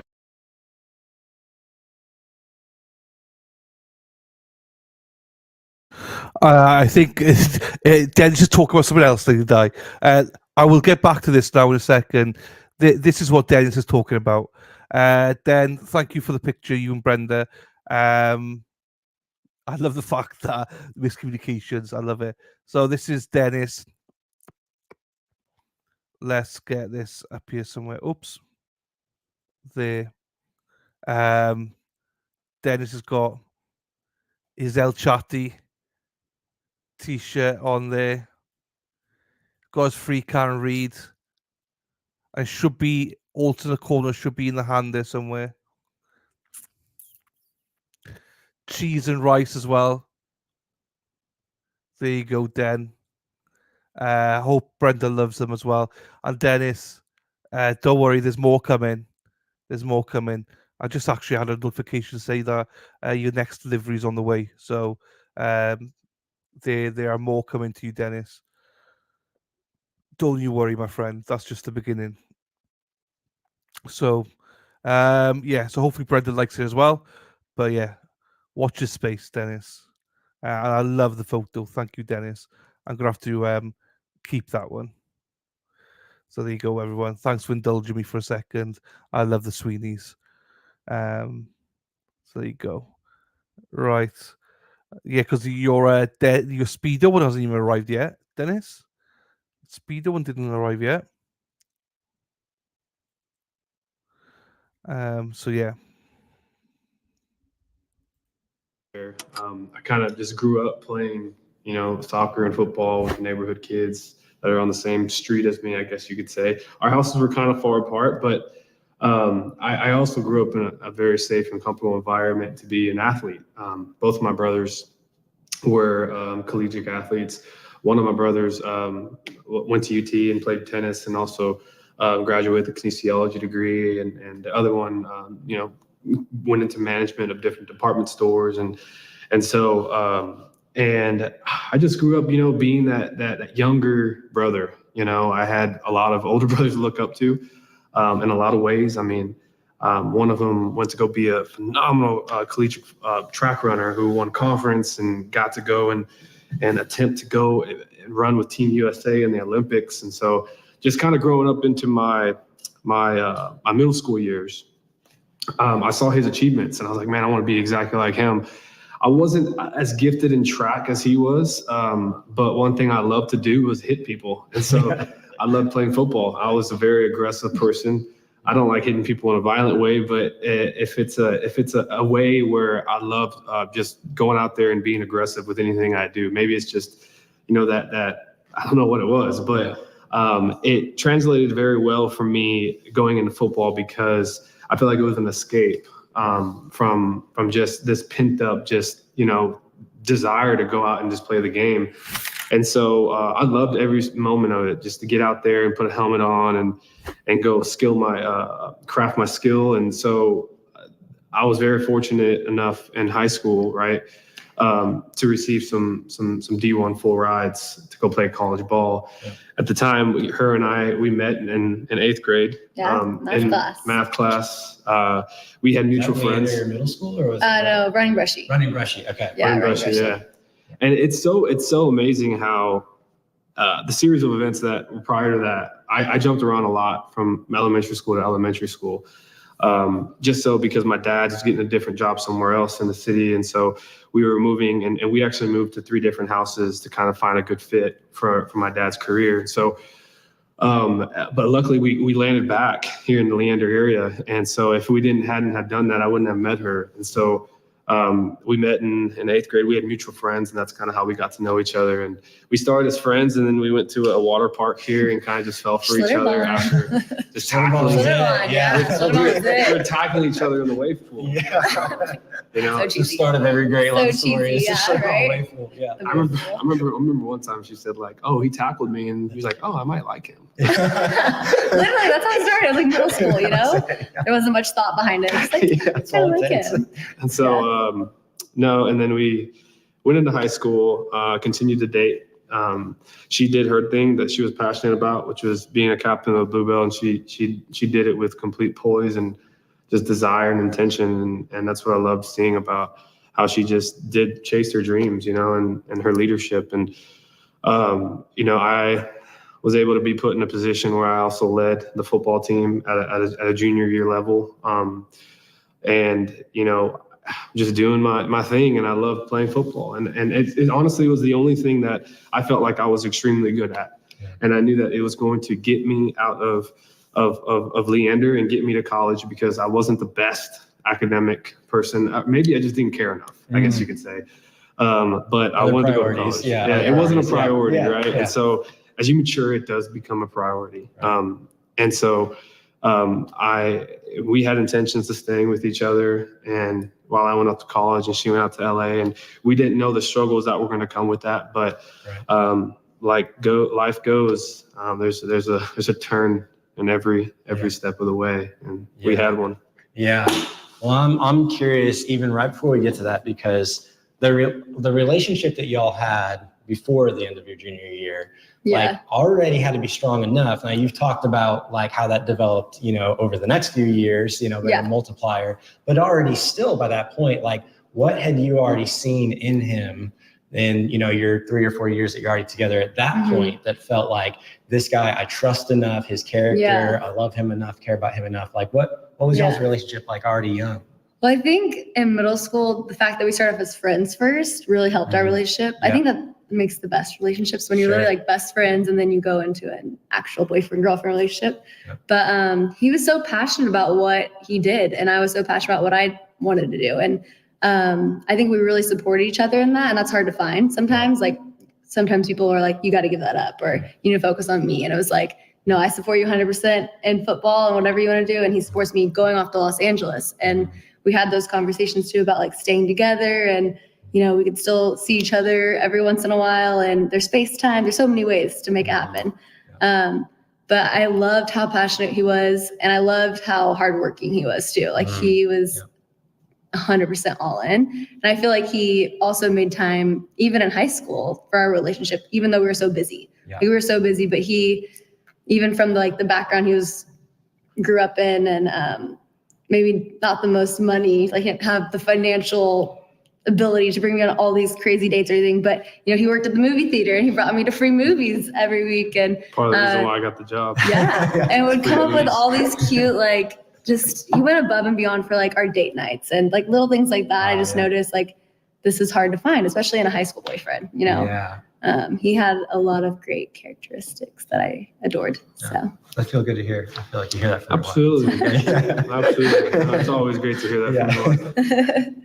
So then, so junior year, even before things get an extra degree of crazy, already things start to get difficult with your parents' health, right? That's one of the maybe the first dominoes in this. What was the timeline of that? Your dad and your mom had medical struggles. So so my dad, just to kind of backtrack, trying to think, so much has happened. My dad, my mom, it was my dad. My dad had a stroke. It was actually Christmas Eve of 2012. Okay. And so he had a terrible stroke, put him in the hospital, completely took out the whole left side of his body. It devastated us as a family. You know, our dad was the guy who just, you know, he was the type of guy that would stay on the fence while you played football, and he would be that coach that's not supposed to coach you because you should let the coaches do the job. Yeah. Like that's the type of dad he was. He always had a cup of coffee, standing there, and he would tell me what I needed to do right when on coverage, because he would stand in a way that he would see what I needed to improve on, and then he would also congratulate me. He was like, "Man, that's a great lockdown, Greg." And, you know, and those are things I remember about my dad. And you know, he was kind of like the rock in our family as far as bringing all of us, our brothers, together. And was he a perfect man? No, he wasn't. But I don't think any man is. And was there you know, issues? Was there arguments and all that? Absolutely. But the things that I can honestly say about him was that he was a dang good dad. Like everything that he needed to do, he did it, you know? And so that happening to us really shook me and my brothers. And my mom ended up having some brain tumors shortly after that. I remember she was having headaches, and she couldn't go to work a few times. And then a few months after my dad had that stroke, my mom was diagnosed with brain cancer. Wow. And so she was developing these tumors, and it had to be operated on immediately. Yeah. And so that left me, while we were in high school, that left me in a situation where I had already been receiving D1 full rides to play football. And so I needed to continue to, you know, work on my craft as a football player, right? Get ready to go to college. And go work out in the gym, go to school, make sure that my grades are on point. They're not slipping. And so I need to be put in a situation, a living situation where I'm close to school. I've got means of transportation to work and back home. And so that's when my once best friend, couldn't call my best friend. I had a lot of friends, but I was so serious on playing football that I just had some really good friends, a lot of good friends, a good circle. One of my really good friends, his family opened up their house to me, right? My junior year. And I ended up moving in with them and to continue to be close to school and play football. And so both my parents, literally within months, got some pretty devastating medical conditions. And that's one of the things that struck me when I watched through the Outcry documentary is like, in that, it's like, it's just a logistical point in the story. Like they just bring it up so that it makes sense of why you're at this other house. And for me, I'm sitting like, for most high schoolers, that alone would have like derailed high school and been more that most high schoolers have to deal with is you have the health of both parents, and you got the weight of like, now I have to, you know, perform in sports, have to perform well in school. And you're like carrying the weight and responsibility of that out, not in your normal home now. I'm like, if the story had stopped there, you would have had, you know, a difficult end to your high school life, which was mind blowing to me because this is like only like now the setup for what is to come. So that was just crazy. I was already impressed with all you were doing and trying to handle at that point before things, you know, progress further. But so you're taking now, you make the choice not to live at home, but to be able to stay in the district, right?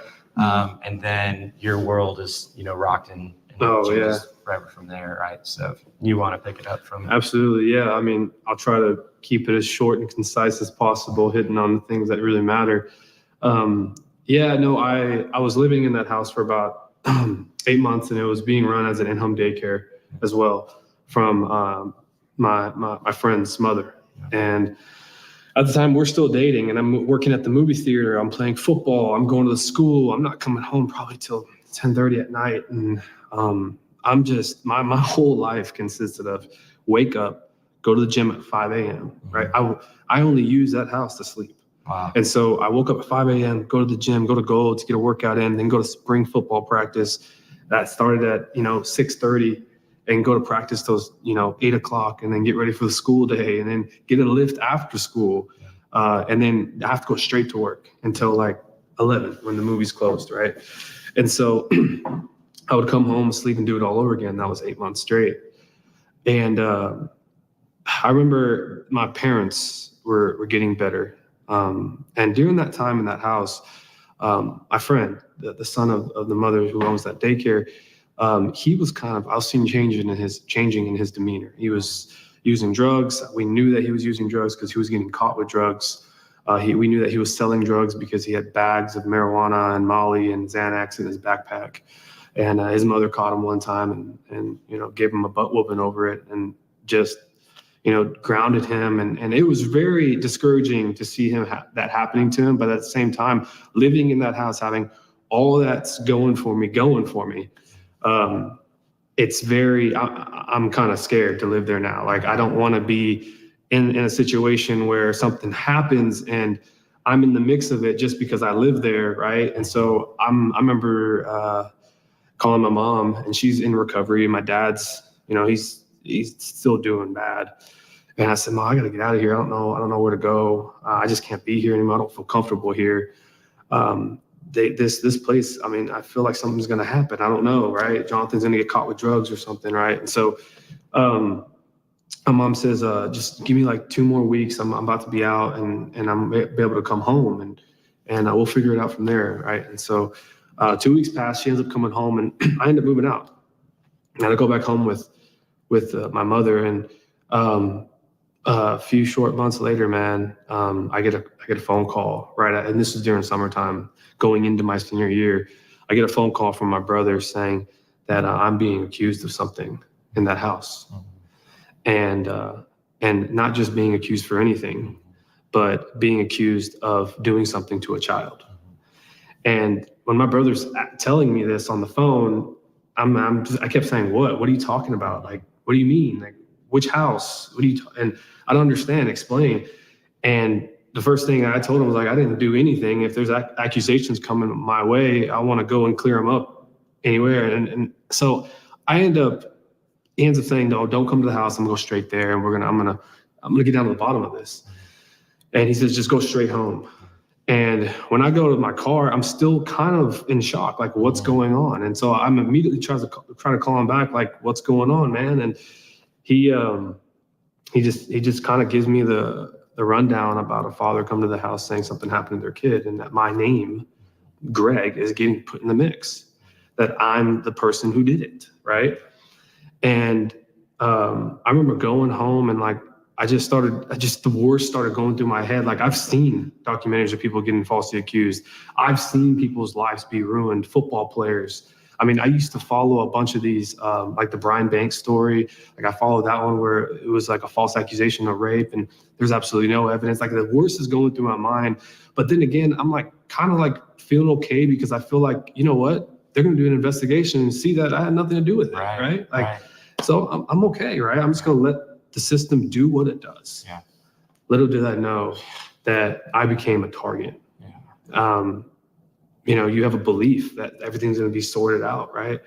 That our justice system's perfect. That, we're America. We should have the best justice system in the world. We should have police officers that wear badges with honor and integrity. You're raised to believe this.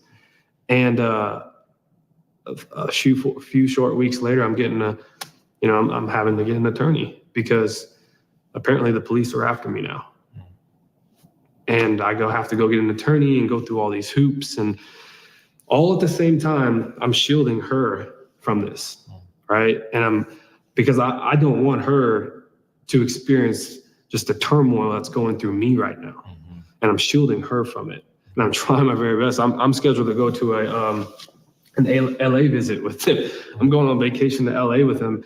And I'm going through literally about 3 weeks into this thing, and I can't tell the person that I want to tell the most of what I'm going through. I can't tell her, right? I'm having my attorneys telling me to keep it quiet while the police department does what it does. And so, Yeah, you went on a whole trip with me without it's crazy. Like we went to Los Angeles and he wasn't allowed to tell me anything. And he was acting so weird. Yeah, I couldn't eat. I couldn't sleep. I couldn't think right. Like it was just a dark cloud over me. Yeah. Right. Because I didn't know. I was calling my brother. I would have to step out sometimes. Yeah. I was like, what is he doing? Like he's on the phone all the time. And you had like no idea. yet. No idea. And I kept calling my brother. I said, man, is there any word? Because right now it's just an accusation. It hasn't been on the news or anything like that yet. It's not even like an arrest. And I was like, is there any word that they straighten it out? Right. Yeah. And he's like, and my brother finally tells me after a few phone calls of absolutely no news, while I'm in LA, he says, Greg, I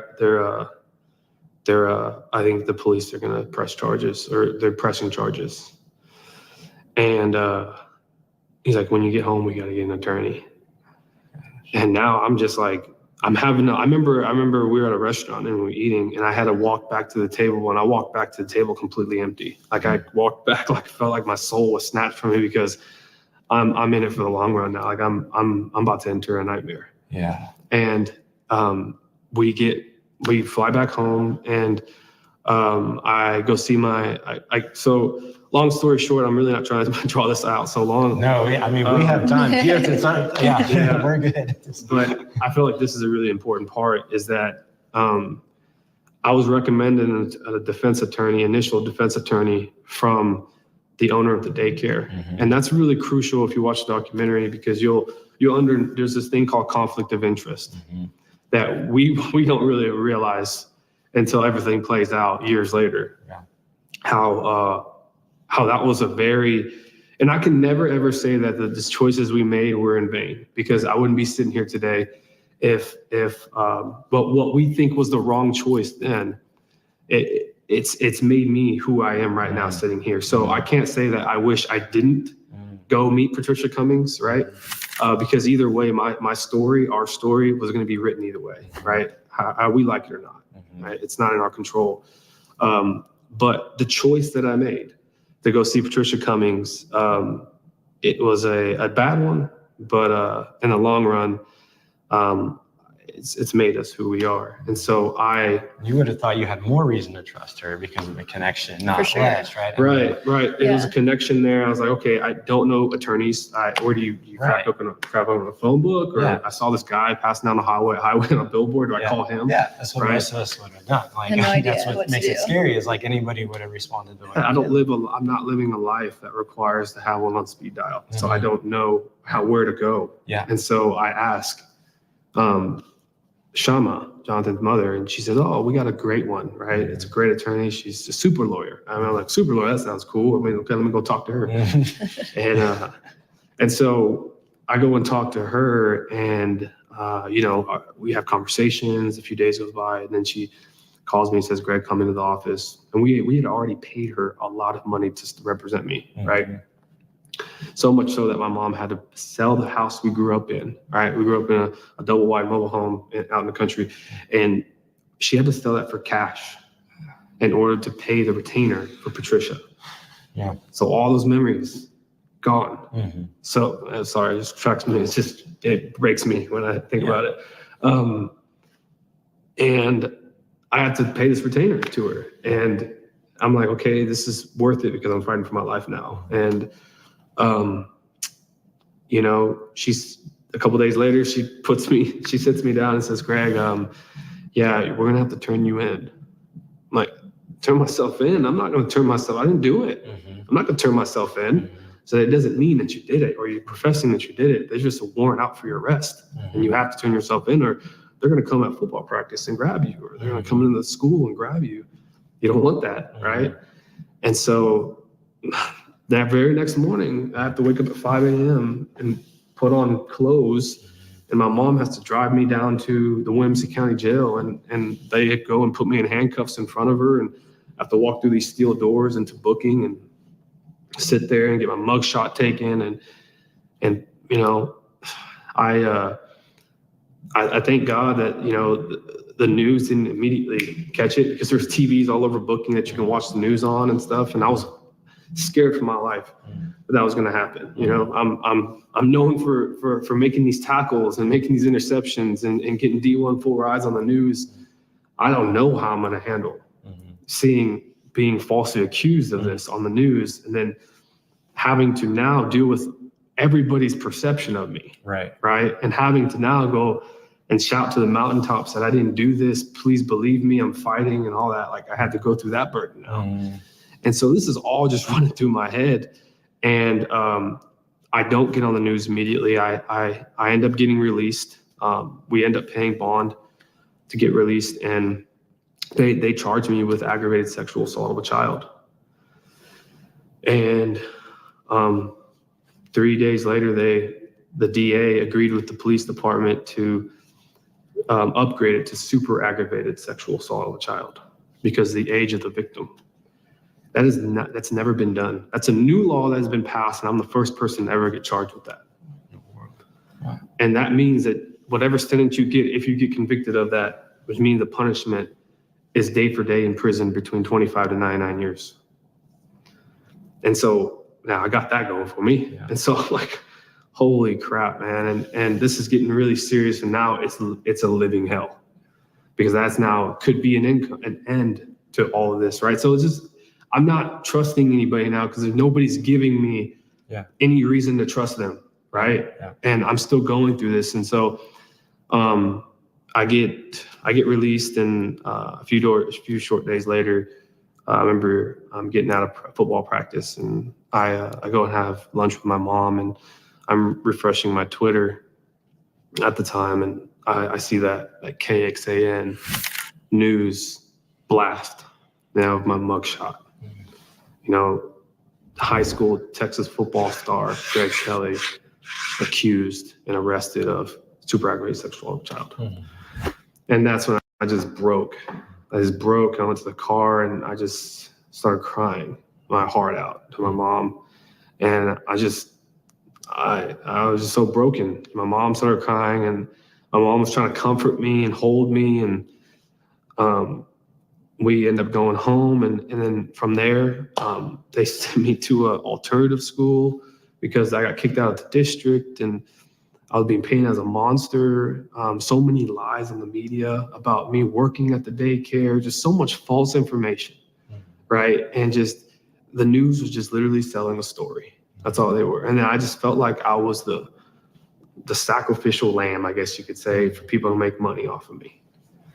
And a month later, there's this whole investigation process. And if you watch the documentary, you'll understand that the detective, while he was continuing to do the investigation after I was charged and went to jail for one night and got out, he went to go and step outside of bounds of operations, right, that he should be operating in, but he steps out and just poses a lot of red flags, right, for how he conducts his investigation, and does something completely unethical, and literally gets a second victim, forces a second victim to say that I abused them, so it can strengthen his case.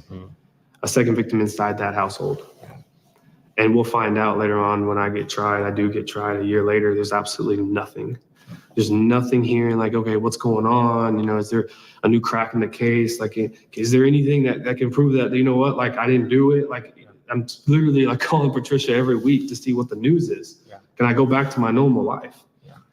And that questioning of him, of that officer, like in the documentary, was one of those like you watch the whole thing with your mouth open. Like it feels like that would happen hundreds of years ago in some remote part of the country, like not like here in Williamson County, Texas. No, non-civilization. Yeah, did you ever ever show him a picture, ever in the same room? Why did you suggest, like, you were only giving him two, like the number of things that you were just like that, I wouldn't have believed if I was watching a movie. You know, and I'm watching a documentary or something. Yeah, you can't make that stuff up. Like, Hollywood wouldn't even make a movie around that because it's not. They were like, that's not believable. It's not believable. Yeah.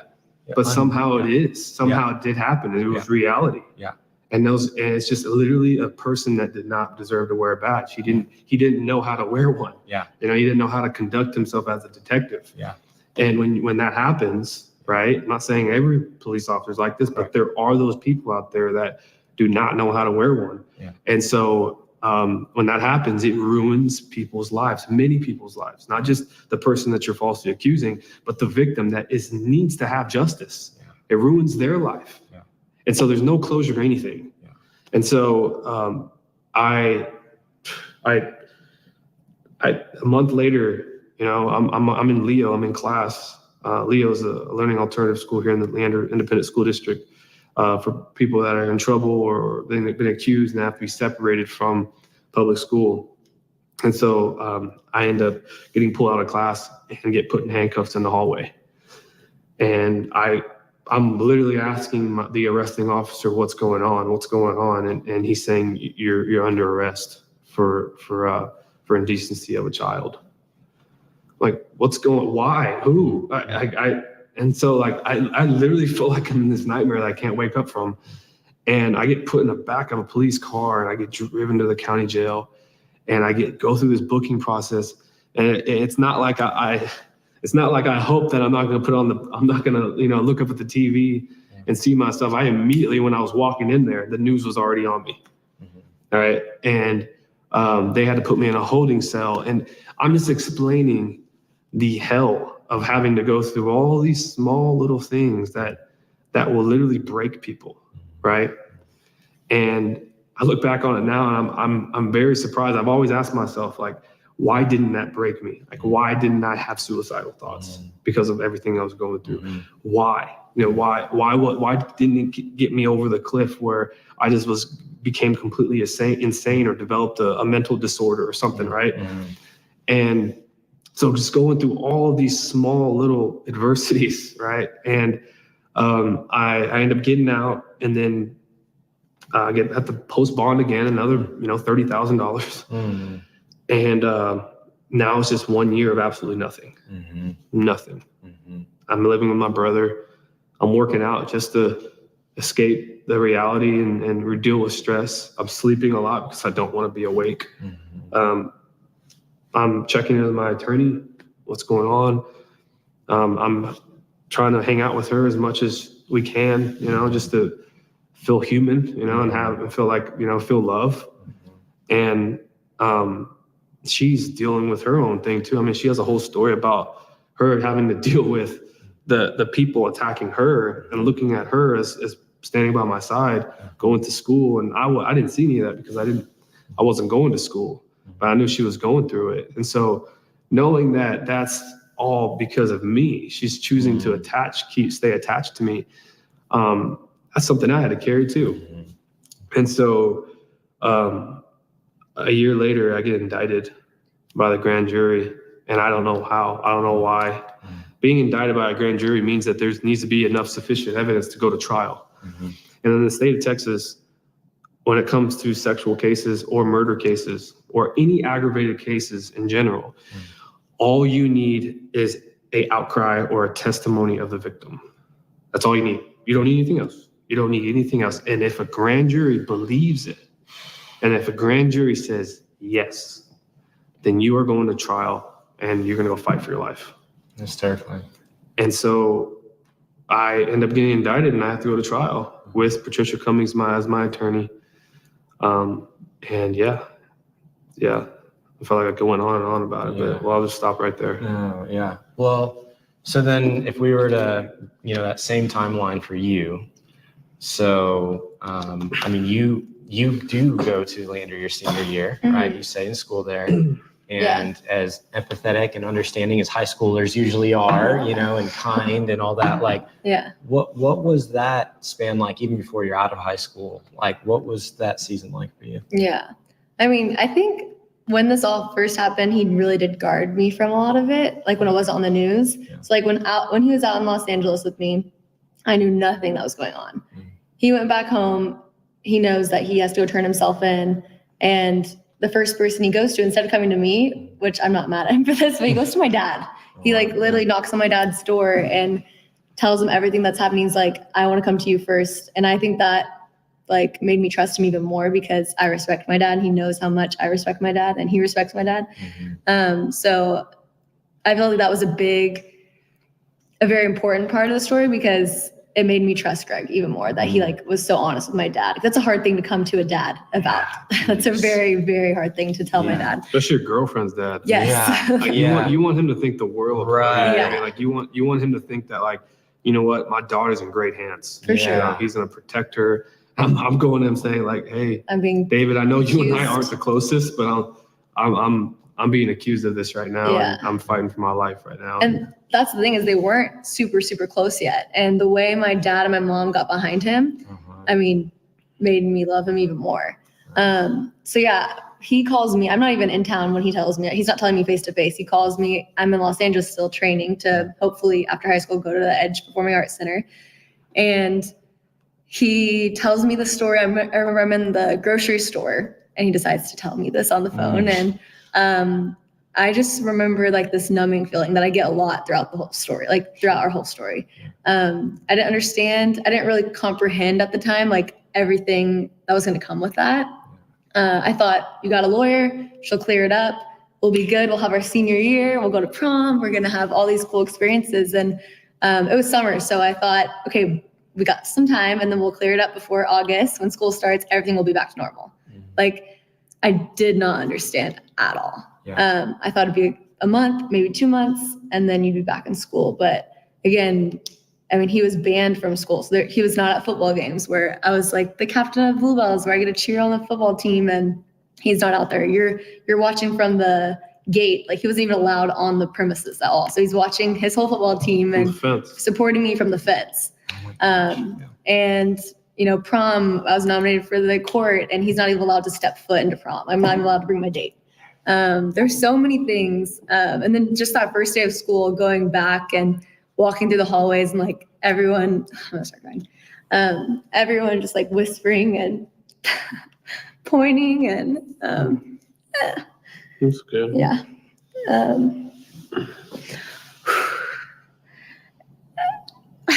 It just was like a black hole. And that wasn't even the worst part. It's crazy. That's not even the worst part. It kept getting more bad and more bad. And I did have those friends that supported me. The guy that I think did this was at school and like kind of tried to replace Gregg in a weird way. You know, Gregg was number 2 on the football team. This guy wanted to be number 2 on the football team. It's always like a tradition to hook pinkies at the end of football games.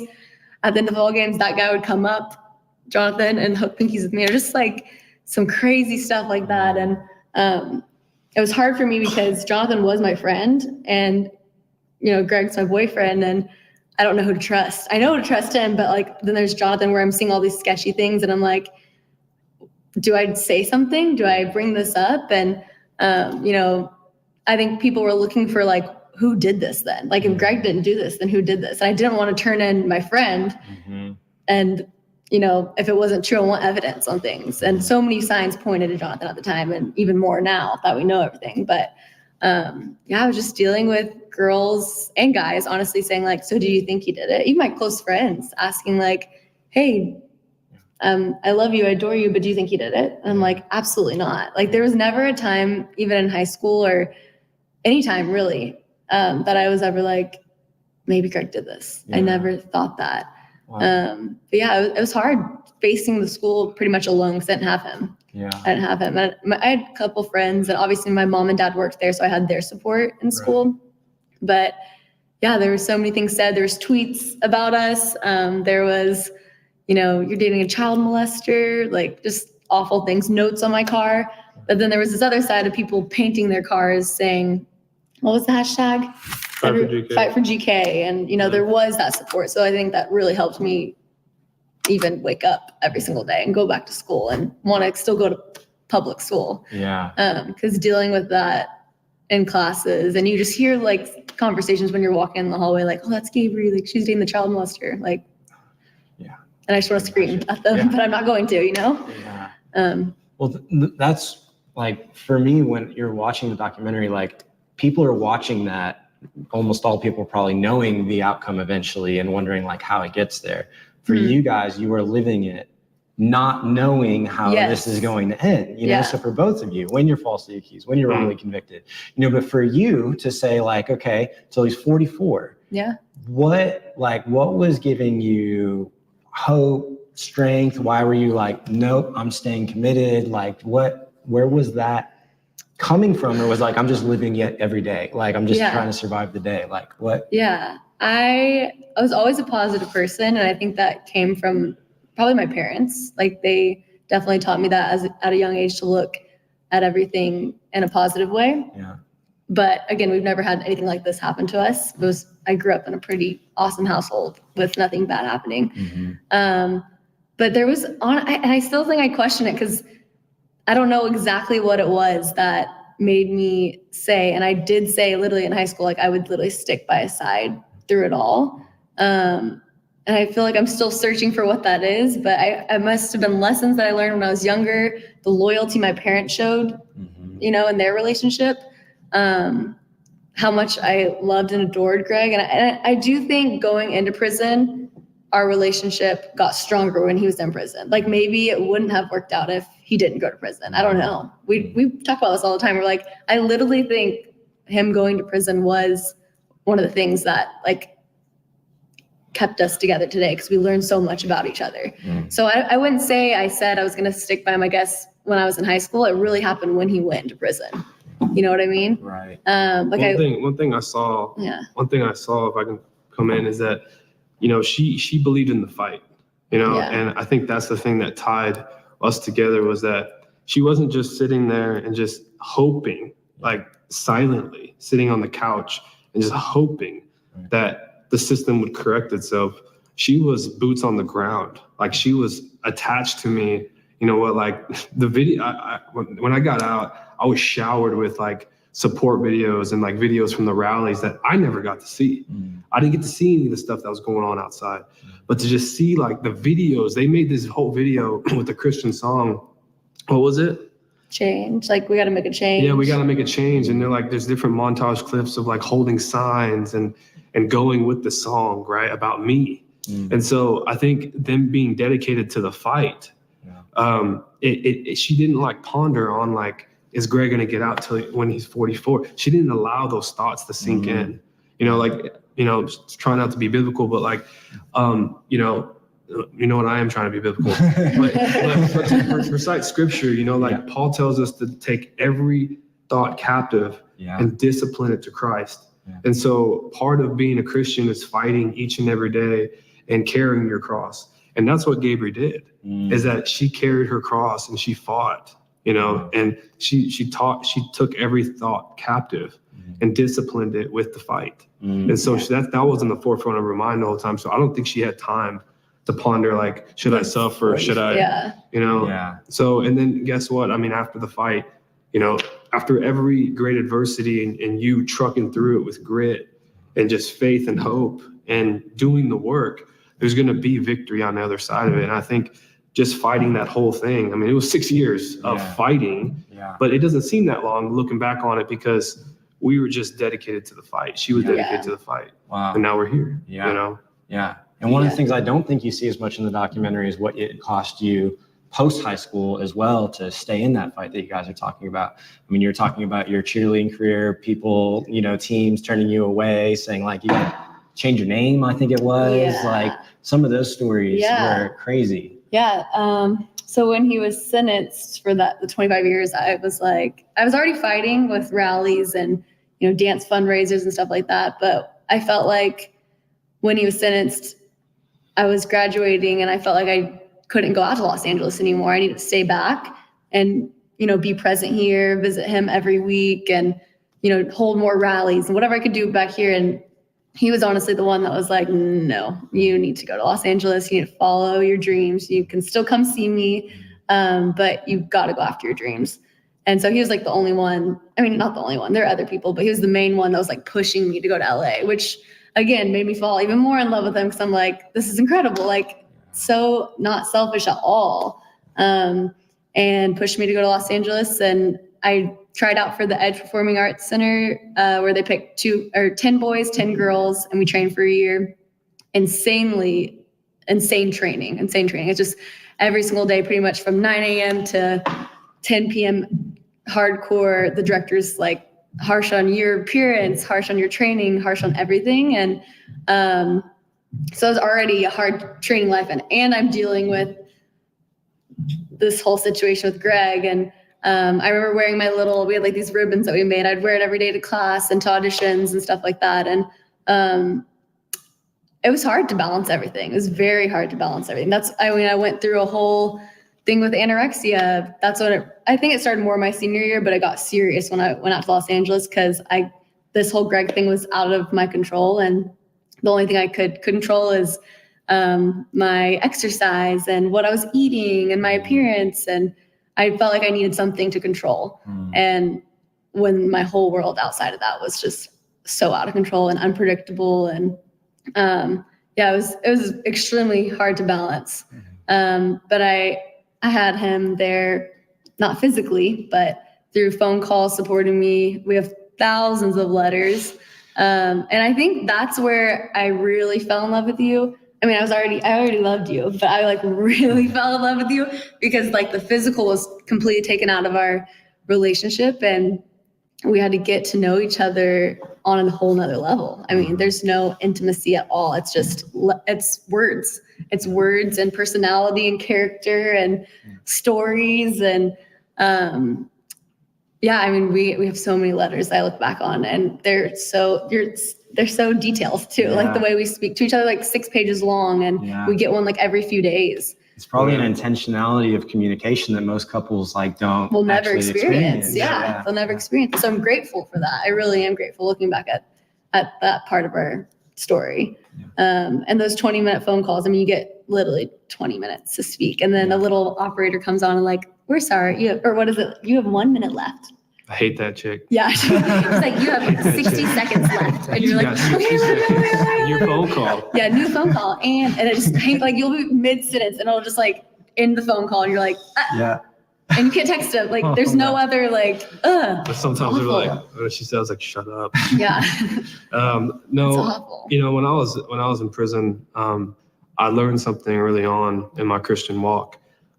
Studying the word, I got a life application Bible and I just cracked open my concordance and just kind of read the footnotes to every scripture. And I got to land on 1 Corinthians 13, the love chapter, right? And there's nowhere inside love is patient, love is kind, love is long-suffering, love endures all things. There's nothing in there that says love is physical. There's nothing. And so when I was writing her letters and I was calling her, I wanted to hit on every single part of 1 Corinthians 13 and explain to her that my goal right now is for us to fall into a deep love. So when we get out, it's amazing once we get married. Like once we get married, that physical is just going to just explode because we're doing it the right way. We're not having to go and see if we're physically compatible in order to now get to the kind, the love, the long suffering and the patience, right? Yeah. Like we're learning who we are. We would play 21 questions.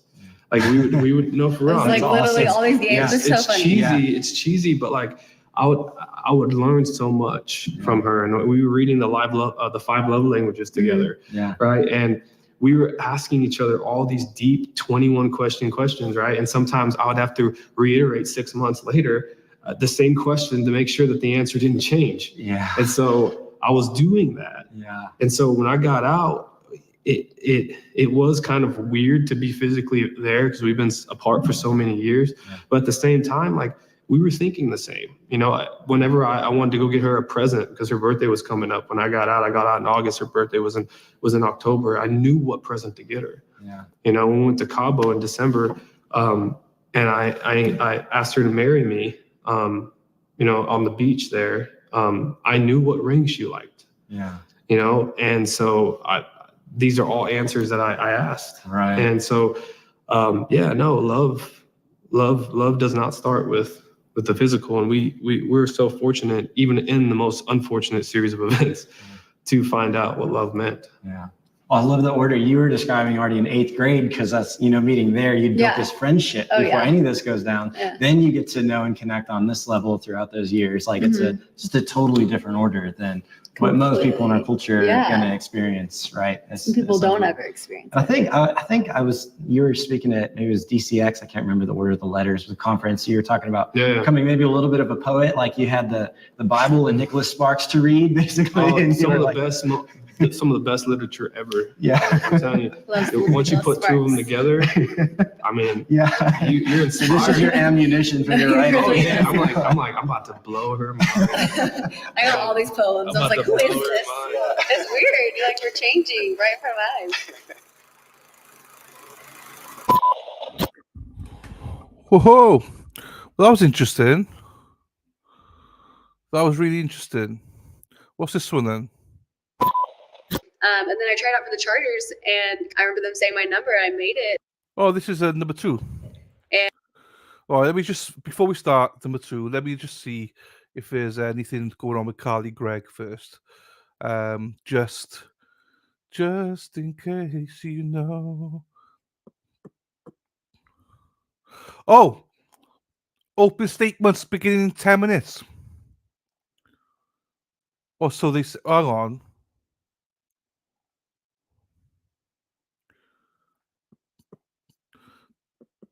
Some random has just said, I don't know who this is. Let me share it.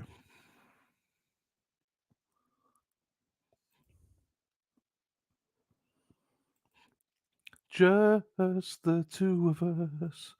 We can make it if we try. Just the two of us. You and I. Just the two of us.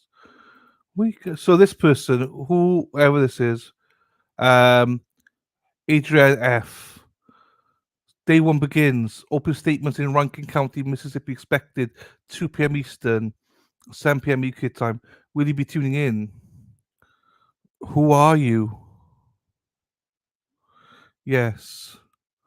But who are, like, it's just a random. I don't think they're. No, not Court TV haven't said anything or anything like that. Excuse-moi. Court TV have not said anything, so.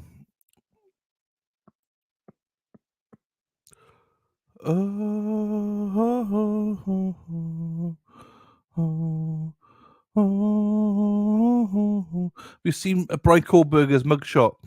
Hang on. Plus, I got this here. You are my fire, my only desire. Ba-ba. Do, do, do, do. Right, so there you go. Brian Kohlberger. His new mugshot from yesterday. Ada. I want it that away. Maxi Taxi, she's nothing but a hound dog. Mackie Techie, she's nothing but a spicy mod. Mackie Techie, tell me why. Mackie likes all the boys. Maxie likes all the boys. Yeah, yeah, yeah, yeah. Oh, Maxi Taxi, where are you? Maxi Taxi, where are you? Maxi Taxi, are you coming all out to Boston to see me in next May? Not all of them. No, well, I mean, there's a couple maybe you don't like, but you're not very fussy, are you? I know that much about you. You're that fussy girl. So this is, here you go. His new mugshot.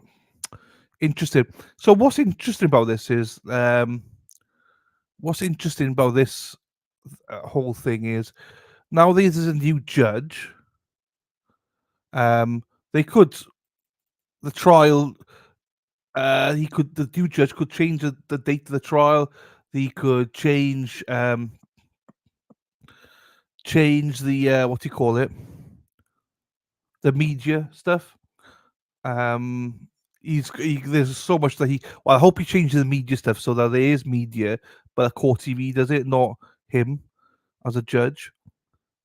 So yeah, there's a lot of stuff that's gonna change, I think. Ain't nothing but I'm here to stay. I want it that way. All right, alrighty then. Beep beep beep beep beep beep beep beep beep beep beep beep boom boom boom boom. Mexi doesn't like boys. Hey boys, hey girls. She doesn't like boys, grown men acting like boys, immature men, aka boys. I have a thing for granddaddies. Not even kidding. Oh yeah, you're same as Luna. Luna's like that. Luna likes the grind. So Luna, I know she doesn't mind me saying, Luna, we talked about this morning. I said she's the biggest weirdo I know. She is Alex Murdoch's #1 fan. She wants to rag him. So, you know, yeah, yeah, Gary, we're all out of it. Mexi likes the older. I look too young, she said. Oh, she broke my heart. With the monkeys, people say, but hey, hey, we're the monkeys. We love monkeying around. We're too busy singing to put anybody down. I do. Hey, hey, with the monkeys. People say we monkey around, but we're too busy singing to put anybody down. Oh, I got my own version of that, I think. Oops. But it's all good as we are. Yes, you're right. Oh, no, Shari. Shari. Tits and clams, that's a Shari D. Tits and clams, that's a Shari D. There you go, Shari. Catch you later, my darling. Hope you're okay. Very first concert when I was 5 or 6 in Chicago. Bye. Oh yeah, you got that. Yeah, yeah. Now I get you. Why? I was thinking why? Because of the you might be stuck. Yeah, I got you. I got you. Now I understand why. It's okay. Yeah, don't stress. I know it's easy enough for me to say don't stress out, but yeah, it's a tough one, isn't it? Oh, right. Wait. Right. Hang on. I need to get this up.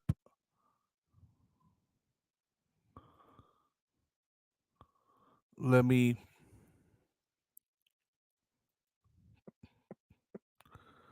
get this.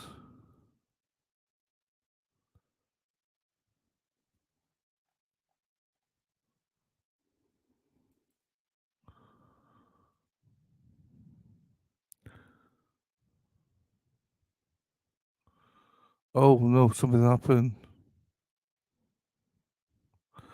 Um, all the courts streams have all changed now till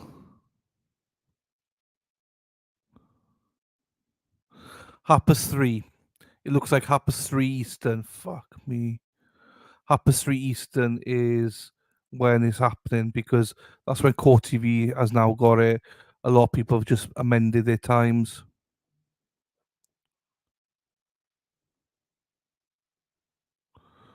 A lot of the streams have amended it. Yeah, all the streams have amended it.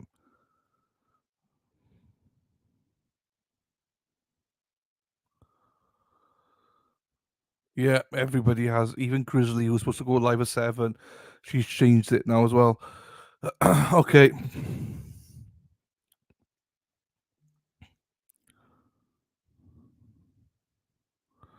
Right. Okay. So we're not doing that again. We won't be right. So we got an hour and a half, people. That's okay. Don't don't worry about it. Don't cry now, everybody. It's all good. I'm still here. I'm still here, everyone. Don't cry for me, Argentina. Da, da, da, da, da. Don't cry for me. Beep, beep, beep, beep. I will sort it, I will sort. Don't you worry. I will get us out of this. Don't fret, please, on me. I know what you know. I know what to do. Bow, bow, ba bow. I know what to do. Hey, hey, hey, hey, hey, hey, hey. Where the fuck is this? Where is this? No, I can't find where it's gone. Oh no, I don't know what's going on. Oh, oh, oh, it's magic, you know. Ah, da, da, da, da, da, it's magic. Mm-hmm. Where is this going to go? Oh, oh, oh, oh, oh, oh, oh, oh, oh, oh, oh, oh. I tolerate this singing. I tolerate this city.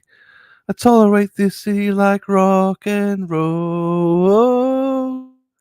Hello, well, Chatty. How are you all doing today? Oh, ho, ho, ho, ho. I'm here to ask a favor of you all.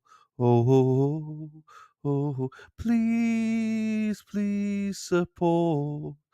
Please support. Please support my friends that are resistant to silence. Oh, yeah.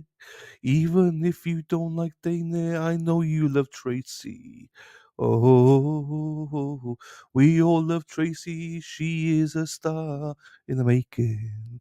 Oh, Dana is a clown. Dana. Oh, we love Tracy and tolerate Dana. We love her, Tracy, and so can you buy some merch? T-shirts and hoodies on sale are resistant to silence.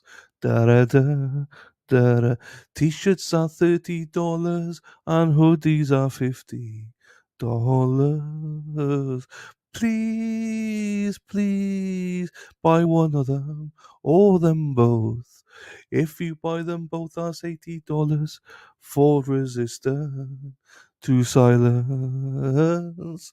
All you need to do is Venmo Tracy at Tracy dash Murray dash 1111, and that's all you need to do. I think so, but then I remembered you need to inform her what color and size you want. Please go and support Dana and Tracy, they're both lovely. Oh, oh, they got some great merch on the go, and Tracy is lovely. Oh, please, please support them. That's if you can. I love you, Tracy, and I tolerate you, Dana. Love you both. Go resistant to silence. What? Dennis Sweeney, good lord. If you didn't watch it, with the Sweeneys. Hey, hey, with the Sweeneys. Dennis and Brenda. Brenda is lovely. Dennis is in the bad books. Because Dennis said I couldn't sing. I need singing lessons. Dennis, fucking hell, man. What are you saying about me? But Brenda's lovely. Brenda's lovely and now. I don't know what I'm singing. I'm just making that up as I was singing it. I have no idea what I'm singing. I only just clicked that was the Sweeney song. I didn't even think about that until just now. Hey, hey, we're the Sweeneys. Dennis and Brenda. We're from Canton. Dennis King and Queen. Doesn't make much sense. Hey, hey, with the Sweeneys. Brenda's much lovelier. No, you're both lovely. I can't make a difference of it. Tolerate. Hey, Lady Di, you'll be in trouble. You'll be in trouble, Lady Di. Yeah. Hey, hey, Brenda Sweeney. Dennis. Punching above his weight. You want to invest in that mic for you? Yeah, fuckers. Right, I'll stop making songs up. I will for now. Right, let's go back to part 2 of this. Gregg and Gabriel Kelly. This is the second part of the whole thing. The first part was interesting, so let's listen to the second part. By the time this finishes, there should only be half an hour left then until the opening statements.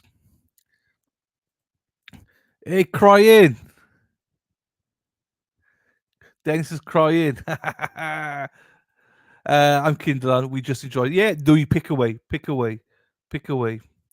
I went to put pork chops in the slow cooker and I started singing the tune of Sex Bot, pork chops, some pork chops. I love it no matter what. Exactly. I can't sing in tune. I just literally make it up. Lamb chops. Oh, shit. Do you know what I had? I didn't have lamb chops, but I had a roast lamb yesterday for dinner, and I had a lamb baguette for dinner tonight.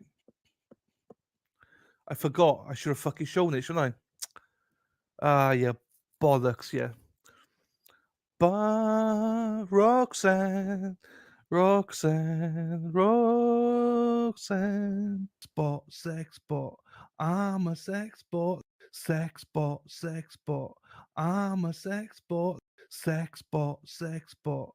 I'm a sex bot. Sex bot. I'm a sex bot. There you go, Silence of the Lambs. There you go. Chicken noodle soda on the side. Yeah. KFC. What's the KFC one? McDonald's, Kentucky Fried Chicken, and Pizza Hut. That's a song. Do you remember that song? That old song years ago. Fucking hell. Looking back at now, I'm like, what the hell? McDonald's, Kentucky Fried Chicken, and a Pizza Hut. Anyway, let's listen to this then. I think so. Anyway, you remember it, Gary? I know. Cheapers. There's so many songs now.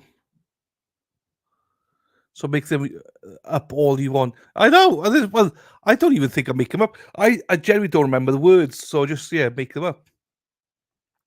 We built this city.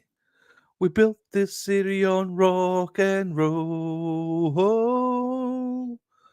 Bow, bow, bow, bow, bow, bow, bow, bow. I don't know the rest of it.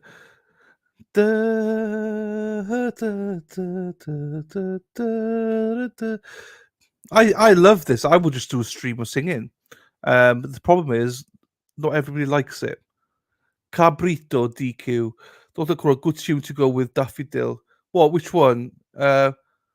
Daffodil. And that's my only other problem is I forget stuff. I don't even remember what I did 2 minutes ago. We built this city for Daffodil. Down, bow. We built this city. We built this city for Daffodil. I need something in the middle though. Daffy.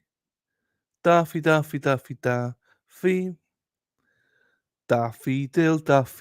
where are you? Let me see. No, Daffodil, where are you? I know you. Daffy wants to give me one. Oh, I know. Uncle Fister's in the house. No, never heard that song before. There you go, Uncle Fister. How we doing? keep it moving. Hope you're well. Pussy, yeah, daffodil,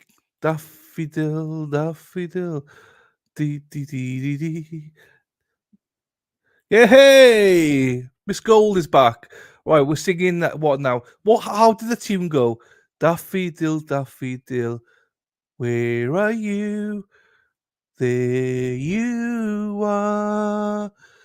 Daffy wants to rip. No, that doesn't go sense. Daffy, oh, Daffy, Daffy, Daffy, Daffy, Daffy. Daffy wants to rip my shirt. Daffy wants to give me a shirt. Da da da da da da da da da da da. Daffy wants to give me one. No. Daffodil, no. Daffodil, daffodil, no. Ah, what was your other one? We built this city. We built this Daffy on rock and roll. We built Daffodil. No. Daffodil, daffodil, where are you? There you are. Daffodil, daffodil, ripping off my shirt. There we go. You say you don't know her. Daffy is a name. We built this city for Daffodil. I don't know. I think the Daffodil, daffodil, where are you? Daffodil. Daffy's a home bag, and what are you? Let's play a clue. Daffy loves to. My name is Diana, so you can always sing "Dirty Diana." I always say it it is Dynamite Diana. Right. I need to get this right. This is what we're doing now for the next hour, isn't it? Singing songs about each other, making me make songs about you. Let me take this one down. There's no way you're watching that now.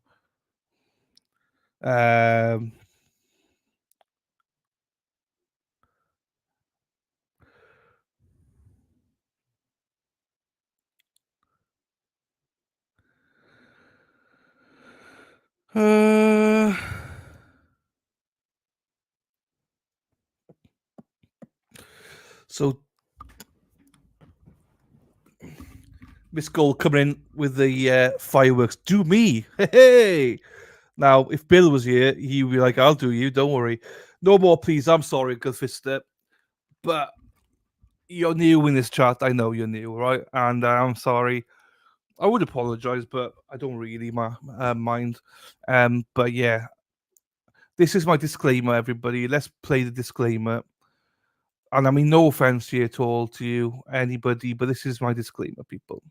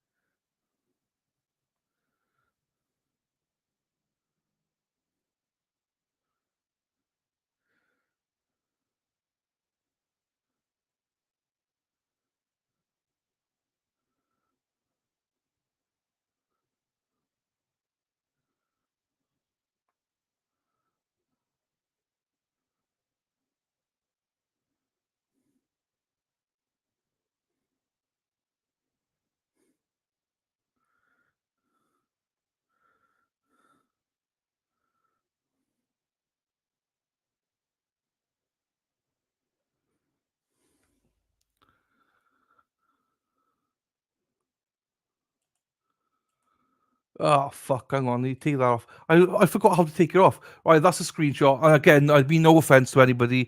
I know there's a few people new here. That's all, and Uncle Fister's new. I just want the Uncle Fister. That's the disclaimer. As I say, it's no offense whatsoever to you, my friend.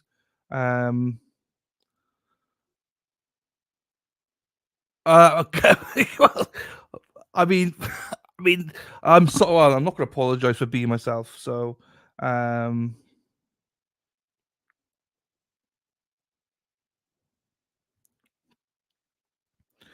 do do.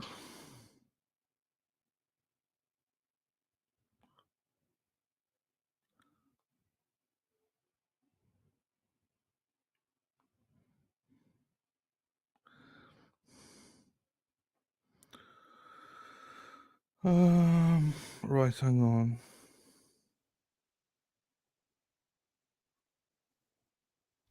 Right. Boom, boom. Right. What are we doing? Daffy Dill, yeah? Okay, so I need to do the songs now, right? And then I'm gonna have to clip some of them, and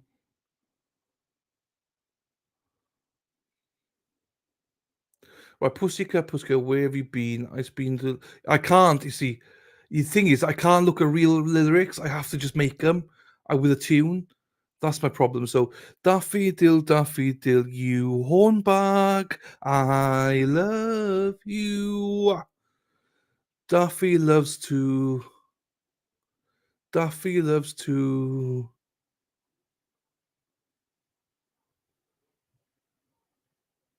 With a triple D's. Daffy Dill, where are you? Daffy Dill,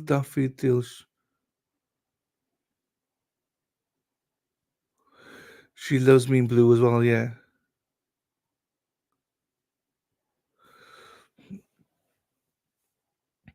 Daffy Dill, fuck off to the glarer. You cheated on me. Stacey's... Daffy Dill, she's got it going on. Ba-da-ba. Loves it in the thong. Daffy lives a thong. Daffy rips off a thong. Don't know. Fuck. Miss Gold wants one as well. Who else wants one? Miss Gold wants one. Ain't nothing but a Goldie. Golden all the time. Miss H is a Goldie. Riding all the time. I just do it. I'll just do it. I will do one for Daffy. It's not a problem. It's just. Do you know what I mean? Glera's always good, Uncle Fister. Glera's the best. Glera's the best. Oh, Daffy Dill, where are you? You. I feel locked in now. Ain't nothing but a daffodil riding all night long. Ain't nothing but a daffodil always wearing a thong.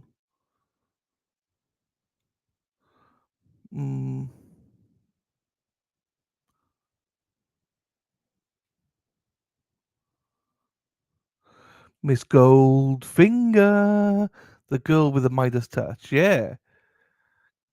Miss H Goldfinger.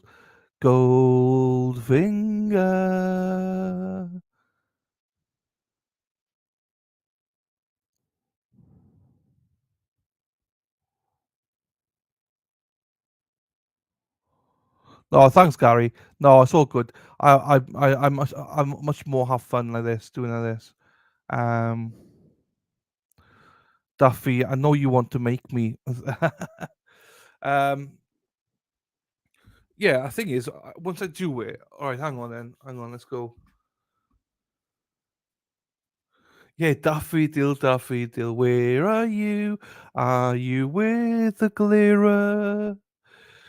Daffy cheats on me all the time with the Glera. I love the Glera, so I forgive you, Daffy Dill. Daffy Dill. You see, that's all right. That was Daffodil, daffodil, where are you? Are you with Will? Duffy, he cheats on me all the time, but I'll forgive her. No, that line doesn't make any sense. Daffodil, Miss H. Go.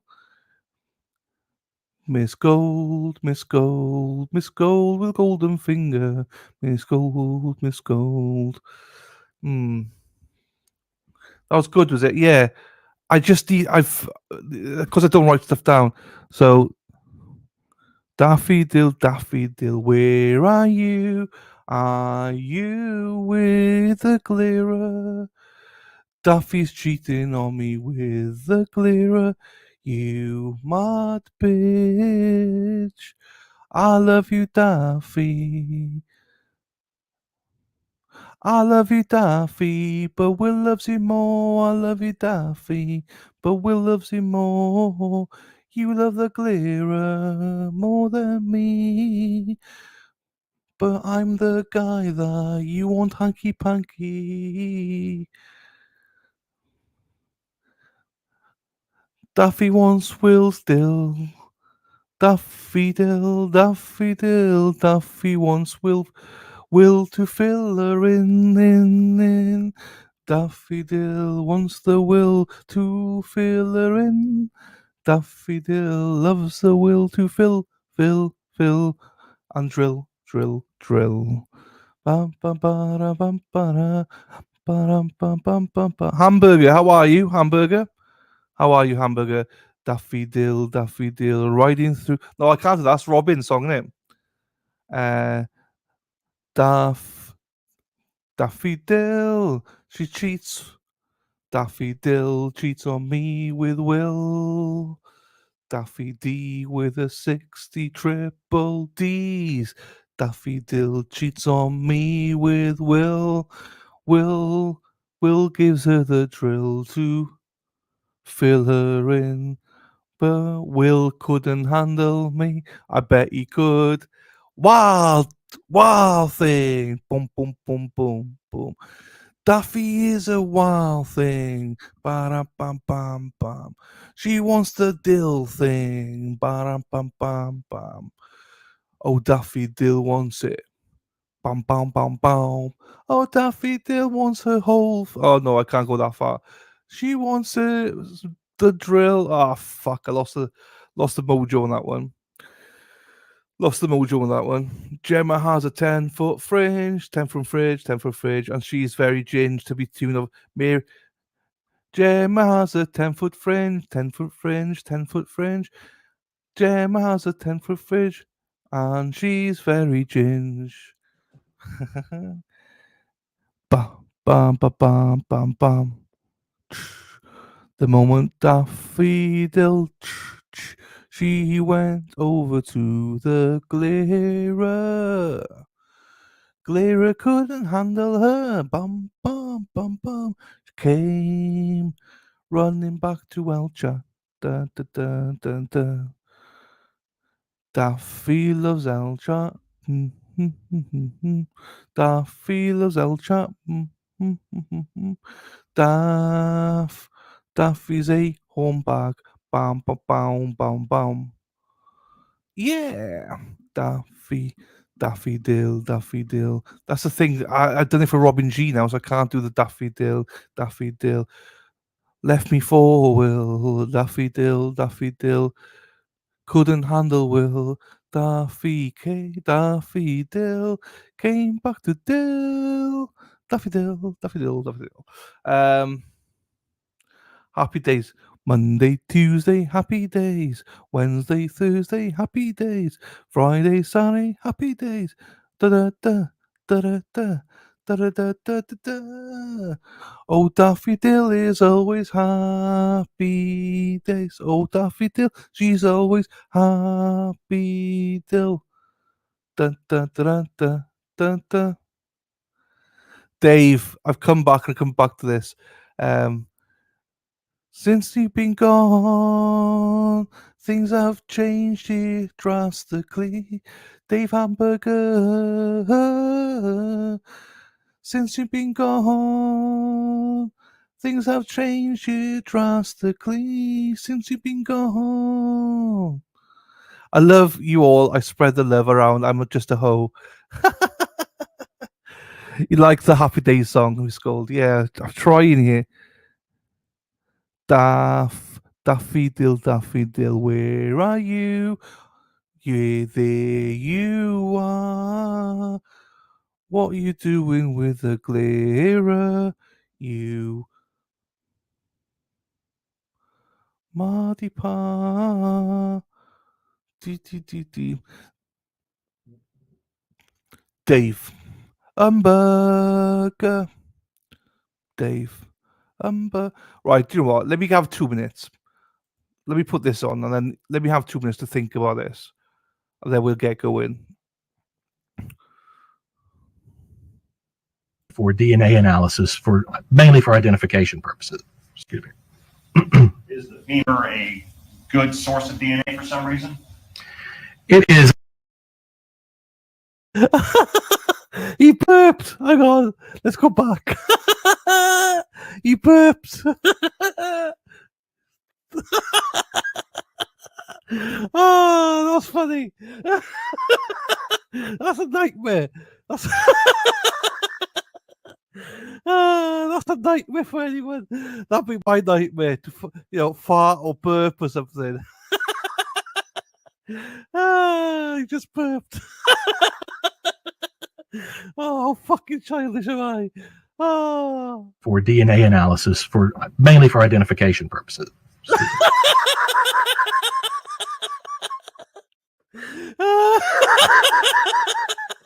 If you don't find that funny, I can't help you.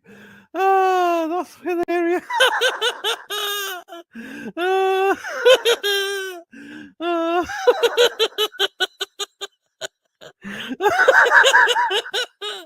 Oh, fuck. I'm sorry. Go back and watch it again.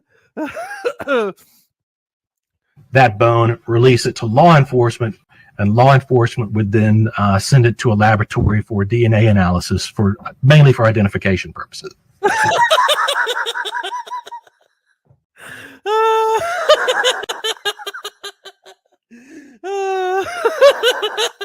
Oh, what a poor guy.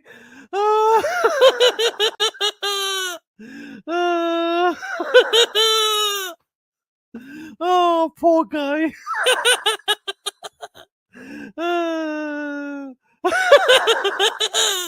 Let's go back again. Hey, Katie. Katie Santos in the house. Oh, Katie, watch it. He burps. Hang on. That bone, release it to law enforcement, and law enforcement would then send it to a laboratory for DNA analysis, for mainly for identification purposes. Excuse me. What's going through his head right now? What's going through his head right now? He just burped. He must be so embarrassed. Oh, that's funny. That's funny. Oh, I think that's hilarious. I think that's hilarious, everybody. He just fucking burps. That's just a fucking nightmare. Anyway, sorry. I'll get back. Hey, Katie, how are you doing, my darling? Hope you're well. Oregon here. Dave's gone. There you go. We replaced one Oregon with another Oregon person. So there you go. I was just thinking about little G,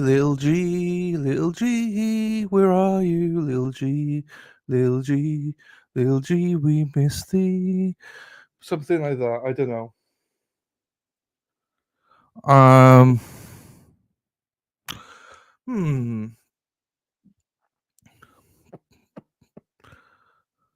Daffodil, riding all the men. Daffodil, riding. Daffodil, riding Will Glera. Daffodil, going after the man. Ba ba ba ba ba ba ba ba. Daffodil. No, right, come on, serious now. Come on, what the fuck are we doing? Come on, get a song for Daffy. Daffodil, daffodil. If you guys weren't here, there'd be no pressure. All right, so daffodil, daffodil, where are you? Dun, dun, dun. Daffodil, daffodil, where are you? Cheating on me with Will. Daffodil, daffodil, running back after being with Will. Ah. Daffy, Daffy, Daffy, Daffy, Daffodil, Daffodil. Where are you? What? Daffodil, Daffodil, where are you? She needs a screw. Daffy with a double D size. Daffy with a powerful size. Yeah, I could incorporate something. Daffodil, Daffodil, Daffodil, Daffodil. Daffodil, daffodil, Daffy's after Will. Daffodil, daffodil, Daffy's after Bill. Daffodil after Will. And then Bill, and then Bill, and then Bill.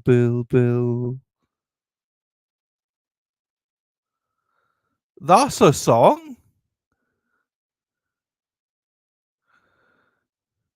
You're a hoe. But that's not a bad song, is it? Daffodil, daffodil. Daffy's chasing Will.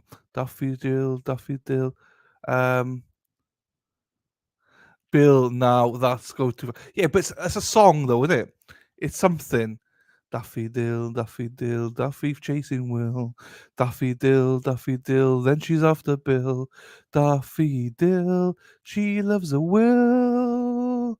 Willie, Billy, Daffodilly.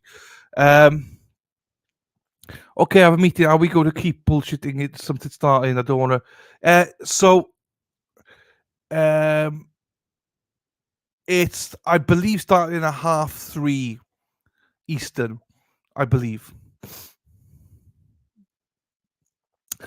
Are we going to keep? Oh, hang on. Is Josie's giving you bollocking here? Okay, I have a meeting. Are we going to keep bullshitting? It is something, or is something starting? I don't want to miss trial. No, we're waiting for trial. We're waiting for trial. That is my bollocking off Miss Josie. Don't fuck about what Josie's about. So 3:30, I believe 3:30. So in about 55 minutes, we should be good. That's where all the streams have got it anyway. What are we going to be watching? We're going to be watching Carly, Gregg. We will be. Daffy and Will sitting in the tree, dreaming of Hank and Panky. Last line, but she always come back to Dill. I forgot the song now. Daffodil, daffodil, she's after Will. Daffodil, daffodil, she'll even do Bill. Daffodil always comes back to the dill, to the dill, to the dill. Supposed to be, yeah, 3:30, yes. There you go. I'll have to clip something. But do you know what I mean? That it's not that it's something that I just, it takes a few times, doesn't it, to get it right. I just have. I answered your question. Oh fuck! What have I done now? You see, I told you people, I'm in trouble again. No worries, Crystal.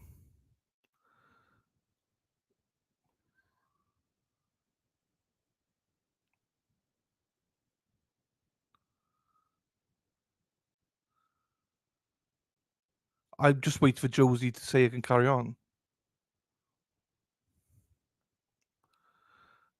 Unless I missed something. I don't know what I missed.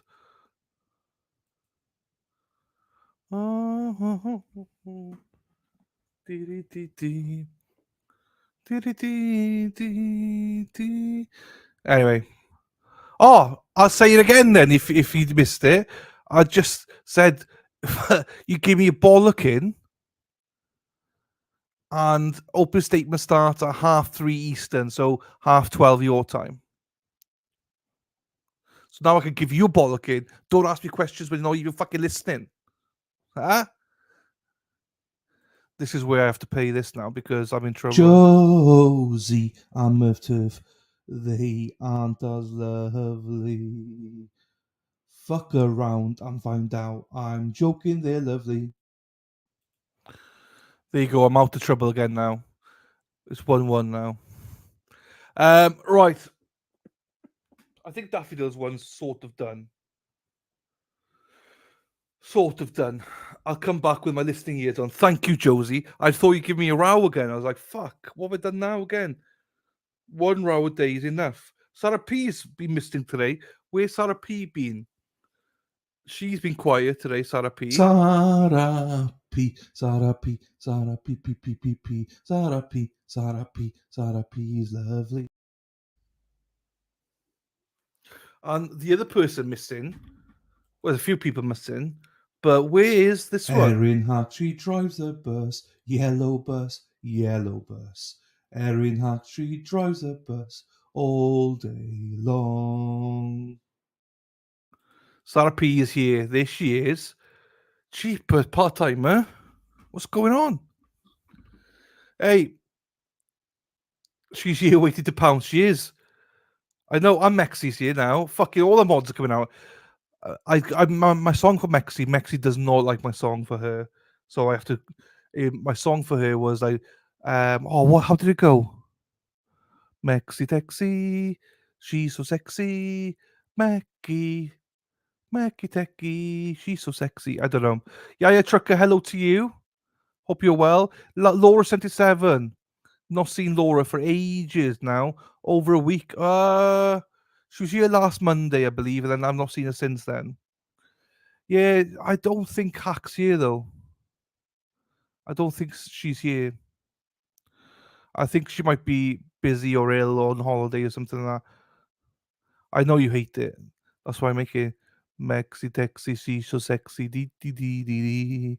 Maxi Texi, she's so sexy, dee dee dee dee dee dee dee. Maxi Texi, she's so sexy. She likes granddaddies. Maxi Texi, she likes granddaddies. Bills will be in the trunk with a shovel and and lime. Yes, right. Okay. We built this city on rock and roll. Right, I'm done with singing now. Right, let me put this back on because I'm done with singing, I think. Bara. Second part for you people. Listen to this because Lady Di likes it. I remember my biggest cheerleaders were you and all the prison guys. Like, I remember on the phone. I remember on the phone. It was so loud. They like blew my ear off. He's like, oh man, you're a real life NFL cheerleader. Yeah.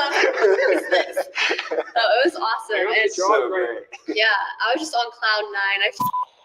And I was just punching the bird emojis like I'm free. I'm free. And so she was sprinting back to that apartment, throwing her Yeti. Like, my stuff's all over New York. Like, I don't even know where it is. Somewhere. I got her journal. Yeah, and everything's gone.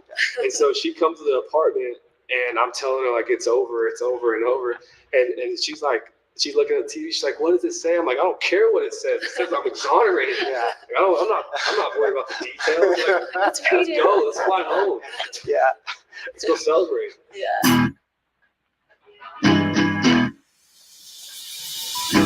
The Emmy Award-winning documentary Outcry tells the true story of former Texas high school football star Gregg Kelly, who was falsely accused and wrongly convicted of arguably the worst crime imaginable, serving over 3 years in prison. Gregg and his now wife Gabri have lived what is most of our worst fear, the loss of freedom, totally out of their control. Their story is an unbelievable one of grit, determination, loyalty, hope, and ultimately love that we can all draw inspiration from. Today, we sit down to hear context and stories not in the documentary, hear about what builds such incredible character in both of them, and catch up on what life is like for them today. Here's part 2 of 2.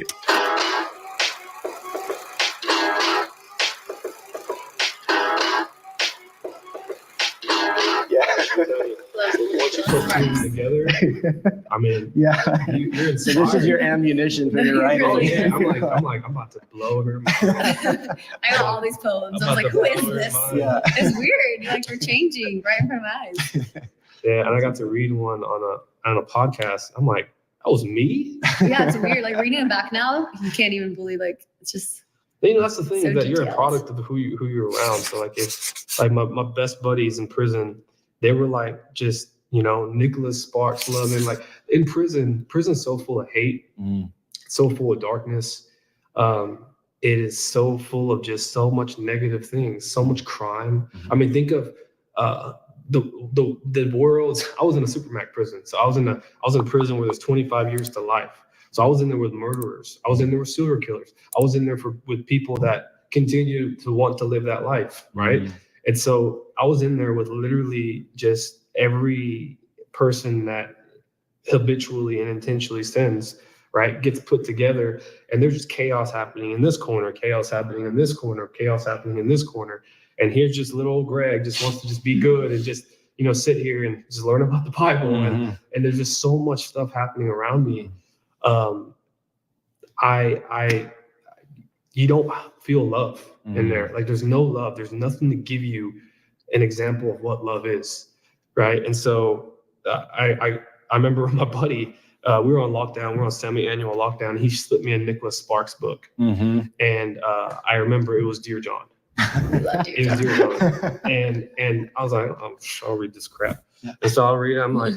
And I couldn't put it down. I read it all day, cover to cover. Yeah. Why? Because I was just dive deep into the part. I'm like, okay, man, what? Are you serious? Is he coming back? And it's because like I'm not experiencing that. And then at the same time, like I read every Nicholas Sparks book in like 6 months. That's awesome. And it's made me a lover boy. So I love Nicholas Sparks now. Yeah. How did you how difficult was it to form relationships? I mean, going in for what you're in for, I would imagine is the most difficult way to enter that world, environment. So did you go about the guys take time to build trust with you? Were there people right away that were? No, I was immediately, everybody doesn't know what you're in there for unless so I was major news, right? But so half of the people don't watch the news. It's not like, you're a celebrity going in there, right? If you're a celebrity, you're not even going to see general population. So I probably only maybe a dozen people see my face on before, and I was entering a 3,000 man farm, right? Okay. Unit. I call it a farm because that's what the unit I was on. It was actually a farm unit. Okay. Most of it was agricultural work. And so whenever I went in there, nobody really knew who I was until later on happened, right? When I was fighting my case and I was in the Austin American Statesman a lot more, and the newspaper gets delivered to the prisons and stuff. And so, but I was very fortunate to have some really strong Christian men who have been down for 30 years, 40 years. I've been in prison for 40 years since they were 16, 17 years old, that went through the race wars in the 80s and the 90s, survived it. Right, maybe did some things they're not proud of because back then it was kill or be killed, right? And they survived that, and then they went on and just became something they like to call Cadillac inmates, which is like you've been through stuff, so now you're just kind of retired. Yeah, right. Yeah. So they're and now they're able to be in a safe place, right? To be able to worship God and worship Christians, because back then people, if during a race war, if you were a Christian, you were terminated. Wow. Like you were not going to be a part of what's going on in prison. Like they would kill you. And so you couldn't even worship God in that situation in the 80s and 90s. So now they're 40 and 50 years old, and they're in a safe place to be able to be men of God, boldly and courageously and publicly. And so, they go and two of them came up to me. He's like, hey man, at first I was real weary because you can't trust anybody. They're all manipulative and all that. So they sat down next to me and I'm like, oh God. And so I'm watching TV and he's like, hey man, where you from? And I'm like, I'm Austin. And he's like, hey, my name's, Ray, and this is, they call him Boyle, which is his nickname. Boyle means chicken. He looked like kind of chicken. But he's like, this is Boyle. We hold Bible study, man, every night. At this table, there's gonna be coffee and cookies if you wanna come here. Come on whenever you're ready, right? And just talk, eat some cookies. We just socialize and kind of get to know each other. And I was like, oh, I appreciate it. Thanks. And so I just stayed with myself for a few more days. And then I finally was like, you know what? I'm gonna go to Bible study. So I go to Bible study, and man, we stayed out there at that table until rack up, which was midnight. And I just got to talk and hear their story and where they come from. Blew my mind, all the things they went through. And the relationship started to develop, and a brotherhood started to develop. And those are guys that I still do my very best to try to keep in contact, and hoping and praying that they get out one day. There would be nothing more to see just some of these guys that have impacted my life, my Christian walk, right? And the seeds they planted in my heart when I was going through absolutely hell. There's nothing more than that I want than just to see them walk out and just enjoy this second life that they get. Wow. So it was tough, but at the same time, I kept my circle small, and I kept the guys that I really trusted real close. Sure. Oh, that makes sense. Well, I know we interjected with the letters, but you were talking about, you had, I think you said it was like your dream from a young age to be an NFL cheerleader, right? That's what it was. Oh, yeah. You were in pursuit of that, Mhm. and actually, I think achieved that at one point. Yes. So if you were to pick up from there, like how that went. Yeah. So ever since I was little, I was looking at the Dallas Cowboys cheerleaders. I saw my sister do it, and I always had a dream to cheer for the NFL. I didn't know necessarily if it'd be Dallas or where it'd be, but when I was in Los Angeles, I think the Chargers had just switched over from San Diego to LA. And the year before, I tried out for the Rams, didn't make it. They told me why, and it had to do with Gregg, or just our story, literally our story. And then I tried out for the Chargers, and kind of with high hopes, but also like that my story might come up. And I remember them saying my number, I made it. And I remember my biggest cheerleaders were you and all the prison guys. Like, I remember on the phone. It was so loud. They like blew my ear off. I told them, I was like, you guys, you're talking to a new NFL cheerleader. And they're just screaming. And Porter, one of our really close friends that's still in prison, I was like screaming. He's like, you did it. I just had so much support. It was crazy. Yeah. It's all the guys.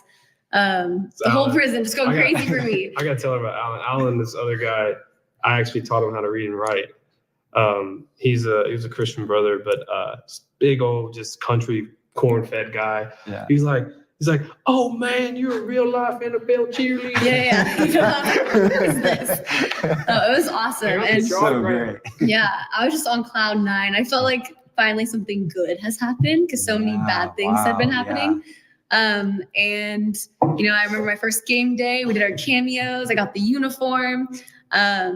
I'm like a rookie on the team. So usually when you're a rookie, you're like in the back, but she's like, the coach is like putting me in the front. And I'm just like feeling on cloud nine right now. And I remember after one practice, it was literally, we just learned all our routines. I think it was before our first game day, actually.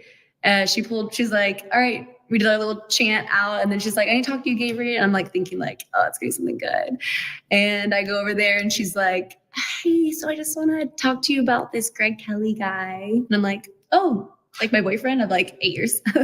And I'm right away, my heart sinks because I'm like, oh no, like this can't be that, because I would think they do their research beforehand before taking me onto the team. And I thought they probably thought it was inspiring, like my story, and, want to get behind me, like, how can we help? And instead it's, hey, you need to delete everything about Gregg. You can't do these rally things. I used to get on camera and be like, hey guys, everyone, let's meet up at the the park and let's have a prayer circle for, get all the GK supporters together. And she's like, yeah, you can't do that anymore. And, pretty much wanting to change my identity, wanting to change my name. Just like nothing about Gregg was allowed to be talked about in practices, on my social media, anything. And, right away I just started crying and I didn't understand why. And I was trying to explain to her, like, he didn't do it. I've been explaining to everyone in my life, he did not do this, and trying to tell her what really happened. I'm like, don't worry, he's about to be out. Like, he's going to start coming to games. Like, just so, and she's like, you sound crazy right now. Like, literally looking at me like, you're insane. And I had after that, I had a really hard time, like, going back to practices. And I had some teammates that were so supportive. They were literally like my bridesmaids in our wedding. But just the fact that my coach can support me it just made my NFL dream like not what I expected. And really heartbreaking, honestly. It was a huge career change for me because I could have seen myself do that for 6 years. Like I would have seen, like if he got out, I'd be like, we're gonna stay in LA. I want to do this. And Long shot for me. yeah, I know he's not about LA. He's definitely not about it. So probably worked out for the best. But yeah, it just pretty much crushed my main dream from like a childhood. Like literally that was my childhood dream. I finally made it. It was everything I wanted and more, all the best friends, but she just like ripped that from me. And I knew I couldn't come back the next year. He even got out, and what was like the icing on the cake for me, she was like, he's out on bond. There's like more evidence out. And she's like, so he can't come to any games, and he can't come to, but I don't think that's legal. I don't think you can do that. I don't think you can ban people from games, but she did. Just recommended that he doesn't go. I'm like, yeah, I'm going. Yeah, he was there. And I mean, banned him from like our calendar shoot, our parties. I mean, I wasn't allowed to tell, we got engaged during that year, which is such a big deal for us. I wasn't allowed to tell that story. So I just knew it wasn't the fit for me. It was a great experience dance-wise and friendship-wise, but just the fact that she couldn't get behind this part of my life, I was like, this is pretty much my whole life. So I can't do this again. So I decided not to try out again. But I think it was for the best, definitely. We got engaged during that year. I finished out my Chargers. He came to every game. I mean, he was there for me 100%, even though she said not to be. And I feel like I did fulfill that void that I wanted to, like that dream I want to do, but there's also some like heartbreak to it too. Like I still wish it would have been longer and she would have supported him or supported me in that. But it all worked out because I ended up coming back. And then we went off to New York right after that. So I got a scholarship for Broadway Dance Center. And that's another dance opportunity I got that he was 100% supportive of me. And this is when he's already out. So I don't know if we're already jumping to that. No, yeah, we're good. Yeah. That's so good. Yeah.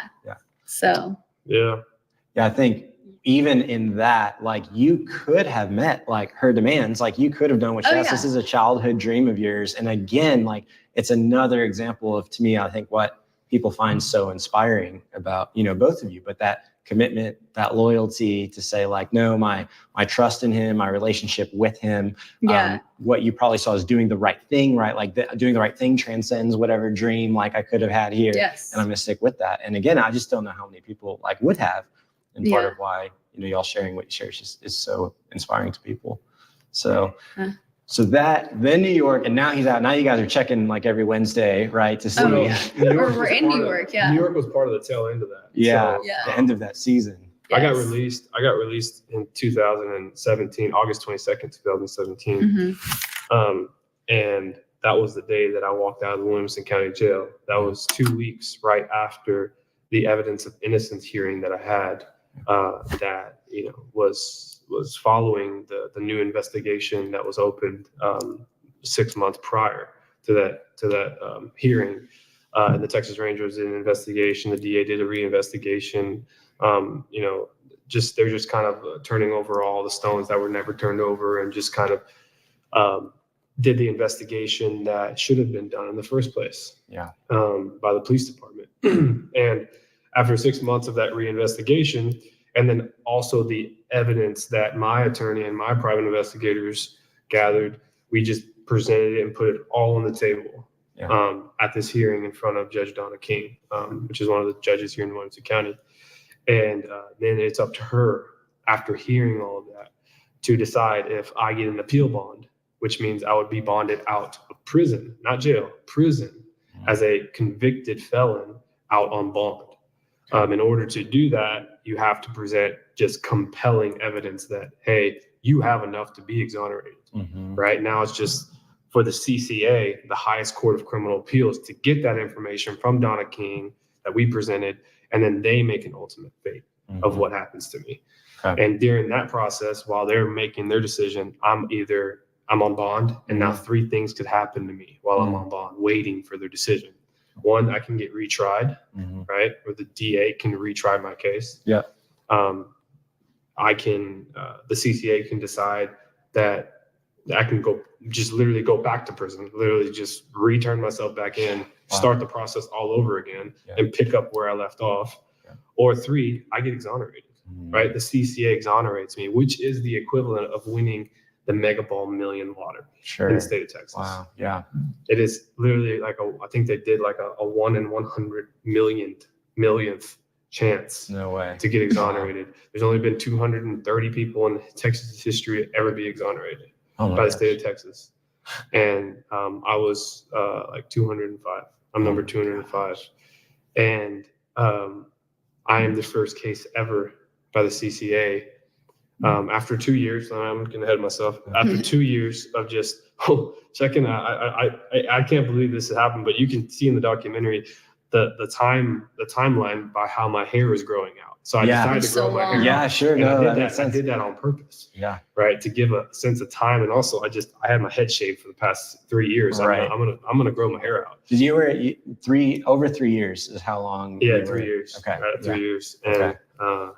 And I was actually in prison, and then another 2 years waiting as still a felon, right? Waiting, technically still an inmate of the Texas Department of Criminal Justice, but on county leave on like bench warrant.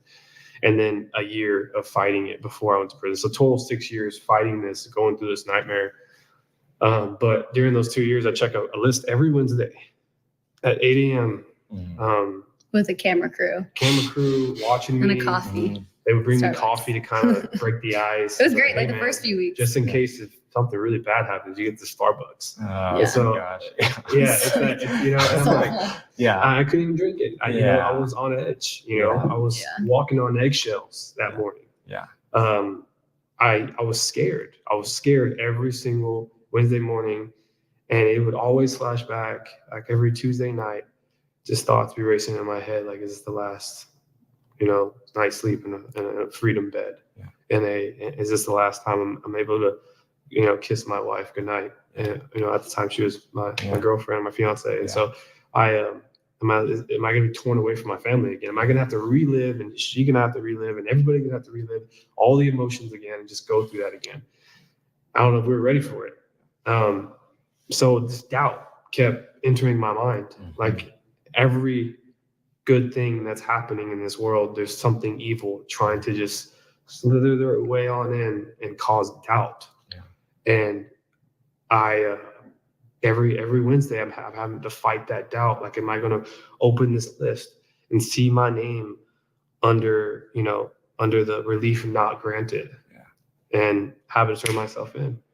And it came to like week number 82 while we're in New York, in I believe August of 2019. Yeah, 2019. She gets an opportunity to go to accept a scholarship opportunity to go advance her education in dance with the Broadway Dance Center.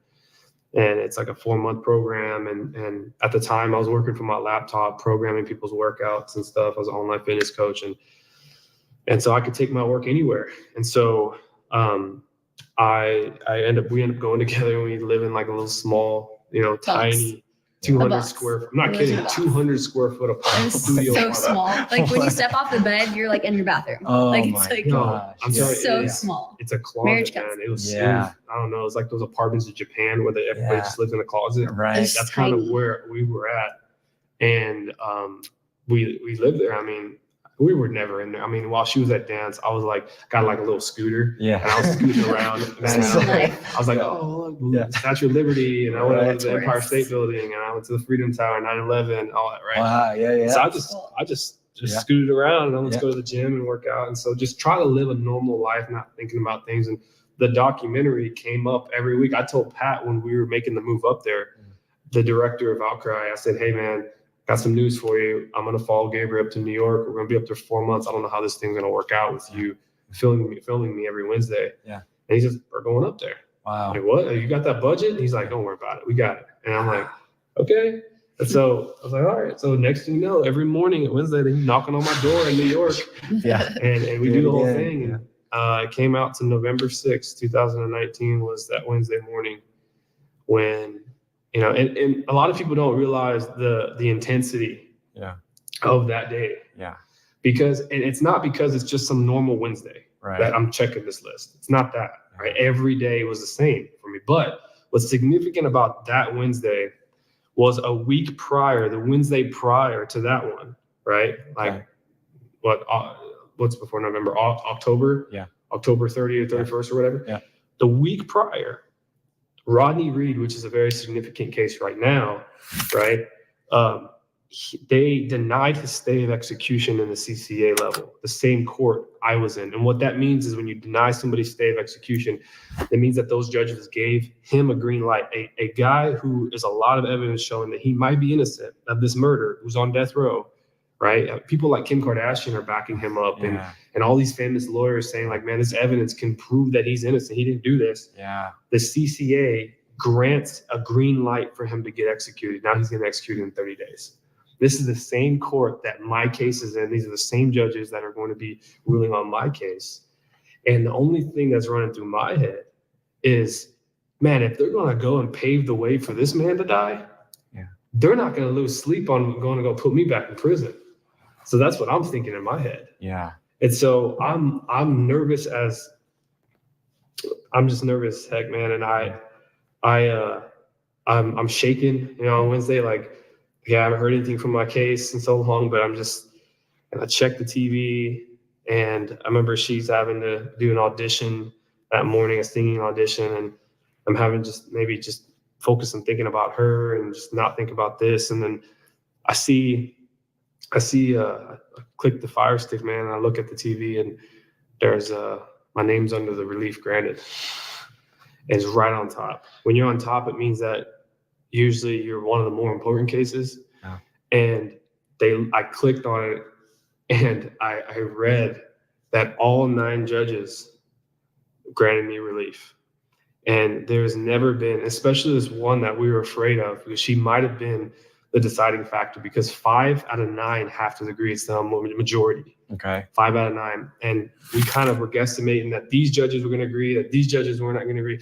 And we know for sure that this one judge named Keller, Judge Keller, which she's an older woman who's been on the CCA for a long time. She has never exonerated anybody, ever. She believes in 100% DNA evidence. You need to, for sure, I'm talking about like crystal clear. You need to give me something that completely drops my jaw, right? Yeah. That I need to lay my head down and say, you know what? Holy crap! I just heard this case, and he needs to be exonerated. She's never done that before, okay? And she exonerated me on that day, and that's the first time that she's ever exonerated. But it was me, and then on top of that, my case was the first case that has ever been exonerated without DNA evidence, because that's how compelling it was. That's how much things were wrong in my case. Was that you needed 5 and you got 9? I got 9. All 9. I got all 9. I got the whole shebang. Oh my gosh. And I remember Gabriel running to the apartment.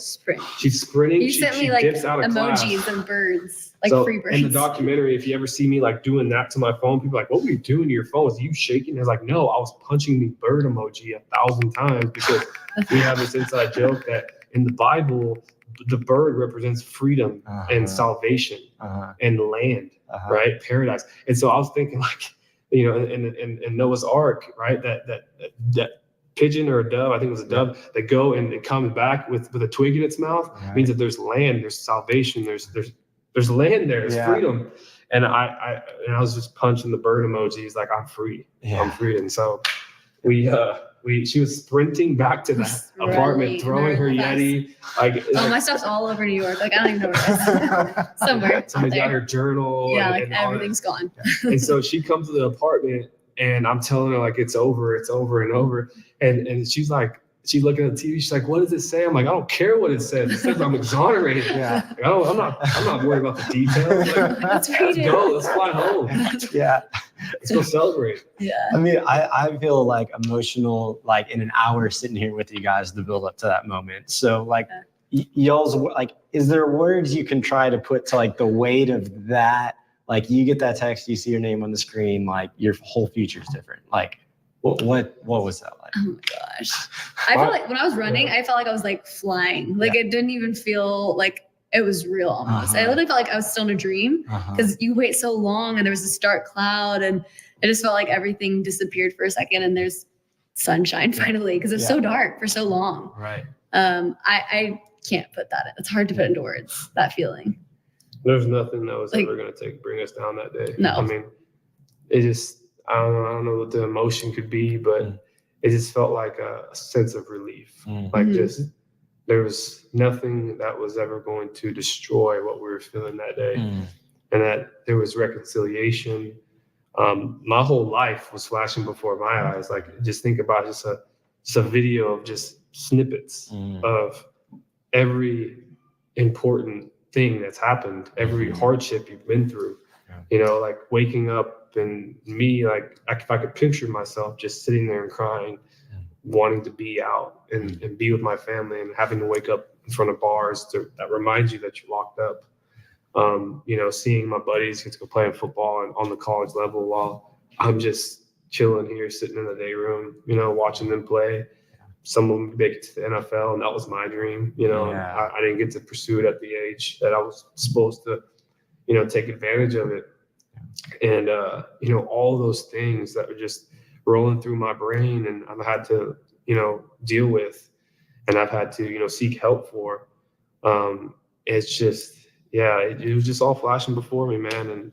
But the biggest thing is I wasn't worried about anything. There was no regret. It was just like, let's get home and be with the people we love that care about us, and let's celebrate this thing. Wow. This causes for celebration. Wow. How do you guys feel like the documentary captures that? I'm sure, you know, left, you know, plenty out because it's just 5 episodes to cover those 6 years. But how do you feel like it's an accurate representation, or are there like specific things that you wish they would have added, or, you know, feel like they left out, or? Just trying to think of everything, because the documentary, honestly, it could have been like 20 episodes long if it had everything in it. Sure.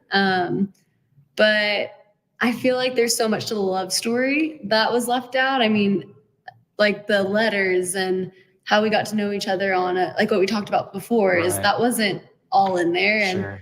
And I also feel like the way he kind of introduced God to me, again, we went into, whenever he entered prison, I don't feel like we really had a relationship with God at all.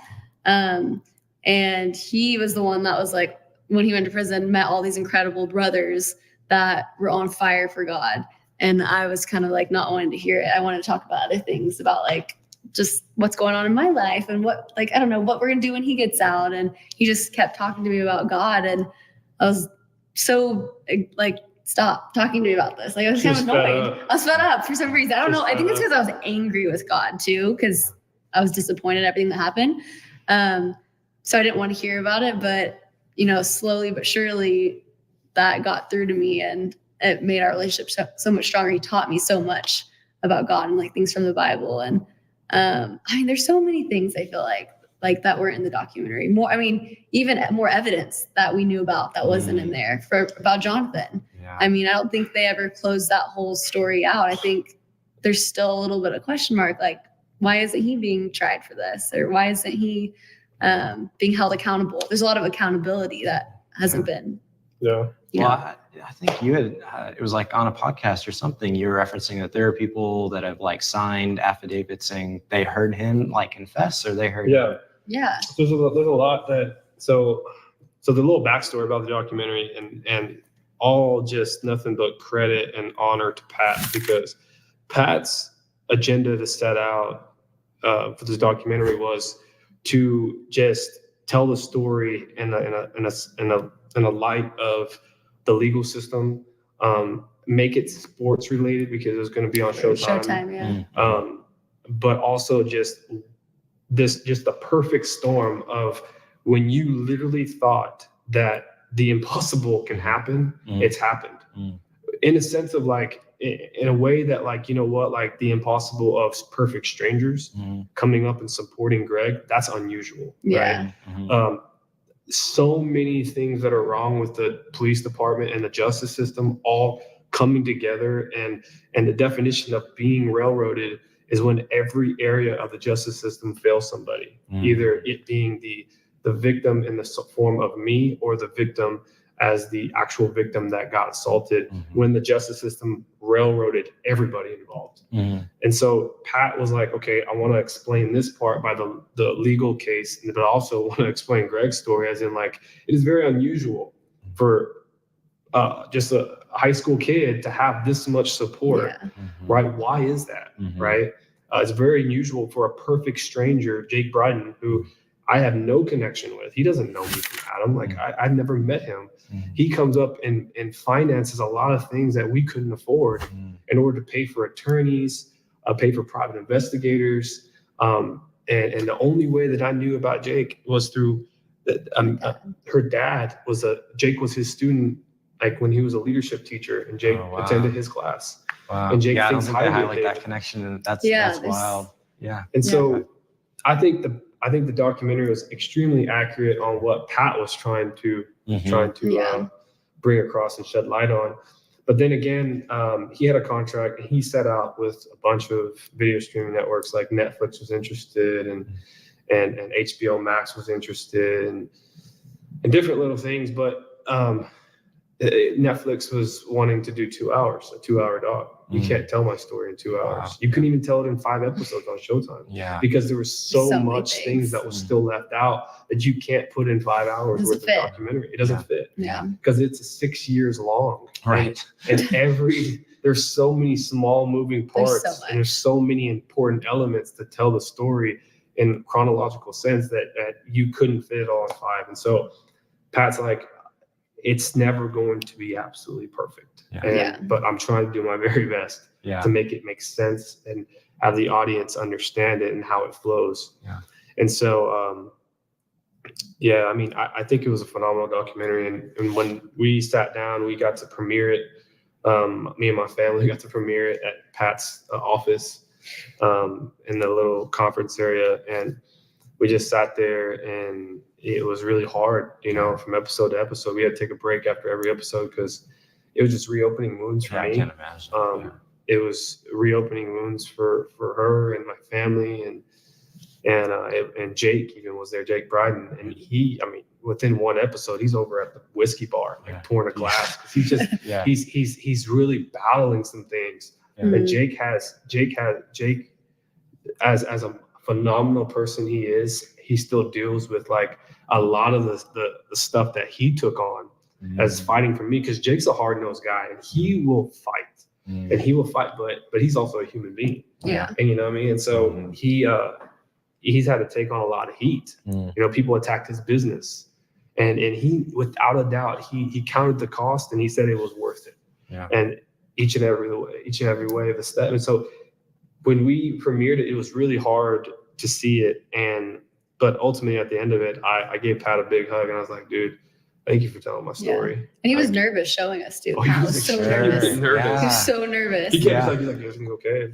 I'm like, we're good. We're good. How cool that he cares that much, though. I mean, about what you guys think. He reiterated it to us. He's like, look, this means the world to me, guys. Like how you see it, and it's your story, Gregg, and he's just like, I'm like, dude, just chill. He's making me nervous. Everyone needs to calm down. And so, it was a great doc. Yeah. Well, it ends basically with like a highlight of y'all's wedding, more or less, right? And we don't get a whole lot of life since or life after. So I am curious, nobody can go back through and live the experience you guys lived. But if you were to try to describe some of the ways in which life is different for you now, maybe it's a perspective thing or principles learned. I would just imagine that you guys have a appreciation for life, freedom, little things, relationships, whatever it would be. I don't want to fill in the blank for you, but what would be some ways that you would say life today, post, not that you don't, not still in it or deal with, effects, but post all of this is different now? Yeah. I feel so many different ways.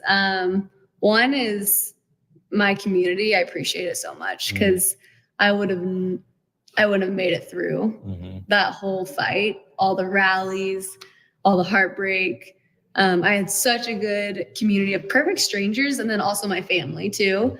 So I appreciate my community. That's why I'm here. That's why I'm back in Leander. Really, everyone's like, why are you living here when all this bad stuff happened to you? And I'm here because these are the people that were with me and supported us big time. And I appreciate it so much more, I feel like, because of what we went through. And then another one's like patience. I did not have patience going into this. And now I have nothing but patience because of those long 6 years. I mean, it was a battle, an uphill battle, and a lot of, I feel like a lot of this and then a lot of drops in our story. And then there'd be a good thing and then we drop even lower. And I had to be patient with it all.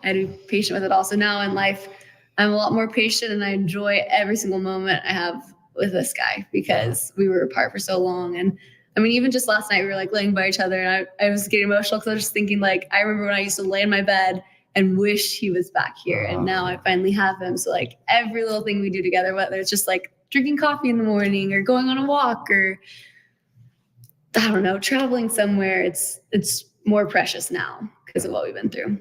Wow. Yeah. Yeah. Life now, it's hard because I've had a lot of people ask me the question, what if you never moved in that house? What if you never got accused? What if you never got convicted? What if like this chapter of your life never happened? Where would you be at? And that's a question I can't answer because that's not how my story was written. My story, something happened early on. Something very unfortunate happened to me early on. And I'm a big believer that, the things that happen to you in life, all the small little adversities that happen to you create you to become a very resilient person later on after all of it. And so people have asked me and ask her all the time, like, how did you get through it? And how did it mold you today? And I think she was explaining that like she had the leadership, like her father, and she was put in a leadership position from the things that she learned from her father to go and cultivate and to go and refine. And then it became part of her identity, which is leadership. And so with me, maybe it was the things that going through having hard-nosed coaches like Coach Salazar, who is the head coach now at Westlake High School, one of the best coaches in the whole United States in high school football, right? Who was my coach for years, who I think I've learned how to fight and have grit in fifth quarter overtime situations where quitting was never an option. Can't was not in our vocabulary. Yes, sir, and no, sir was in our vocabulary. How we treat each other as teammates, how we treat our coaches, our parents. And we had devotional. Our head coach was a Christian man who believed in building men and have them lead the program instead of just a phenomenal 5-star athlete. And so maybe those things were instilled in me at a very young age. All of these little external things kind of built me up to become this person to be able maybe to go through all of this. And then the ultimate thing that I kind of pat myself on the back for, and if you ever ask me like what was the deciding factor on becoming the person that saw the other side of this, of injustice, and made it to the light at the end of the tunnel compared to just dying in prison. What I mean by die is mentally die, spiritually die, becoming and leaving. If you ever watch Shawshank Redemption, there's a line at the main character, and it caught my eye because it's so true. The main character was in the book in the library, and he was talking to another inmate, and the main character is actually innocent. And he's in the book, and he's actually plotting his way to escape prison. And I thought it was the coolest thing in the world, right? Yeah. Because he was plotting his way to escape prison, but what prison has created him. And he said this line, he said, I came into prison as straight as an arrow, and I'm leaving as crooked as a snake. The funny thing is, on the outside, I was an honest man, straight as an arrow. I had to come to prison to be a crook. And now what that means is that like he came in as an innocent person, but becoming as crooked as a snake got him to come out of prison. Now, if I became crooked as I'm not gonna break out of prison. So, but if it allowed me to become as crooked as a snake, I would have left prison as a worse person than when I came in. Wow. And maybe she wouldn't see this man and fall in love and want to marry him. Yeah. Right. And so I wouldn't have her. I'd be alone. Wow. I wouldn't know what I would be doing. Maybe I don't know. Maybe I'd be so thrown off mentally that I'd be homeless or whatever. Right. I don't know. Yeah. but I know I wouldn't have the most important thing in my life. I wouldn't have family. I wouldn't have this desire to go and be successful and establish something before we have a family and prioritize our life. Yeah. Right. And unfortunately, prison, here's the paradigm here. Prison was a place where I've learned what I do in business, woodworking. Right. I took entrepreneurship classes in prison that then later led me to, taking business classes at UT and pursuing a degree at University of Texas at Austin, my dream school that I wish that I got an offer for from football, that I never got an offer to go play football for. Yeah. Football was all I knew in high school. Yeah. But I was so scared. I remember telling you earlier, I was so scared of doing anything else because football was the only thing I know. Well, going to prison and learning all of these things with all distractions set aside developed skills for me that if I get out, and I was very fortunate to play football at Eastern Michigan University. That's part of my story. I didn't say, but I got the opportunity to get a D1 full ride to go play football up in Michigan when I got out for 1 year. And I made a decision, kind of how Gabriel made a decision for me to come back to Texas and start our life together. I decided to give it up there because I was separate. I made the choice to separate myself from my family. And I came to a realization that I love football so much, but I'm not scared anymore if I don't have it anymore. Wow. I'm not scared. I know how to woodwork. I know how to start a business. I've got all these tools. I'm going to go and start this next chapter of my life. And that's what I'm doing right now. And all of that would not be possible if I decided to just die in prison. And so if I could ever tell myself, in my old self, my 18-year-old self, right? Yeah. If I could, right? Yeah. Me right now, at this moment in my life, could tell the 18-year-old Greg, I would just tell him, man, it's going to be all worth it. It's going to be worth it. Nothing's going to be in vain. Yeah. And so, yeah, I mean, I'm exactly where I'm supposed to be. That's powerful. Yeah. What if we ended then just on a quick life update for y'all, people that have been following you, maybe did see the documentary and are like, what's life after? Your guys are both pursuing significant things now. We're shooting this in your studio. Yeah. So what are you guys both just working on, big right now that you're excited about? Yeah, well, we're both actually part owners of Move, which is now, we have 700 kids and how big is this space? 25,000 square feet. So Dream Studio. Yeah. I'm the director of Move Crew, which is a hip hop company. And I just love these kids because they're all so different and they're passionate about different things, but they also share the same passion in hip hop. And I love getting to teach from 5-year-olds all the way up to 18-year-olds and help them kind of figure out what their passions are. Because I was really fortunate. Again, I found my passion when I was in middle school and I knew what I wanted to do. And it got me through a lot of these awful times that I went through. So I'm trying to help these kids find their passion. And I love my studio. I love my job. It doesn't feel like work. I'm going to end it there because they're already talking about what they got on for the next 10 minutes and the trial starts in a second. Well, in five minutes. As long as you remember on YouTube, then that gives you access to Discord. Discord doesn't cost anything. Your paid membership on YouTube covers everything on there. So I don't show what the issue is with the LC, but Mexi is much better at Discord than I am. So I'll leave her discuss it, but yeah, absolutely, you should have access. LC, same with Gary. Everybody should have access that are members of this channel. All right, then, that was really good. Thank you, Lady Di. That was a really good story. Hopefully Mexi streams it so that people can see it. I don't have a paid membership on YouTube. Yeah, you do. You're green. Someone gifted so your membership on YouTube is $2.99. Yeah, paid membership to my channel is $2.99. Once you got that, you got access to Discord. All right then. Hey darling, how are you? What will we do? Bam, Jeepers. So Recovery Addict streaming it, is he?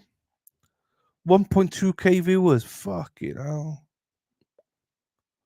I remember the Recovery Addict. He just blew up one day. I remember he had not many people. Then all of a sudden, I came back a week later. He had hundreds and thousands of people watching him. Hey Jude, how are you? B B B B B B B B B. Dee dee dee dee dee dee dee dee dee. Bum bum bum ba ba ba ba ba ba. Ah, so there's confusion, Carol. Right. So, so there's two ways, right? Yes and no. So if you are like you've always been on, you were on Buy Me Coffee, yes. So that's still the case. We changed it. I'm surprised you weren't here when I announced it. Because what we try to do then is streamline everything. So Buy Me Coffee membership's still there, but it doesn't get you anything. It's just well, so basically, I've got a couple of people, MJ's one, who bought annual subscription, and I said, look, I'll give you your money back, or they were like, no, keep it going. We want to contribute towards you every month. We don't care about Discord, blah blah blah blah. So they pay every month. And oh, thank you, Mexi Texi. I never cancelled Buy My Coffee subscription. Oh, thank you very much. You can cancel it though. Yeah, so everyone can cancel it, but some people want to keep the Buy Me Coffee going because they're like, you know what, I want to contribute towards you every month, which I'm grateful for. Thank you. But feel free to cancel it. Whoever has got it, feel free. But then we've done a YouTube one now because I only got like 16 members or something, so it didn't quite work. So that's why I did the whole $2.99 then one thing on that. I'm confused and stuff. Yeah, I don't remember when I said all this stuff. I don't remember when it was. So yeah, I don't know. So you don't, yeah, yeah. Actually, Carol, you can, yeah, you can cancel if you need to. It's all good. Yeah, I know. I've tried so many times. So I tried it on Buy Me Coffee, so as people know. I tried it on my Buy Me Coffee, because YouTube takes like 50 between YouTube and Apple Pay and everything, they take about 46%, or Google Play, and obviously with Buy Me Coffee they only take 6%. So I tried to do it on Buy Me a Coffee, it didn't work. So so I still got that on Buy Me Coffee, but there's nothing gained from it. So the membership is back to this. That's what I want to do, is $2.99 as cheap as possible for everybody, basically. Oh, thank you, Carol. You don't have to. You honestly don't have to. I'm a bit ashamed now that I had maybe just a hand message you personally. I thought you knew. I'm sorry. Yeah. So and yeah, thank you, Mexi, as well. Yeah. So everyone's free to keep doing if you want to, but there's no benefit to it except for I just get that every month wherever you gift me, basically. I was going to keep the coffee one, but cancelled so we wouldn't charge you to cancel it. Yeah, so if I cancel it, it would have cost me to cancel it. But yeah, it was fine. You can absolutely cancel it. There's no benefit to it. So and you know that anyway. So it's all good. So yeah, because if I cancel it, it gets confusing because then I go reimburse you and stuff. I just gets confusing. That's why I said they'll cancel it. Do you know what I mean it's fine. So it's all gravy, baby. But I was gonna say some people have kept it, and I'm grateful for that. But also people have cancelled it, which I'm absolutely fine with that. Thank you for supporting. So there's no I hate talking about stuff like this. I know, but I told you to cancel it because there was no benefit to you. Do you know what I mean? That's why. That's why. So if you get nothing from it, I didn't want you to waste your money on me. Do you know what I mean? That's what I meant by it. But it's all good anyway. It's all gravy, baby. It's all gravy. And I hate talking about money and talking about stuff like this. Link to Discord is in the community. If you click on community, I thought no. Well, I mean, maybe I said that. I don't know what the fuck I said to you, to be fair. To be quite honest with you. Sorry, Dylan. What are you sorry for? What are you sorry for, Kim? Don't be sorry. I don't see support you as wasting my money. You get enough abuse. I get my money's worth out of you anyway. No, I know. I appreciate that. But as I say, I wouldn't want people to buy a YouTube and that, and it gets a bit messy and stuff. So, oh no, I don't have a membership anymore. No, I didn't even realize, Kim. I didn't even realize. Honestly, I didn't even realize until you said it. If you hadn't pointed it out, Kim, I would have noticed. I didn't even realize. Trial still hasn't begun yet. No, it's apparently in 12 minutes. I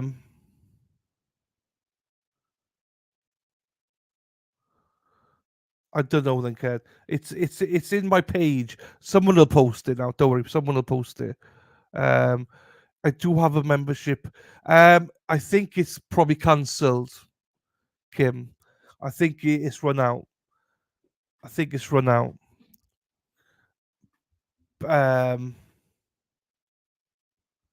Mississippi, court is in Mississippi. I'm going to support you anyway. If I keep the membership, then it's an automatic. Yes, thank you. That's what I mean. Thank you so much. I appreciate you. Thank you so much. I'm just not trying to confuse people with this. No, on YouTube, Ken. On YouTube, it's in Mississippi. And yeah, so thank you, Cara. You support me way too much, so I do appreciate it. So you've from day one, Carol. Like, I don't embarrass you, but you've always supported me more than you should ever support me, Carol. If I'm being honest, yeah. So I thank you so much. Send my love to my nieces. They're over there. Don't worry about it. It's fine, Kim. Don't worry. Why are they bothering? Is it Central Time in Mississippi though? It's Mississippi Central Time, so we'll be like 2:30, 2:45. So I think, Robbie, what they're trying to do is just get opening out the way. Let's just get opening out the way, so tomorrow start fresh with witnesses. So, did you see the message I put in about supporting you? No. Which we're here. Well, you can't have my support now, even if you don't like it. It's a joke. I know you love it. I know I love it. Thank you, thank you, Gary. Thank you, Gary.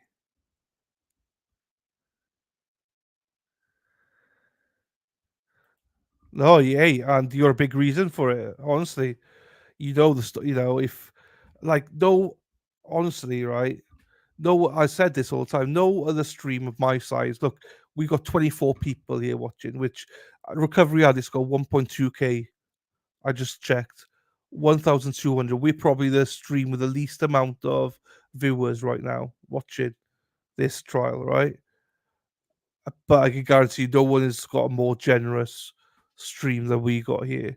So you keep people like I would never survive without your donations and stuff. I would never survive. So don't underestimate, all of you that contribute. Without you, there is no stream. I can say that now. I will not be streaming because without your generosity, I don't think there's any other chat as generous as this chat. I generally don't. Because there's no channel this size that can survive the way I survive. So thank you. I get embarrassed talking about it. So thank you, my friend. Appreciate you.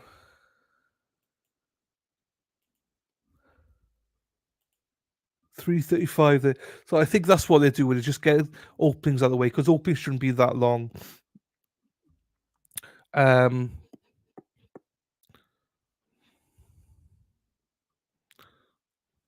I don't donate or pay for subscription to any channel. Thank you very much. The only one I do actually is Sean's. I pay for Sean at Hefe, and that's about it. So I don't. So no, that's what I mean. Thank you so much. Gary's got a few. There's nothing wrong having a few. Nothing's wrong with having a few. Hang on, let's have a look. Let's see if there's any other stream. Where are we in the algorithm today? Yeah, recovery addict. I don't like. I think recovery addict is a nice guy. I don't follow his streams, but like he's very popular. 1.4K watching him right now, and all you can see is his computer. He's got a very loyal following, hasn't he?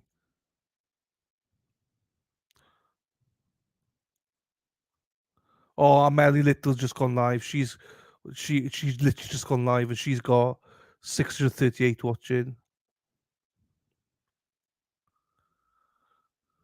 All the others, I don't like them anyway, so I don't give a shit about all the others. Fuck them. Oh, except for Trial TV Live, they're doing quite well. They got 22.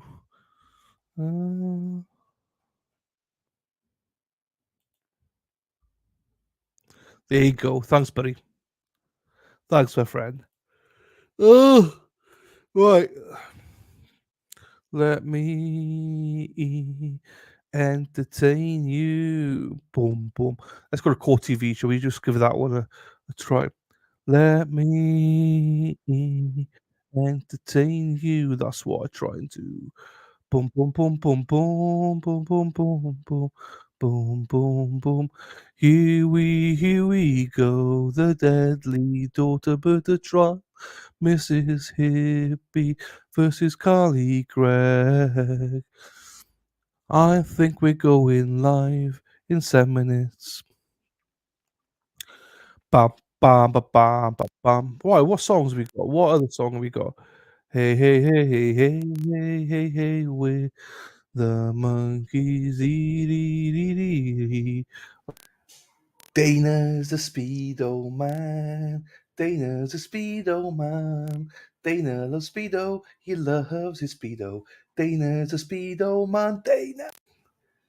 Sarah P. Sarah P. Sarah P. P. P. P. P. Sarah P. Sarah P. Sarah P. is lovely.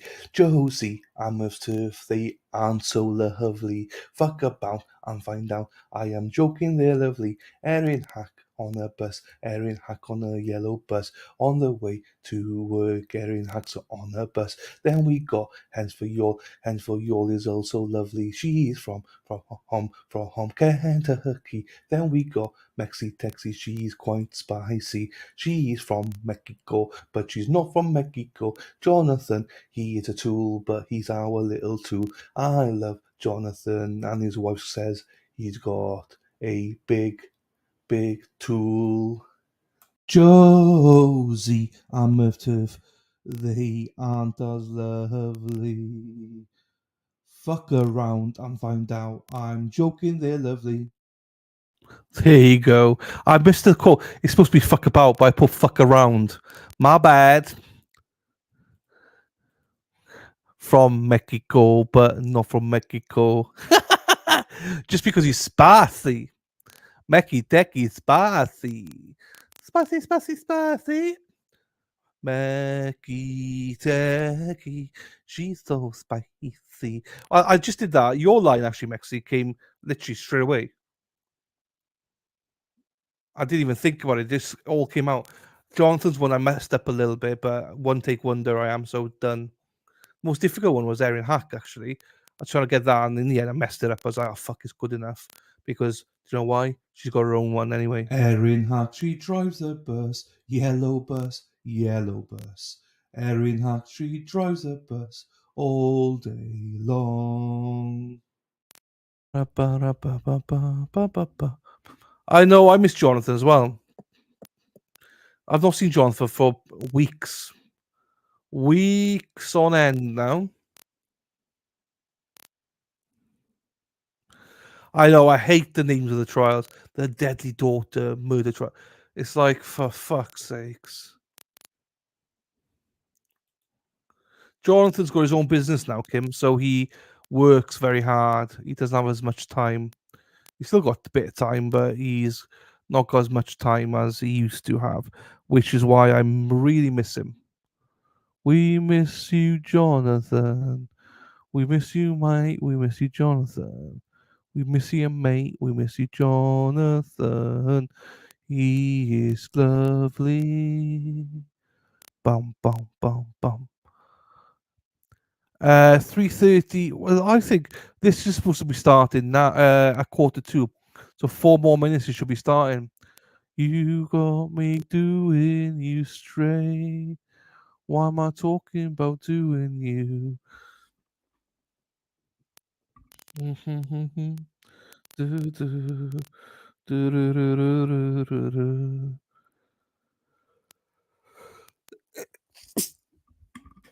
Oh, excuse me.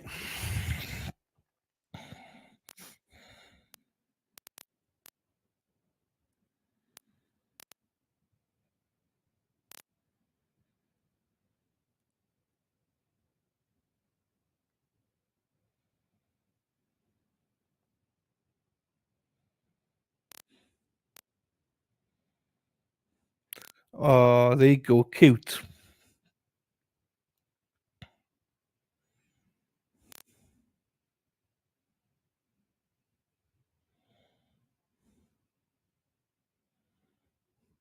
Well, I'm a cute guy. I'm a cute guy in a cute world. Fantastic. I'm fantastic. Ba everywhere. Da da da da. No, Dumpster Juice. I need to mess her again. She said she's coming back last week. Dumpster Juice did. Oh my fucking god! Am I the only non-member here? No, yeah, maybe Kim. But it's all good though, Kim. It's all good. Don't worry about it, medallion. Bless you. Thank you, Maxie. You're my hero. Da da da da da da da da. Maxie, Maxie, Maxie, Maxie taxi, Maxie taxi, Maxie, Maxie, Maxie taxi, Maxie taxi, Mackie taxi, Maxie taxi. She likes older man. Maxie taxi, she is spicy. Maxie taxi, she'll do any man. Older they are, the better they come. Maxi taxi, do do do do do do do do do do do. Oh,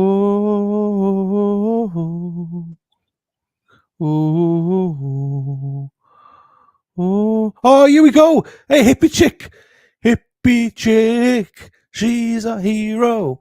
Trial is starting. Now we're going about.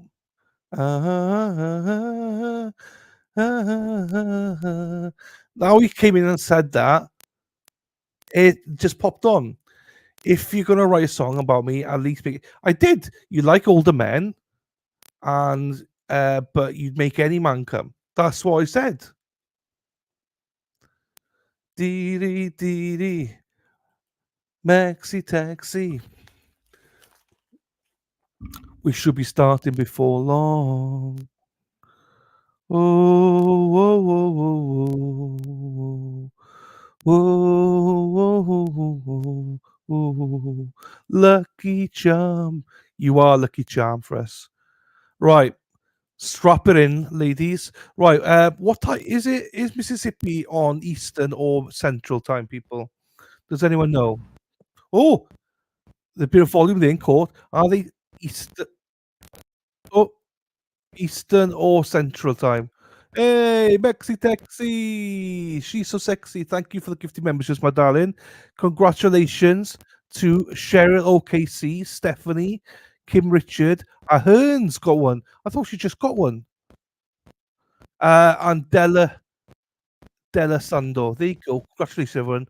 I thought Ahern's just got one, but so run out. MS Essential. Thank you, Disney Queen. Thank you, my darling.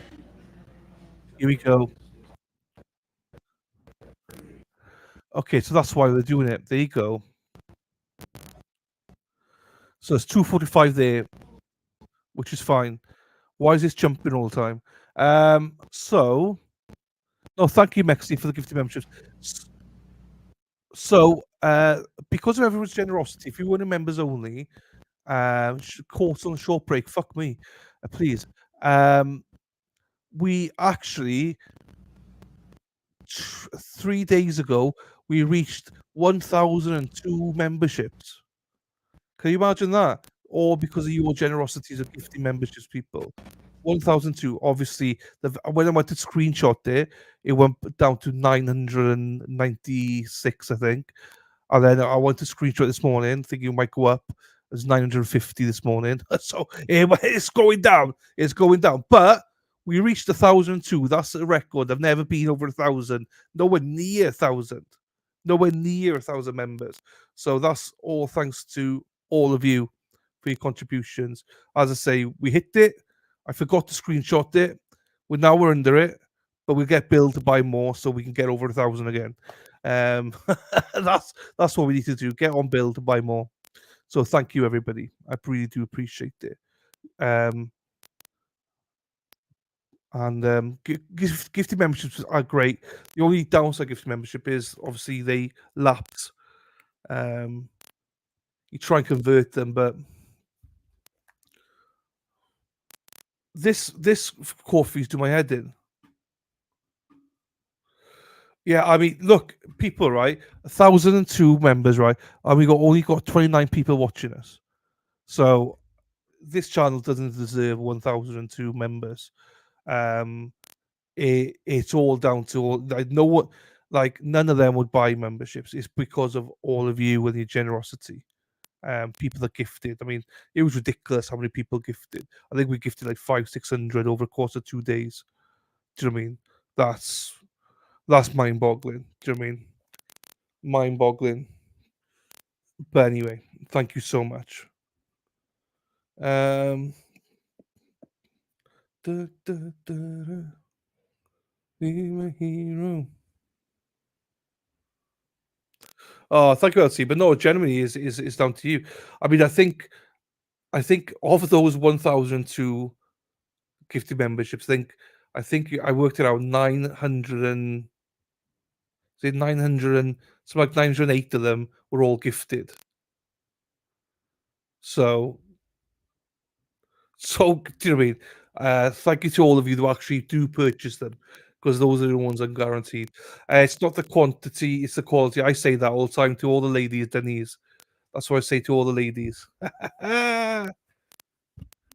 My work days would not be the same without it. Thank you, Patrick. And that's why I'm grateful for you to be here. And, your memberships and stuff like that, thank you so much. Because without people like you, I wouldn't be here. So honestly, thank you. Same to you, Lady Di, as well. Thank you so much, everybody. And I don't realize there's people out there that can't afford it. And I'm still grateful to them for being here. That's what she said. Every time she fucking says it. It's the motion of the ocean, not the size of the ship. All right, ladies? Fucking hell. That's why they all tell me anyway. They look good. It's okay. It's okay. It's the motion of the ocean, not the size of it. That's why it's the size of the ship.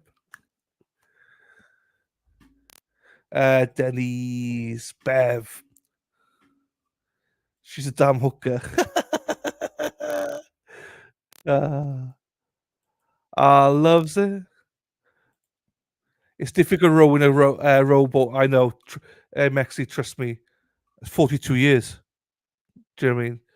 And you've seen plenty of rowboats. I know you have, Mexi. So you know you're a bit of an expert on this. I feel the same way. I know. I enjoyed Saturday. I enjoyed streaming. The problem I got is time zones.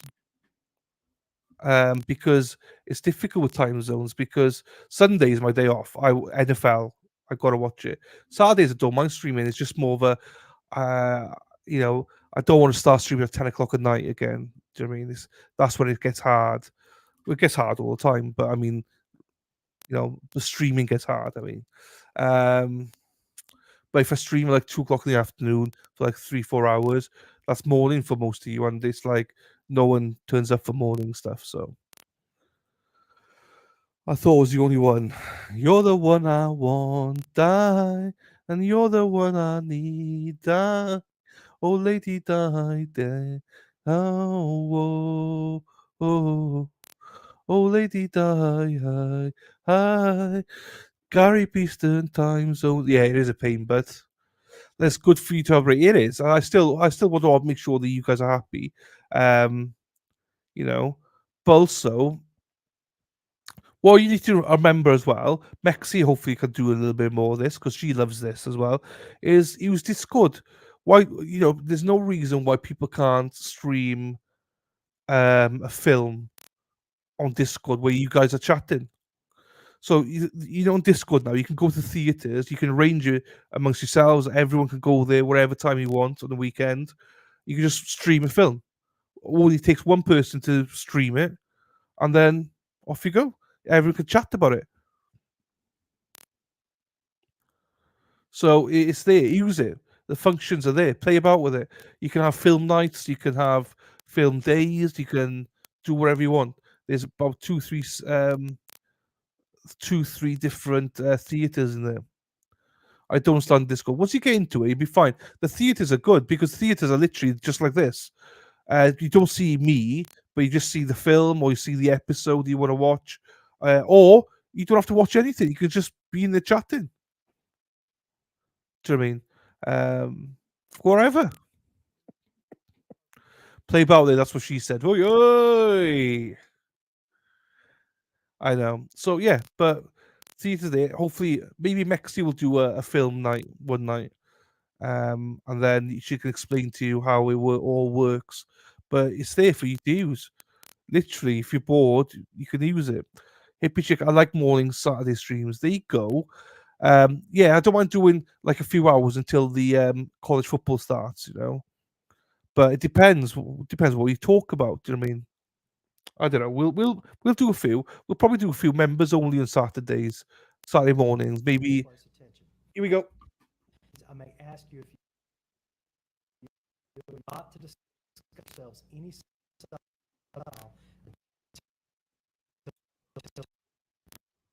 with anyone else on any subject connected with until your discharge is What the fuck is this about? You are not the proceedings.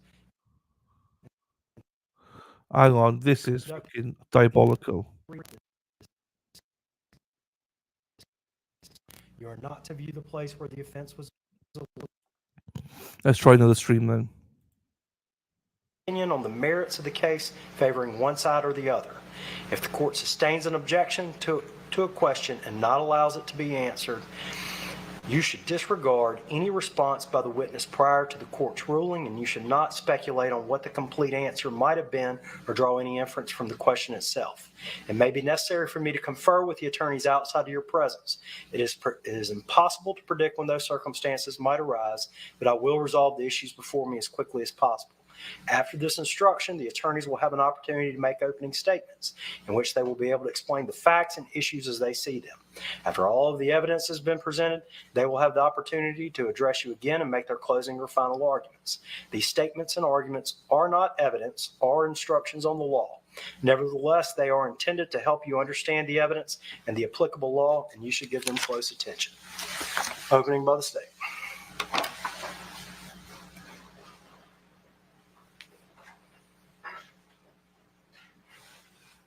May I proceed, Your Honor? Yes, ma'am. This is a case about Carly Madison Gregg. Carly Gregg has been charged with murdering her mother, Ashley Smiley, and attempting to murder her stepfather, Heath Smiley. She's also been charged with tampering with physical evidence for removing a camera and hiding it that captured a portion of the events. Ladies and gentlemen, you'll hear testimony throughout the next few days during this case. You'll hear about some secret life that Carly lived. You'll hear that Carly had a secret boyfriend. You'll hear that Carly had a secret iPod, that she had secret social media accounts that she was using to communicate with people on this iPod when her parents had taken her phone away. You'll hear that she was secretly cutting on her thigh using a knife. You'll hear that she secretly had burner phones her mom and stepdad didn't know about that she was using. You'll hear that she had secret weed vape pens and that she before going to school at times. Ladies and gentlemen, that's not why we're here though. We're here because of what she did on March the 19th, 2024. So that you'll hear that Carly is the daughter of Ashley Smiley, the stepdaughter of Heath Smiley, that Heath and Ashley were married sometime in 2020. You'll hear that Carly's not been in her life for about a year or more, that he was a known drug user, had violent and angry tendencies. You'll hear that back in January, Carly got in trouble with her parents when they found this iPod, that they got onto her for using these secret accounts and for communicating with people. You'll hear that around the same time that she had this boyfriend they found out about and that they asked her to break up with him and that later they found out she was still seeing this boy. You'll hear at some point that Carly got in trouble at school. She was cheating. She'd found the answers to a test and gave them to the other students. You'll hear that all of this was happening about the same time that they found out Carly was cutting on her legs. You'll hear that as a concerned parent, what they did was they got Carly in therapy. She was being treated for anxiety and stress. You'll hear that she continued smoking those vape pens even after in therapy.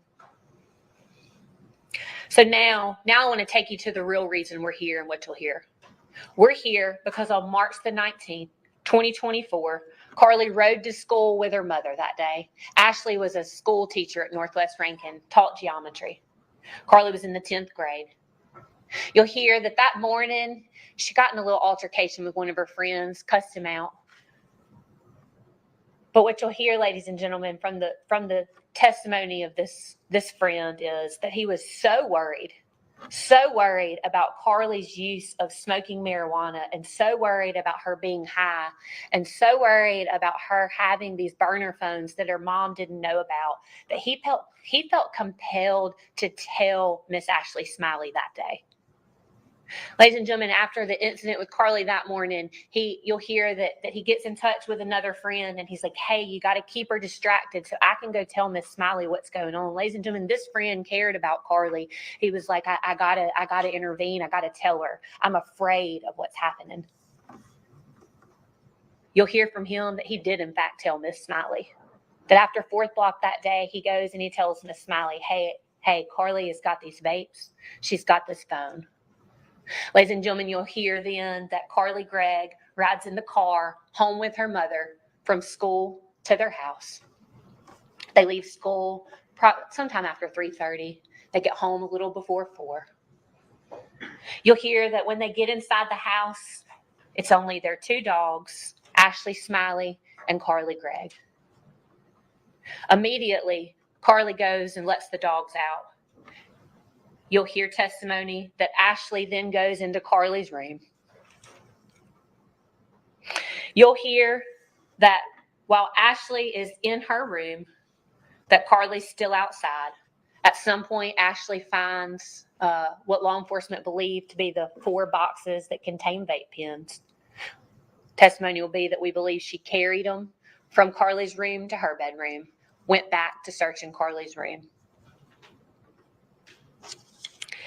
The evidence will show that almost immediately upon Carly coming inside the house, that she walks straight to her parents' goes straight to her mom's side of the bed and removes a .357 Magnum from under the mattress. We believe the testimony will be that then she concealed that .357 Magnum behind her back as she walked through the kitchen.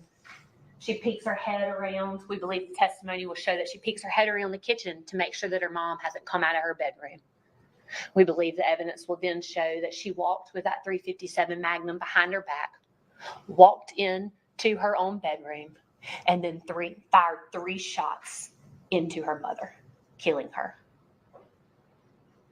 We believe the testimony will then be that very moment after she shot and killed her mother, she then hides that gun back out of the camera, walks back into that kitchen, sits down on a stool with a gun behind her, picks up her mother's cell phone, puts her mom's passcode into the phone. We believe the testimony will be that then she texts her stepdad and said something to the effect of, "When will you be home, honey?" Testimony will be that then she waited for him to respond. "I'll be a little bit longer." She sends him a thumbs up. Ladies and gentlemen, we believe the testimony will then be that after she puts the phone back down and walks out of sight with the camera, that between the next 45 minutes or so, that the defendant reaches out to or attempts to reach out to about 5 or 6 of her friends. Some were FaceTime, some were text messages. We believe the evidence will show that during this time, she was asking them all for help, trying to get them to come over to her house. She wouldn't tell them why. We believe that one of them's going to say he even offered to call 911, and she told him no.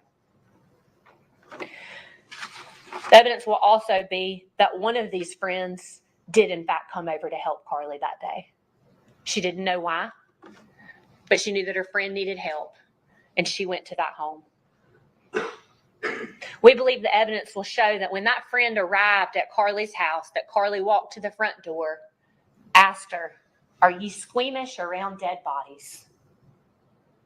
We believe the evidence will show that then she took that friend and showed her her dead mother laying on the floor.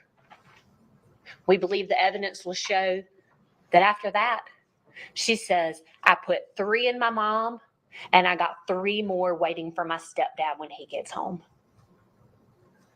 We believe the evidence will show that then she tells this friend, "Hey, why don't you go wait outside in the backyard? My stepdad's about to be home." This friend will testify that she does go in the backyard and she hears gunshots. And the next thing she sees is Carly coming out of the back door.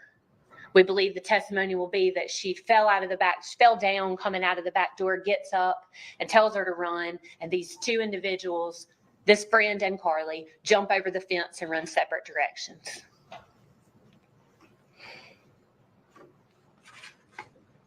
You'll hear testimony that there was a 911 call. You'll hear a frantic Heath Smiley telling the dispatcher, "Oh my God, she's killed her mother. She hit me in the neck, it grazed me. She tried to kill me too. She's run off." You'll hear from law enforcement when they arrived on the scene that Carly Gregg had fled the scene. You'll hear from law enforcement that when they arrived on the scene, Ashley Smiley was very much dead in the floor in Carly's bedroom, and that they found that Heath Smiley had been shot and hit in the shoulder, through and through. You will hear from law enforcement that sometime after the day of the event, they learned that there was cameras involved, that this home had surveillance video. You'll learn that one of those videos was turned over by the living victim, Heath Smiley, and it shows Carly Gregg and her friend jumping over the fence. And then you'll learn that there was another camera in the house on March the 19th, 2024. That Carly was hiding the gun out of sight of. And you'll hear that that camera was not in the kitchen when law enforcement got there, and it was not in the kitchen where it should have been when Heath Smiley got there. It wasn't until sometime later that that camera was discovered. Ladies and gentlemen, you will hear that Ashley Smiley's cause of death, gunshot wounds to the head. Ashley Smiley's manner of death, homicide. You will hear that Heath Smiley says, "Carly Gregg is the one that shot at me." And on his 911 call, he said that she tried to kill him. You'll hear him say that he did not move that camera, the only other person living in the home. Ladies and gentlemen, you also hear from forensic scientists from the Mississippi Forensics Laboratory. You'll hear that both of Carly Gregg's hands tested positive, both the right and the left. You'll hear that the .357 Magnum that was used to kill her mother and shoot her stepfather, they took swabs. They took a swab of the trigger and they took a swab of the hammer. And you will hear that the DNA profile that matches those swabs belongs to Carly Gregg. Ladies and gentlemen, you will also hear that there were 2 projectiles removed from Carly Gregg's mother, Ashley Smiley. One in her brain, one in her neck. Projectiles were tested with ballistics, and that those projectiles matched the .357 Magnum that Heath Smiley took out of Carly Gregg's hand that day on March the 19th, 2024. And ladies and gentlemen, at the end of this trial, after you've heard the evidence, the state will stand before you and we will ask that you murder, attempted murder, and tampering with physical evidence. Thank you, Your Honor. Does the defense wish to make its opening now, or do you wish to defer? The defense will go ahead, Your Honor. Opening statement by the defense. Good afternoon. I know it's been a long morning for you all, so I will try to do this as briefly as possible. This is not a whodunit case. We know who took action on March 19th to bring about the death of Ashley Smiley and the injuries to Heath Smiley. However, this is a why case. Why did it happen? Why did this exceptional child with no history of violence, who was loved by her friends, her teachers, her parents, who had a good home life, who loved her mother, why did she shoot her mom? Why did she shoot at her stepfather? The state would like you to believe the answer to those questions don't matter, but we know better than that. The answers to those questions is why we're here today, and it's what you're here to do. We believe the evidence will show that there were 3 victims on March 19th: Ashley Smiley, Heath Smiley, and Carly Smiley, and Carly Gregg, that they were all 3 victims. We believe the evidence will show that Carly had been suffering from a mental illness, that Carly was not aware on March 19th that she had a mental illness. We believe the evidence will show that Carly's parents, who lived with her, were not aware that illness. We believe the evidence will show that Carly's close friends, who saw her at school every day, were not aware that Carly was suffering from a mental illness, because it's hard to look at a person and understand that they have a mental illness. It's hard to look at a person and know that they have a mental illness. That's why it's often referred to as the invisible disease.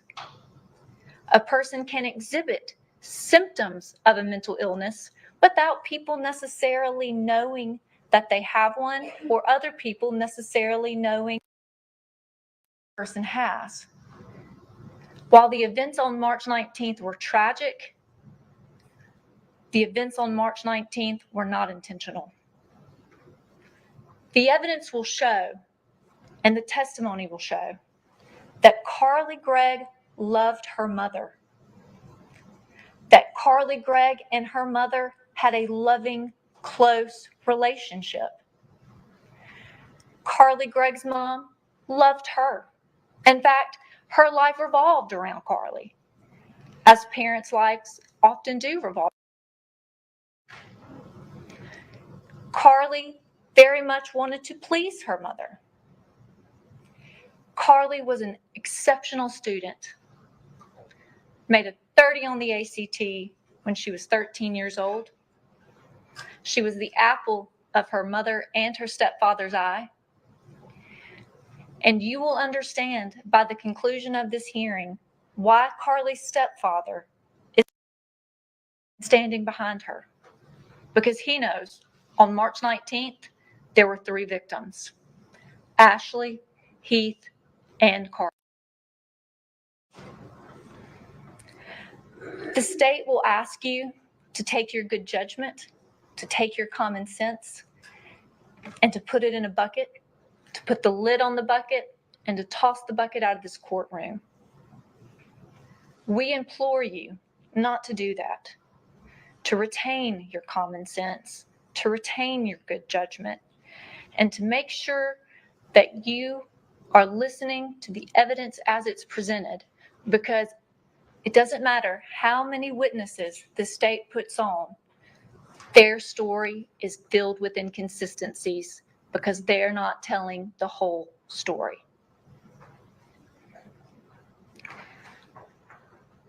The evidence will not show that Carly was ever deemed dangerous by anyone.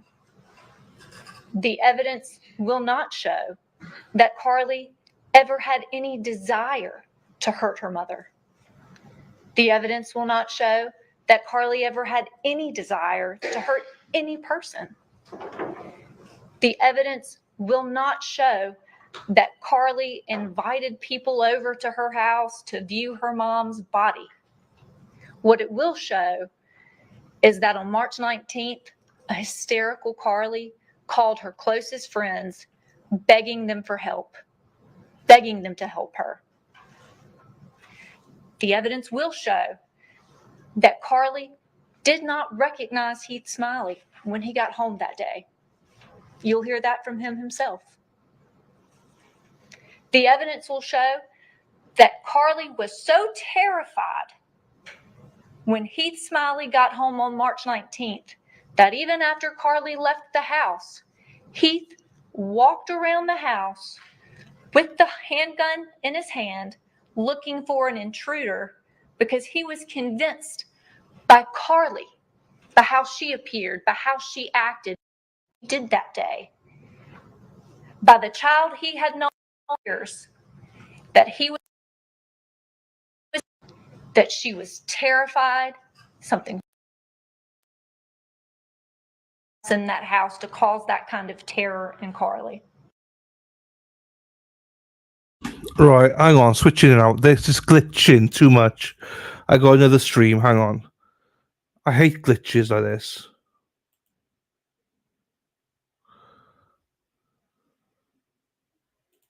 And her mother had any argument on March 19th.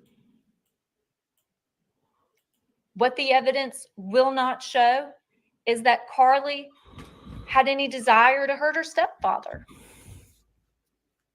What the evidence will not show is that Ashley Smiley was angry when she left school that day, or that Ashley Smiley was upset with Carly when she left school that day, or that after they got home on March 19th, Ashley and Carly engaged in an argument. The evidence will not show that Ashley Smiley found anything in Carly's bedroom that would have caused an argument. The evidence will not show that Carly intended to hurt anyone. The evidence will not show that Carly has not grieved her mother's loss. The evidence will not show that law enforcement did their due diligence in investigating this matter. The evidence will not show that Carly was abusing or misusing prescription medication. The evidence will not show that Carly had a secret life, but rather was just a teenager who had a life that her parents didn't know everything about. That's called having a teenager and being a parent. The evidence will not show that Carly had ever tried to harm another person, had ever had a desire to hurt another person. The evidence will not show that Carly is a monster, that Carly was a difficult child, a troubled child, or a deranged child. The evidence will not show that Carly Gregg does not deserve you to return a verdict of not guilty. Now, the evidence will show that Carly had a family history of mental illness. In fact, it was well documented. The evidence will show that Carly was concerned that something was wrong with her. She wrote journal entries about it. The evidence will show that Carly was afraid she had the same mental illness that her father had. The evidence will show that Carly's mother had worried for years about Carly having the same mental illness that her father had. The evidence will show that Carly was very emotionally tied into her mother's emotions and that Carly never wanted her mother to worry about her. The evidence will show that Carly was scared of how her mother would react to the knowledge that if Carly had the same mental illness that her father had. That doesn't sound like a child that doesn't love her mom. And that doesn't sound like a child who has any intention of hurting her mother. The state would like you to believe that it's normal for a child to go home from school one day with their mother, who they love, and shoot her, but nothing's wrong. It was just marijuana. Or because she was on social media and her mom didn't want her on social media. But again, we ask you to retain your common sense and to retain your good judgment, because we know that just doesn't make sense. And at the end of this trial, if the state's case still leaves you feeling like their version of events just doesn't make sense, then you must return a verdict of not guilty. State may call its first witness. State calls Kevin Collins, Your Honor. Your Honor, members of the witness approaching. Yes.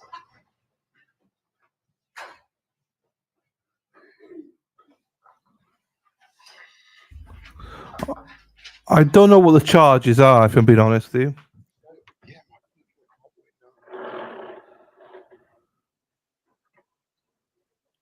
There's going to be witnesses because it's 20+3 where they are. So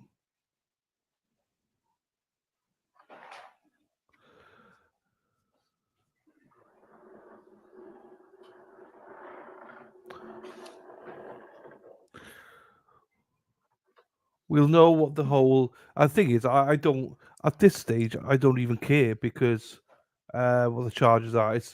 They're going to add charges in at the end and stuff like that. So that's when it's important to know. Do you swear or affirm to tell the truth? Oh, here we go. Truth and nothing but the truth. So help you God. I do.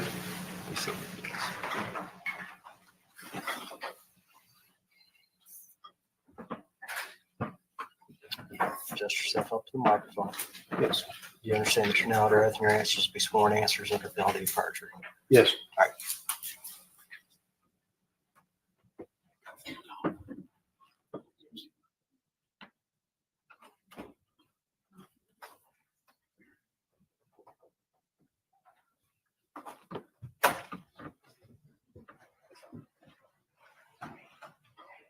Yeah, you can add charges in most states. Not every state, but most states. You can take away charges, add charges. So if this is only first degree, they could add second degree, could add manslaughter. Depends.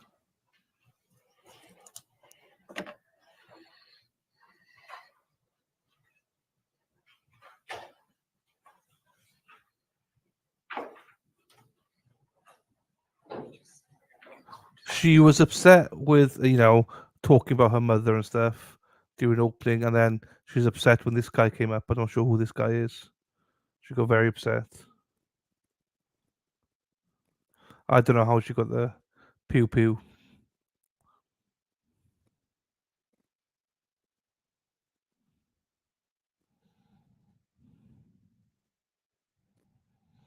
Oh, what happened? I don't know. What happened, Carol?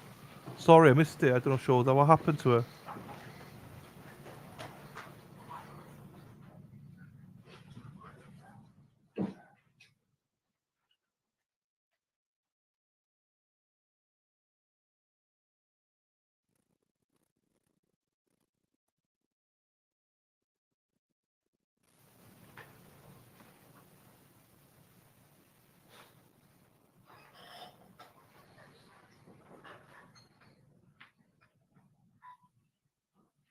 May I proceed, Your Honor?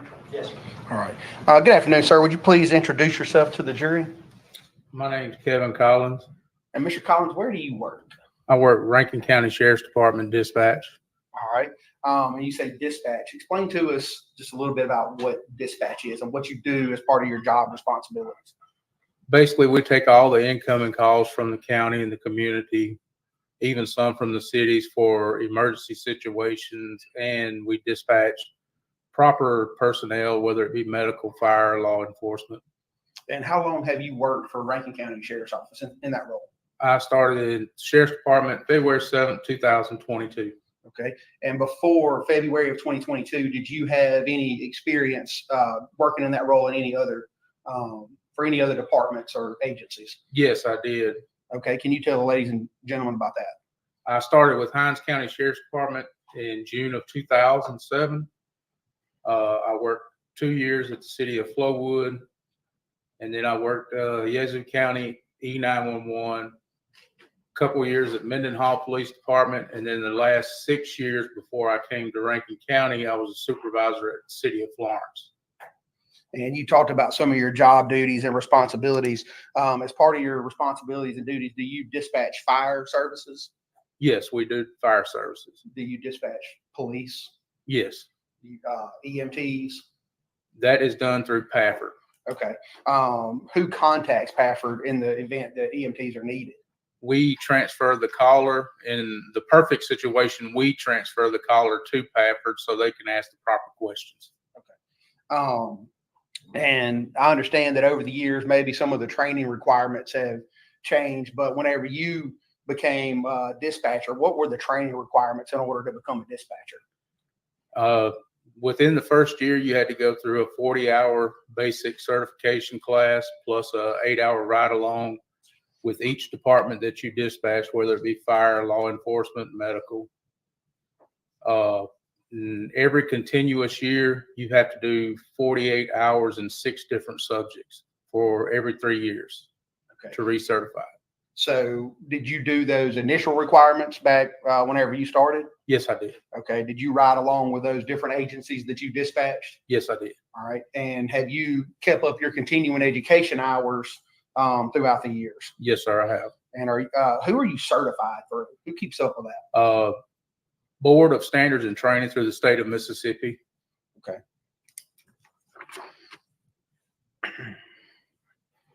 And you said you've worked at Rankin County since February of 2022. Is that correct? Yes, sir. Okay. Do you guys work in shifts, or how does your schedule work? We do. My shift is 7 a.m. to 7 p.m. and we do a 3-2 split, which is like 1 week we'll work Monday, Tuesday, and then the Friday, Saturday, and Sunday, and then the next week we will work Wednesday and Thursday, and it just alternates the following weeks. Okay. How many dispatchers work at a time for Rankin County? There's 4 of us at a time on duty. And how do you guys handle calls that come in to, say, 911?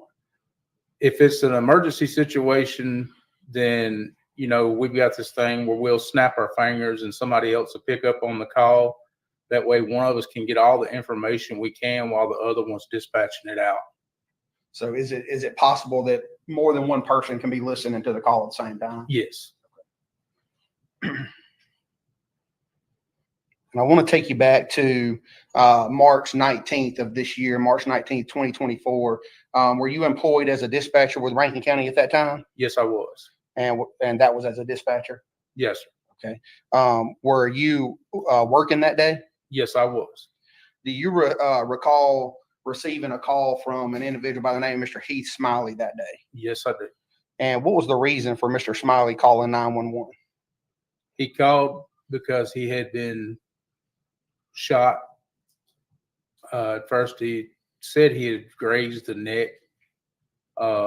Once during the middle of the call, he then stated that his wife was also shot dead on the floor.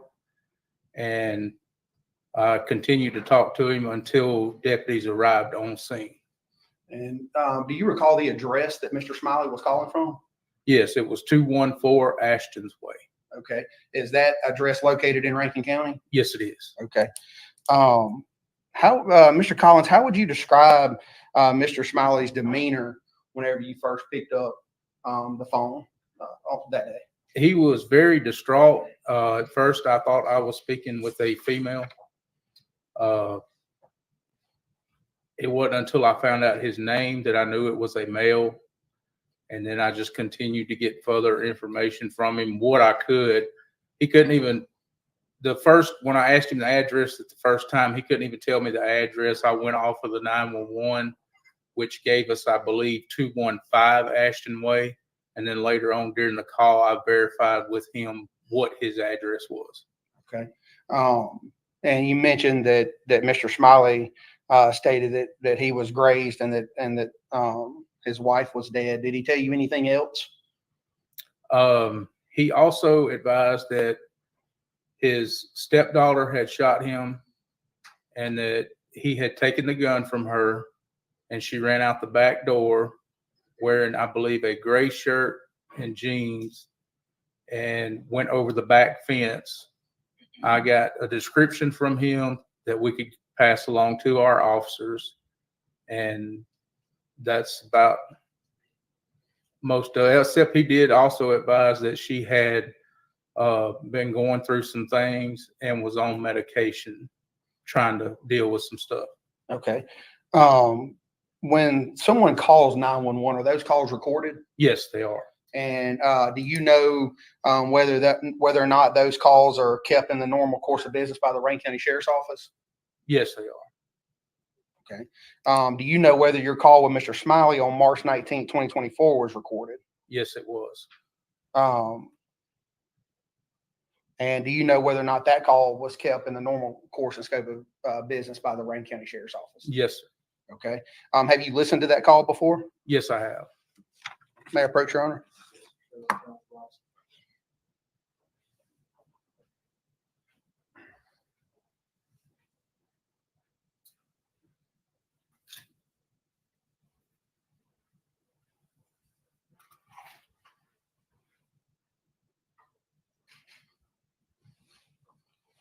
Mr. Collins, I handed you an item. Do you recognize that?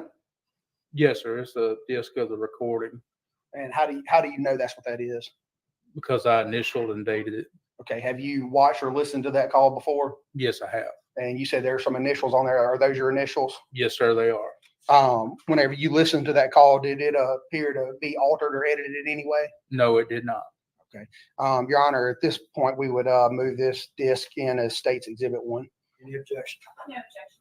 Be admitted S1 all purposes. May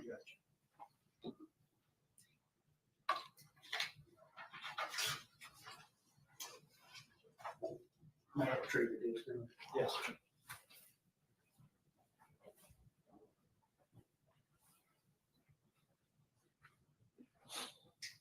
And Mr. Collins, you mentioned that you listened to this. Is this a complete call recording of the call with Mr. Smiley that day? Yes, it is from beginning to end. Okay. Your Honor, may I publish this for the jury, please? Yes.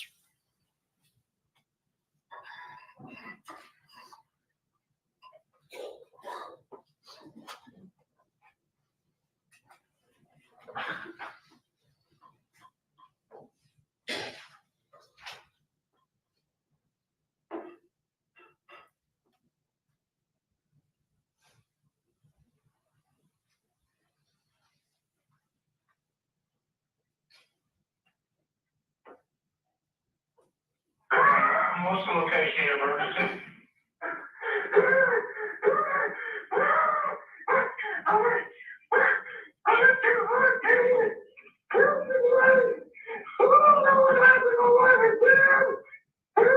What daughter did you do me? Your daughter tried to shoot you?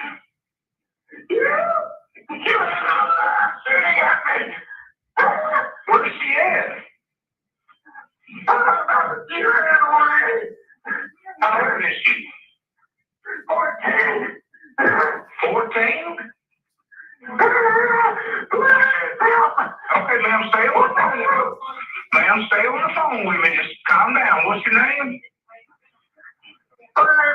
Molly. Okay, calm down for me. Give me your name again.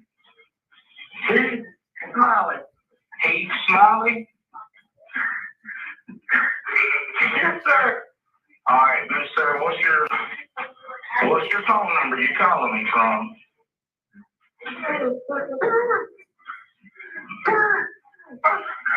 Did she hit you? Yeah, I got hit in the neck a little bit. Okay, so did graze your neck? Yes, sir. All right, and what's her name? Carly Gregg. Carly Gregg? Does she still have a gun on her? I took it from her. She ran. You took it from her and she ran? Yes, sir. She was screaming something at me I couldn't understand. I locked the door. She's outside. I don't know what's going on. Which way did she run off to?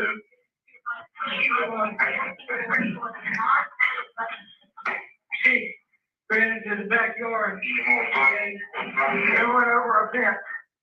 Ran into the backyard and went over your fence? Yeah. What is she wearing? T-shirt, gray shirt and some jeans. Gray shirt and jeans? About how tall is she? 5'2". About 5'2"? What color hair? Brownish, brownish and short hair. 5'2" with back door, she opened fire on me. And was just screaming.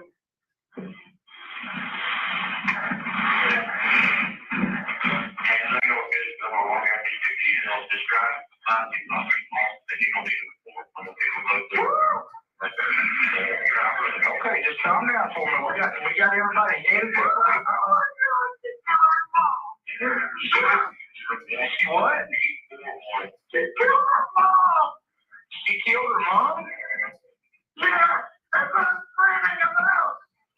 Where's the mom? When I do that, she's got to kill me. Where's the mom?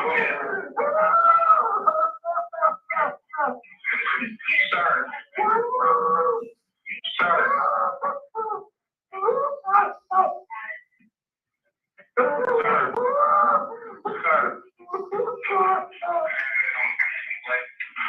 Sir. Sir.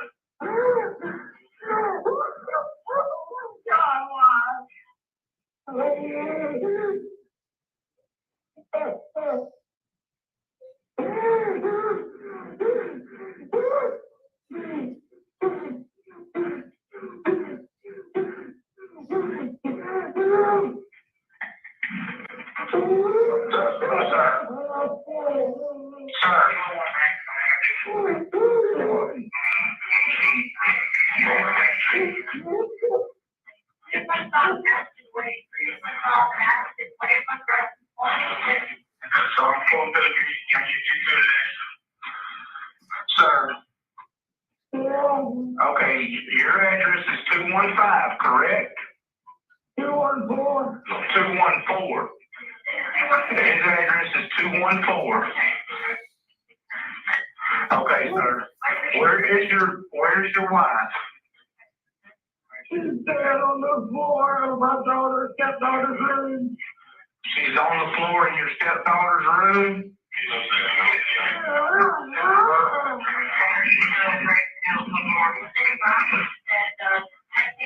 What's your wife's name? Ashley Smiley. Ashley Smiley?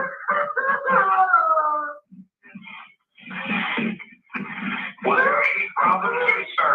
Sir, I need you to speak with me, okay? Can you go outside the house and speak to me?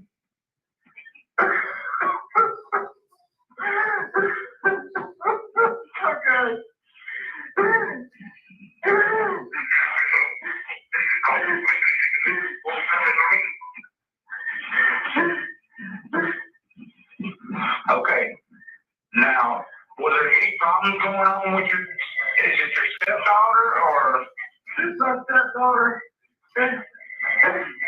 here, Mom. I don't know what's going on. The stepdaughter's been in therapy for a little while, trying to work out some problems in the home. Ain't that distracted?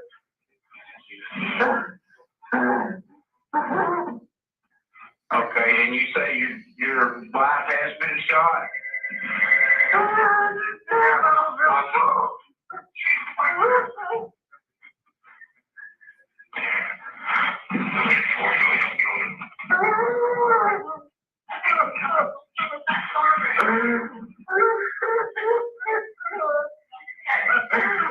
Open the door, the cops are here. Okay, sir, I'm gonna let you speak with them, okay? Okay. Speak with them, okay?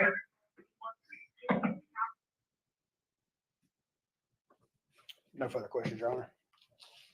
The defense wish to use the projector for cross-examination. The defense has no cross-examination. All right, you may step down, sir.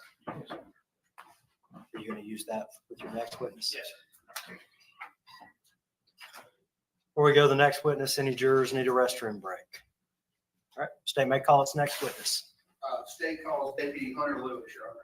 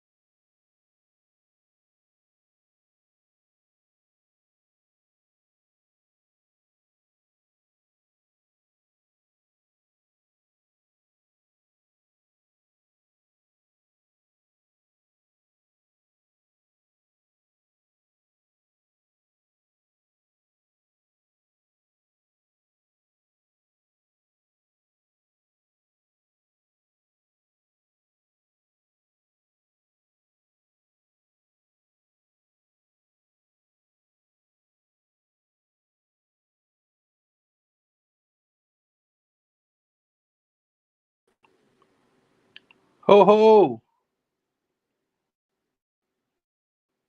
How we doing? Can you hear me? I don't even know how the fuck to do this. Can you hear me? Layout. Hang on, let me put my layout. You can hear me.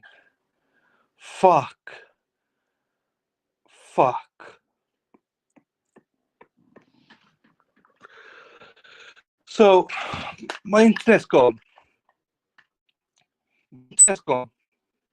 My internet went this morning, and it fixed about 2 hours before the stream started. And just happened to be when I got cut off there, my internet's gone. I'm on 5G.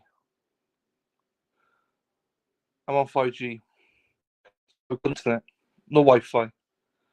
So I'm sorry. They said it's going to be fixed by the 26th, which is Thursday, 6 p.m. Oh, look at this. Katie Santos, not guilty. Hey, Katie. Not guilty or not guilty by reason of insanity. I think it's not guilty of reason of insanity, I think.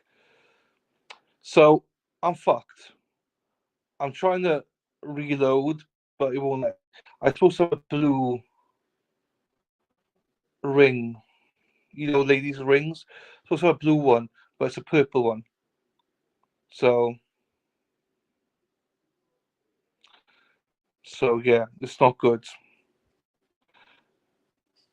I'm sorry. Hey, hello everybody. I mean, some of you don't give a fuck that I'm some of you don't even know that I'm gone.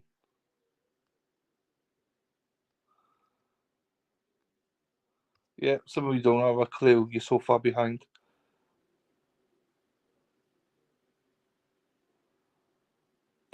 I tried, Katie, hotspot for my Wi-Fi. It doesn't work. It doesn't work. I'm trying various stuff. None of it works. Be the good girl you always want to be. We all know this. There you go, Maxi. No, nothing will work. I couldn't even turn it around. I don't know how to turn it around. So, yeah, I can't stream. I'm hoping that. No, still purple rain, purple rain, purple rain. Like, I know that this is annoying. I've just seen a shit ton of people obviously go and watch it with somebody else, which is absolutely go and watch it with somebody else. I'm not sure exactly who's streaming, but yeah, I can't stream it. So hopefully I'm back tomorrow. If it is, I'm going to be playing the second witness onwards tomorrow.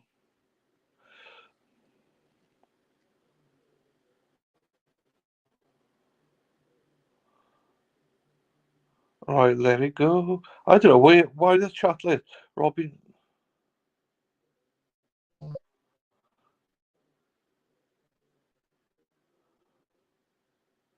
Type the next slip. I figured then.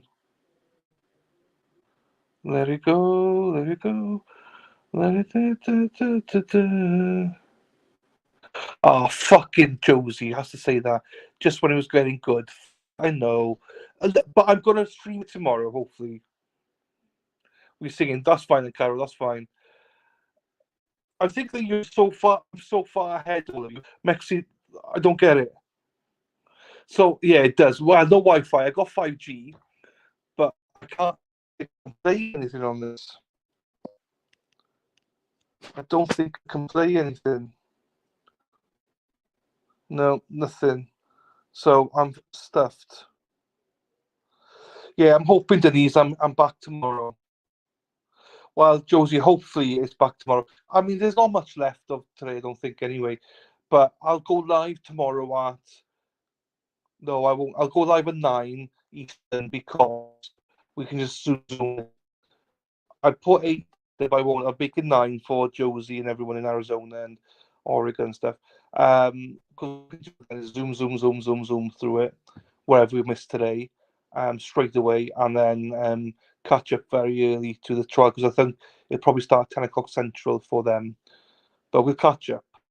I'll wait till tomorrow. Thank you, Karen.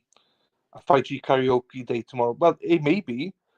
No, if there's no Wi-Fi tomorrow, I don't know what I'm going to do. I'm not going to, don't know what I'm going to, well, I can't stream it. Do you know what I mean? Unfortunately. It'll be a case of, fuck. So I got a text this morning saying, your internet will be fixed by Thursday, 6 p.m. I was like, fucking great.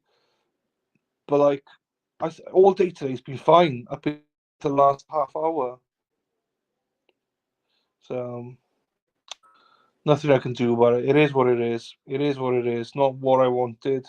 Not how I want to finish it off, people. Not how I want to finish it off. I always want to finish it off with a good game. This is not a good game. So, yeah, I will let you know tomorrow if my internet doesn't back like this. Won't stream, and hopefully you can find another stream, which I'm sure you will. Do me a favor though, if you do find another stream, please come back. Please come back. Deb, you better fucking come back, Deb, otherwise it'll be problems. Rhode Island's on fire. Deb's hair is on fire, yeah. So yeah. I wish I had a suggestion. Ooh.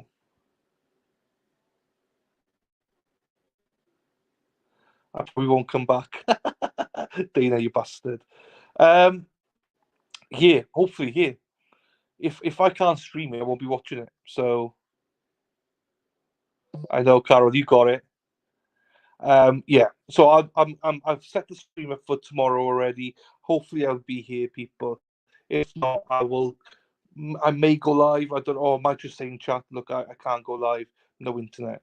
Fuck. This is a pain in the ass. This is no, it's still fucking purple. Purple bastards. This is BT Gary. I hope you're BT Gary.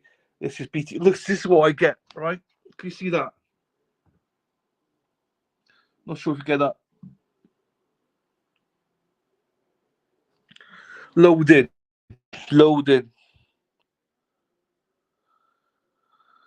That's unsubscribed. You're right, Karen. You're right. Actually, that is actually good timing because I got a call with Sean anyway, so I'm gonna call Sean now. BT bastards. I mean, fuck's sakes. It's all been going well up until now. Now, unless I do this, no, it's all been going well. They're such bastards. Anyway, look, I'm going to leave you to it. I can't do anything. So I am so sorry. Hopefully you're all set out for tomorrow. If not, I'll let you know. And, yeah, nothing I can do. I'm still going to watch and probably stream this at some point. But fuck it. I don't know what to talk about. Anyway, I love you all. I really do. Thank you so much for being here. I really appreciate you. I know that you're very loyal, so I do appreciate that. So, and I'm only joking. If you need to go watch it with somebody else, that's absolutely fine. Crack on. I understand. I was only teasing. So, right, everybody, I am going to see you hopefully tomorrow. If not, it might be Friday by the time I get back, because if this internet doesn't work, I won't be back till Friday. Not properly anyway. So, well, even if I fucking come back for that, motherfuckers, fucking bastard. I blame Sarah P. Sarah P. Sarah P. Sarah P. P. P. P. P. Sarah P. Sarah P. Sarah P. P. P. P. P. I won't cheat her. Josie, I know you. You're fine. But yeah, I will let you know as soon as possible if I can get on tomorrow, so everyone can make other arrangements. Right, I will love you and leave you. Good night. Oh, here she is. Been fucking gone all day. Look at her. Just like Sarah P. Been missing all day today. No, I'm joking. Right, love you all. And I'll see you. Oh fuck, where I'm going. Good night. I'll see you tomorrow, hopefully. Bye bye. Peace. Good night. Ta-ra.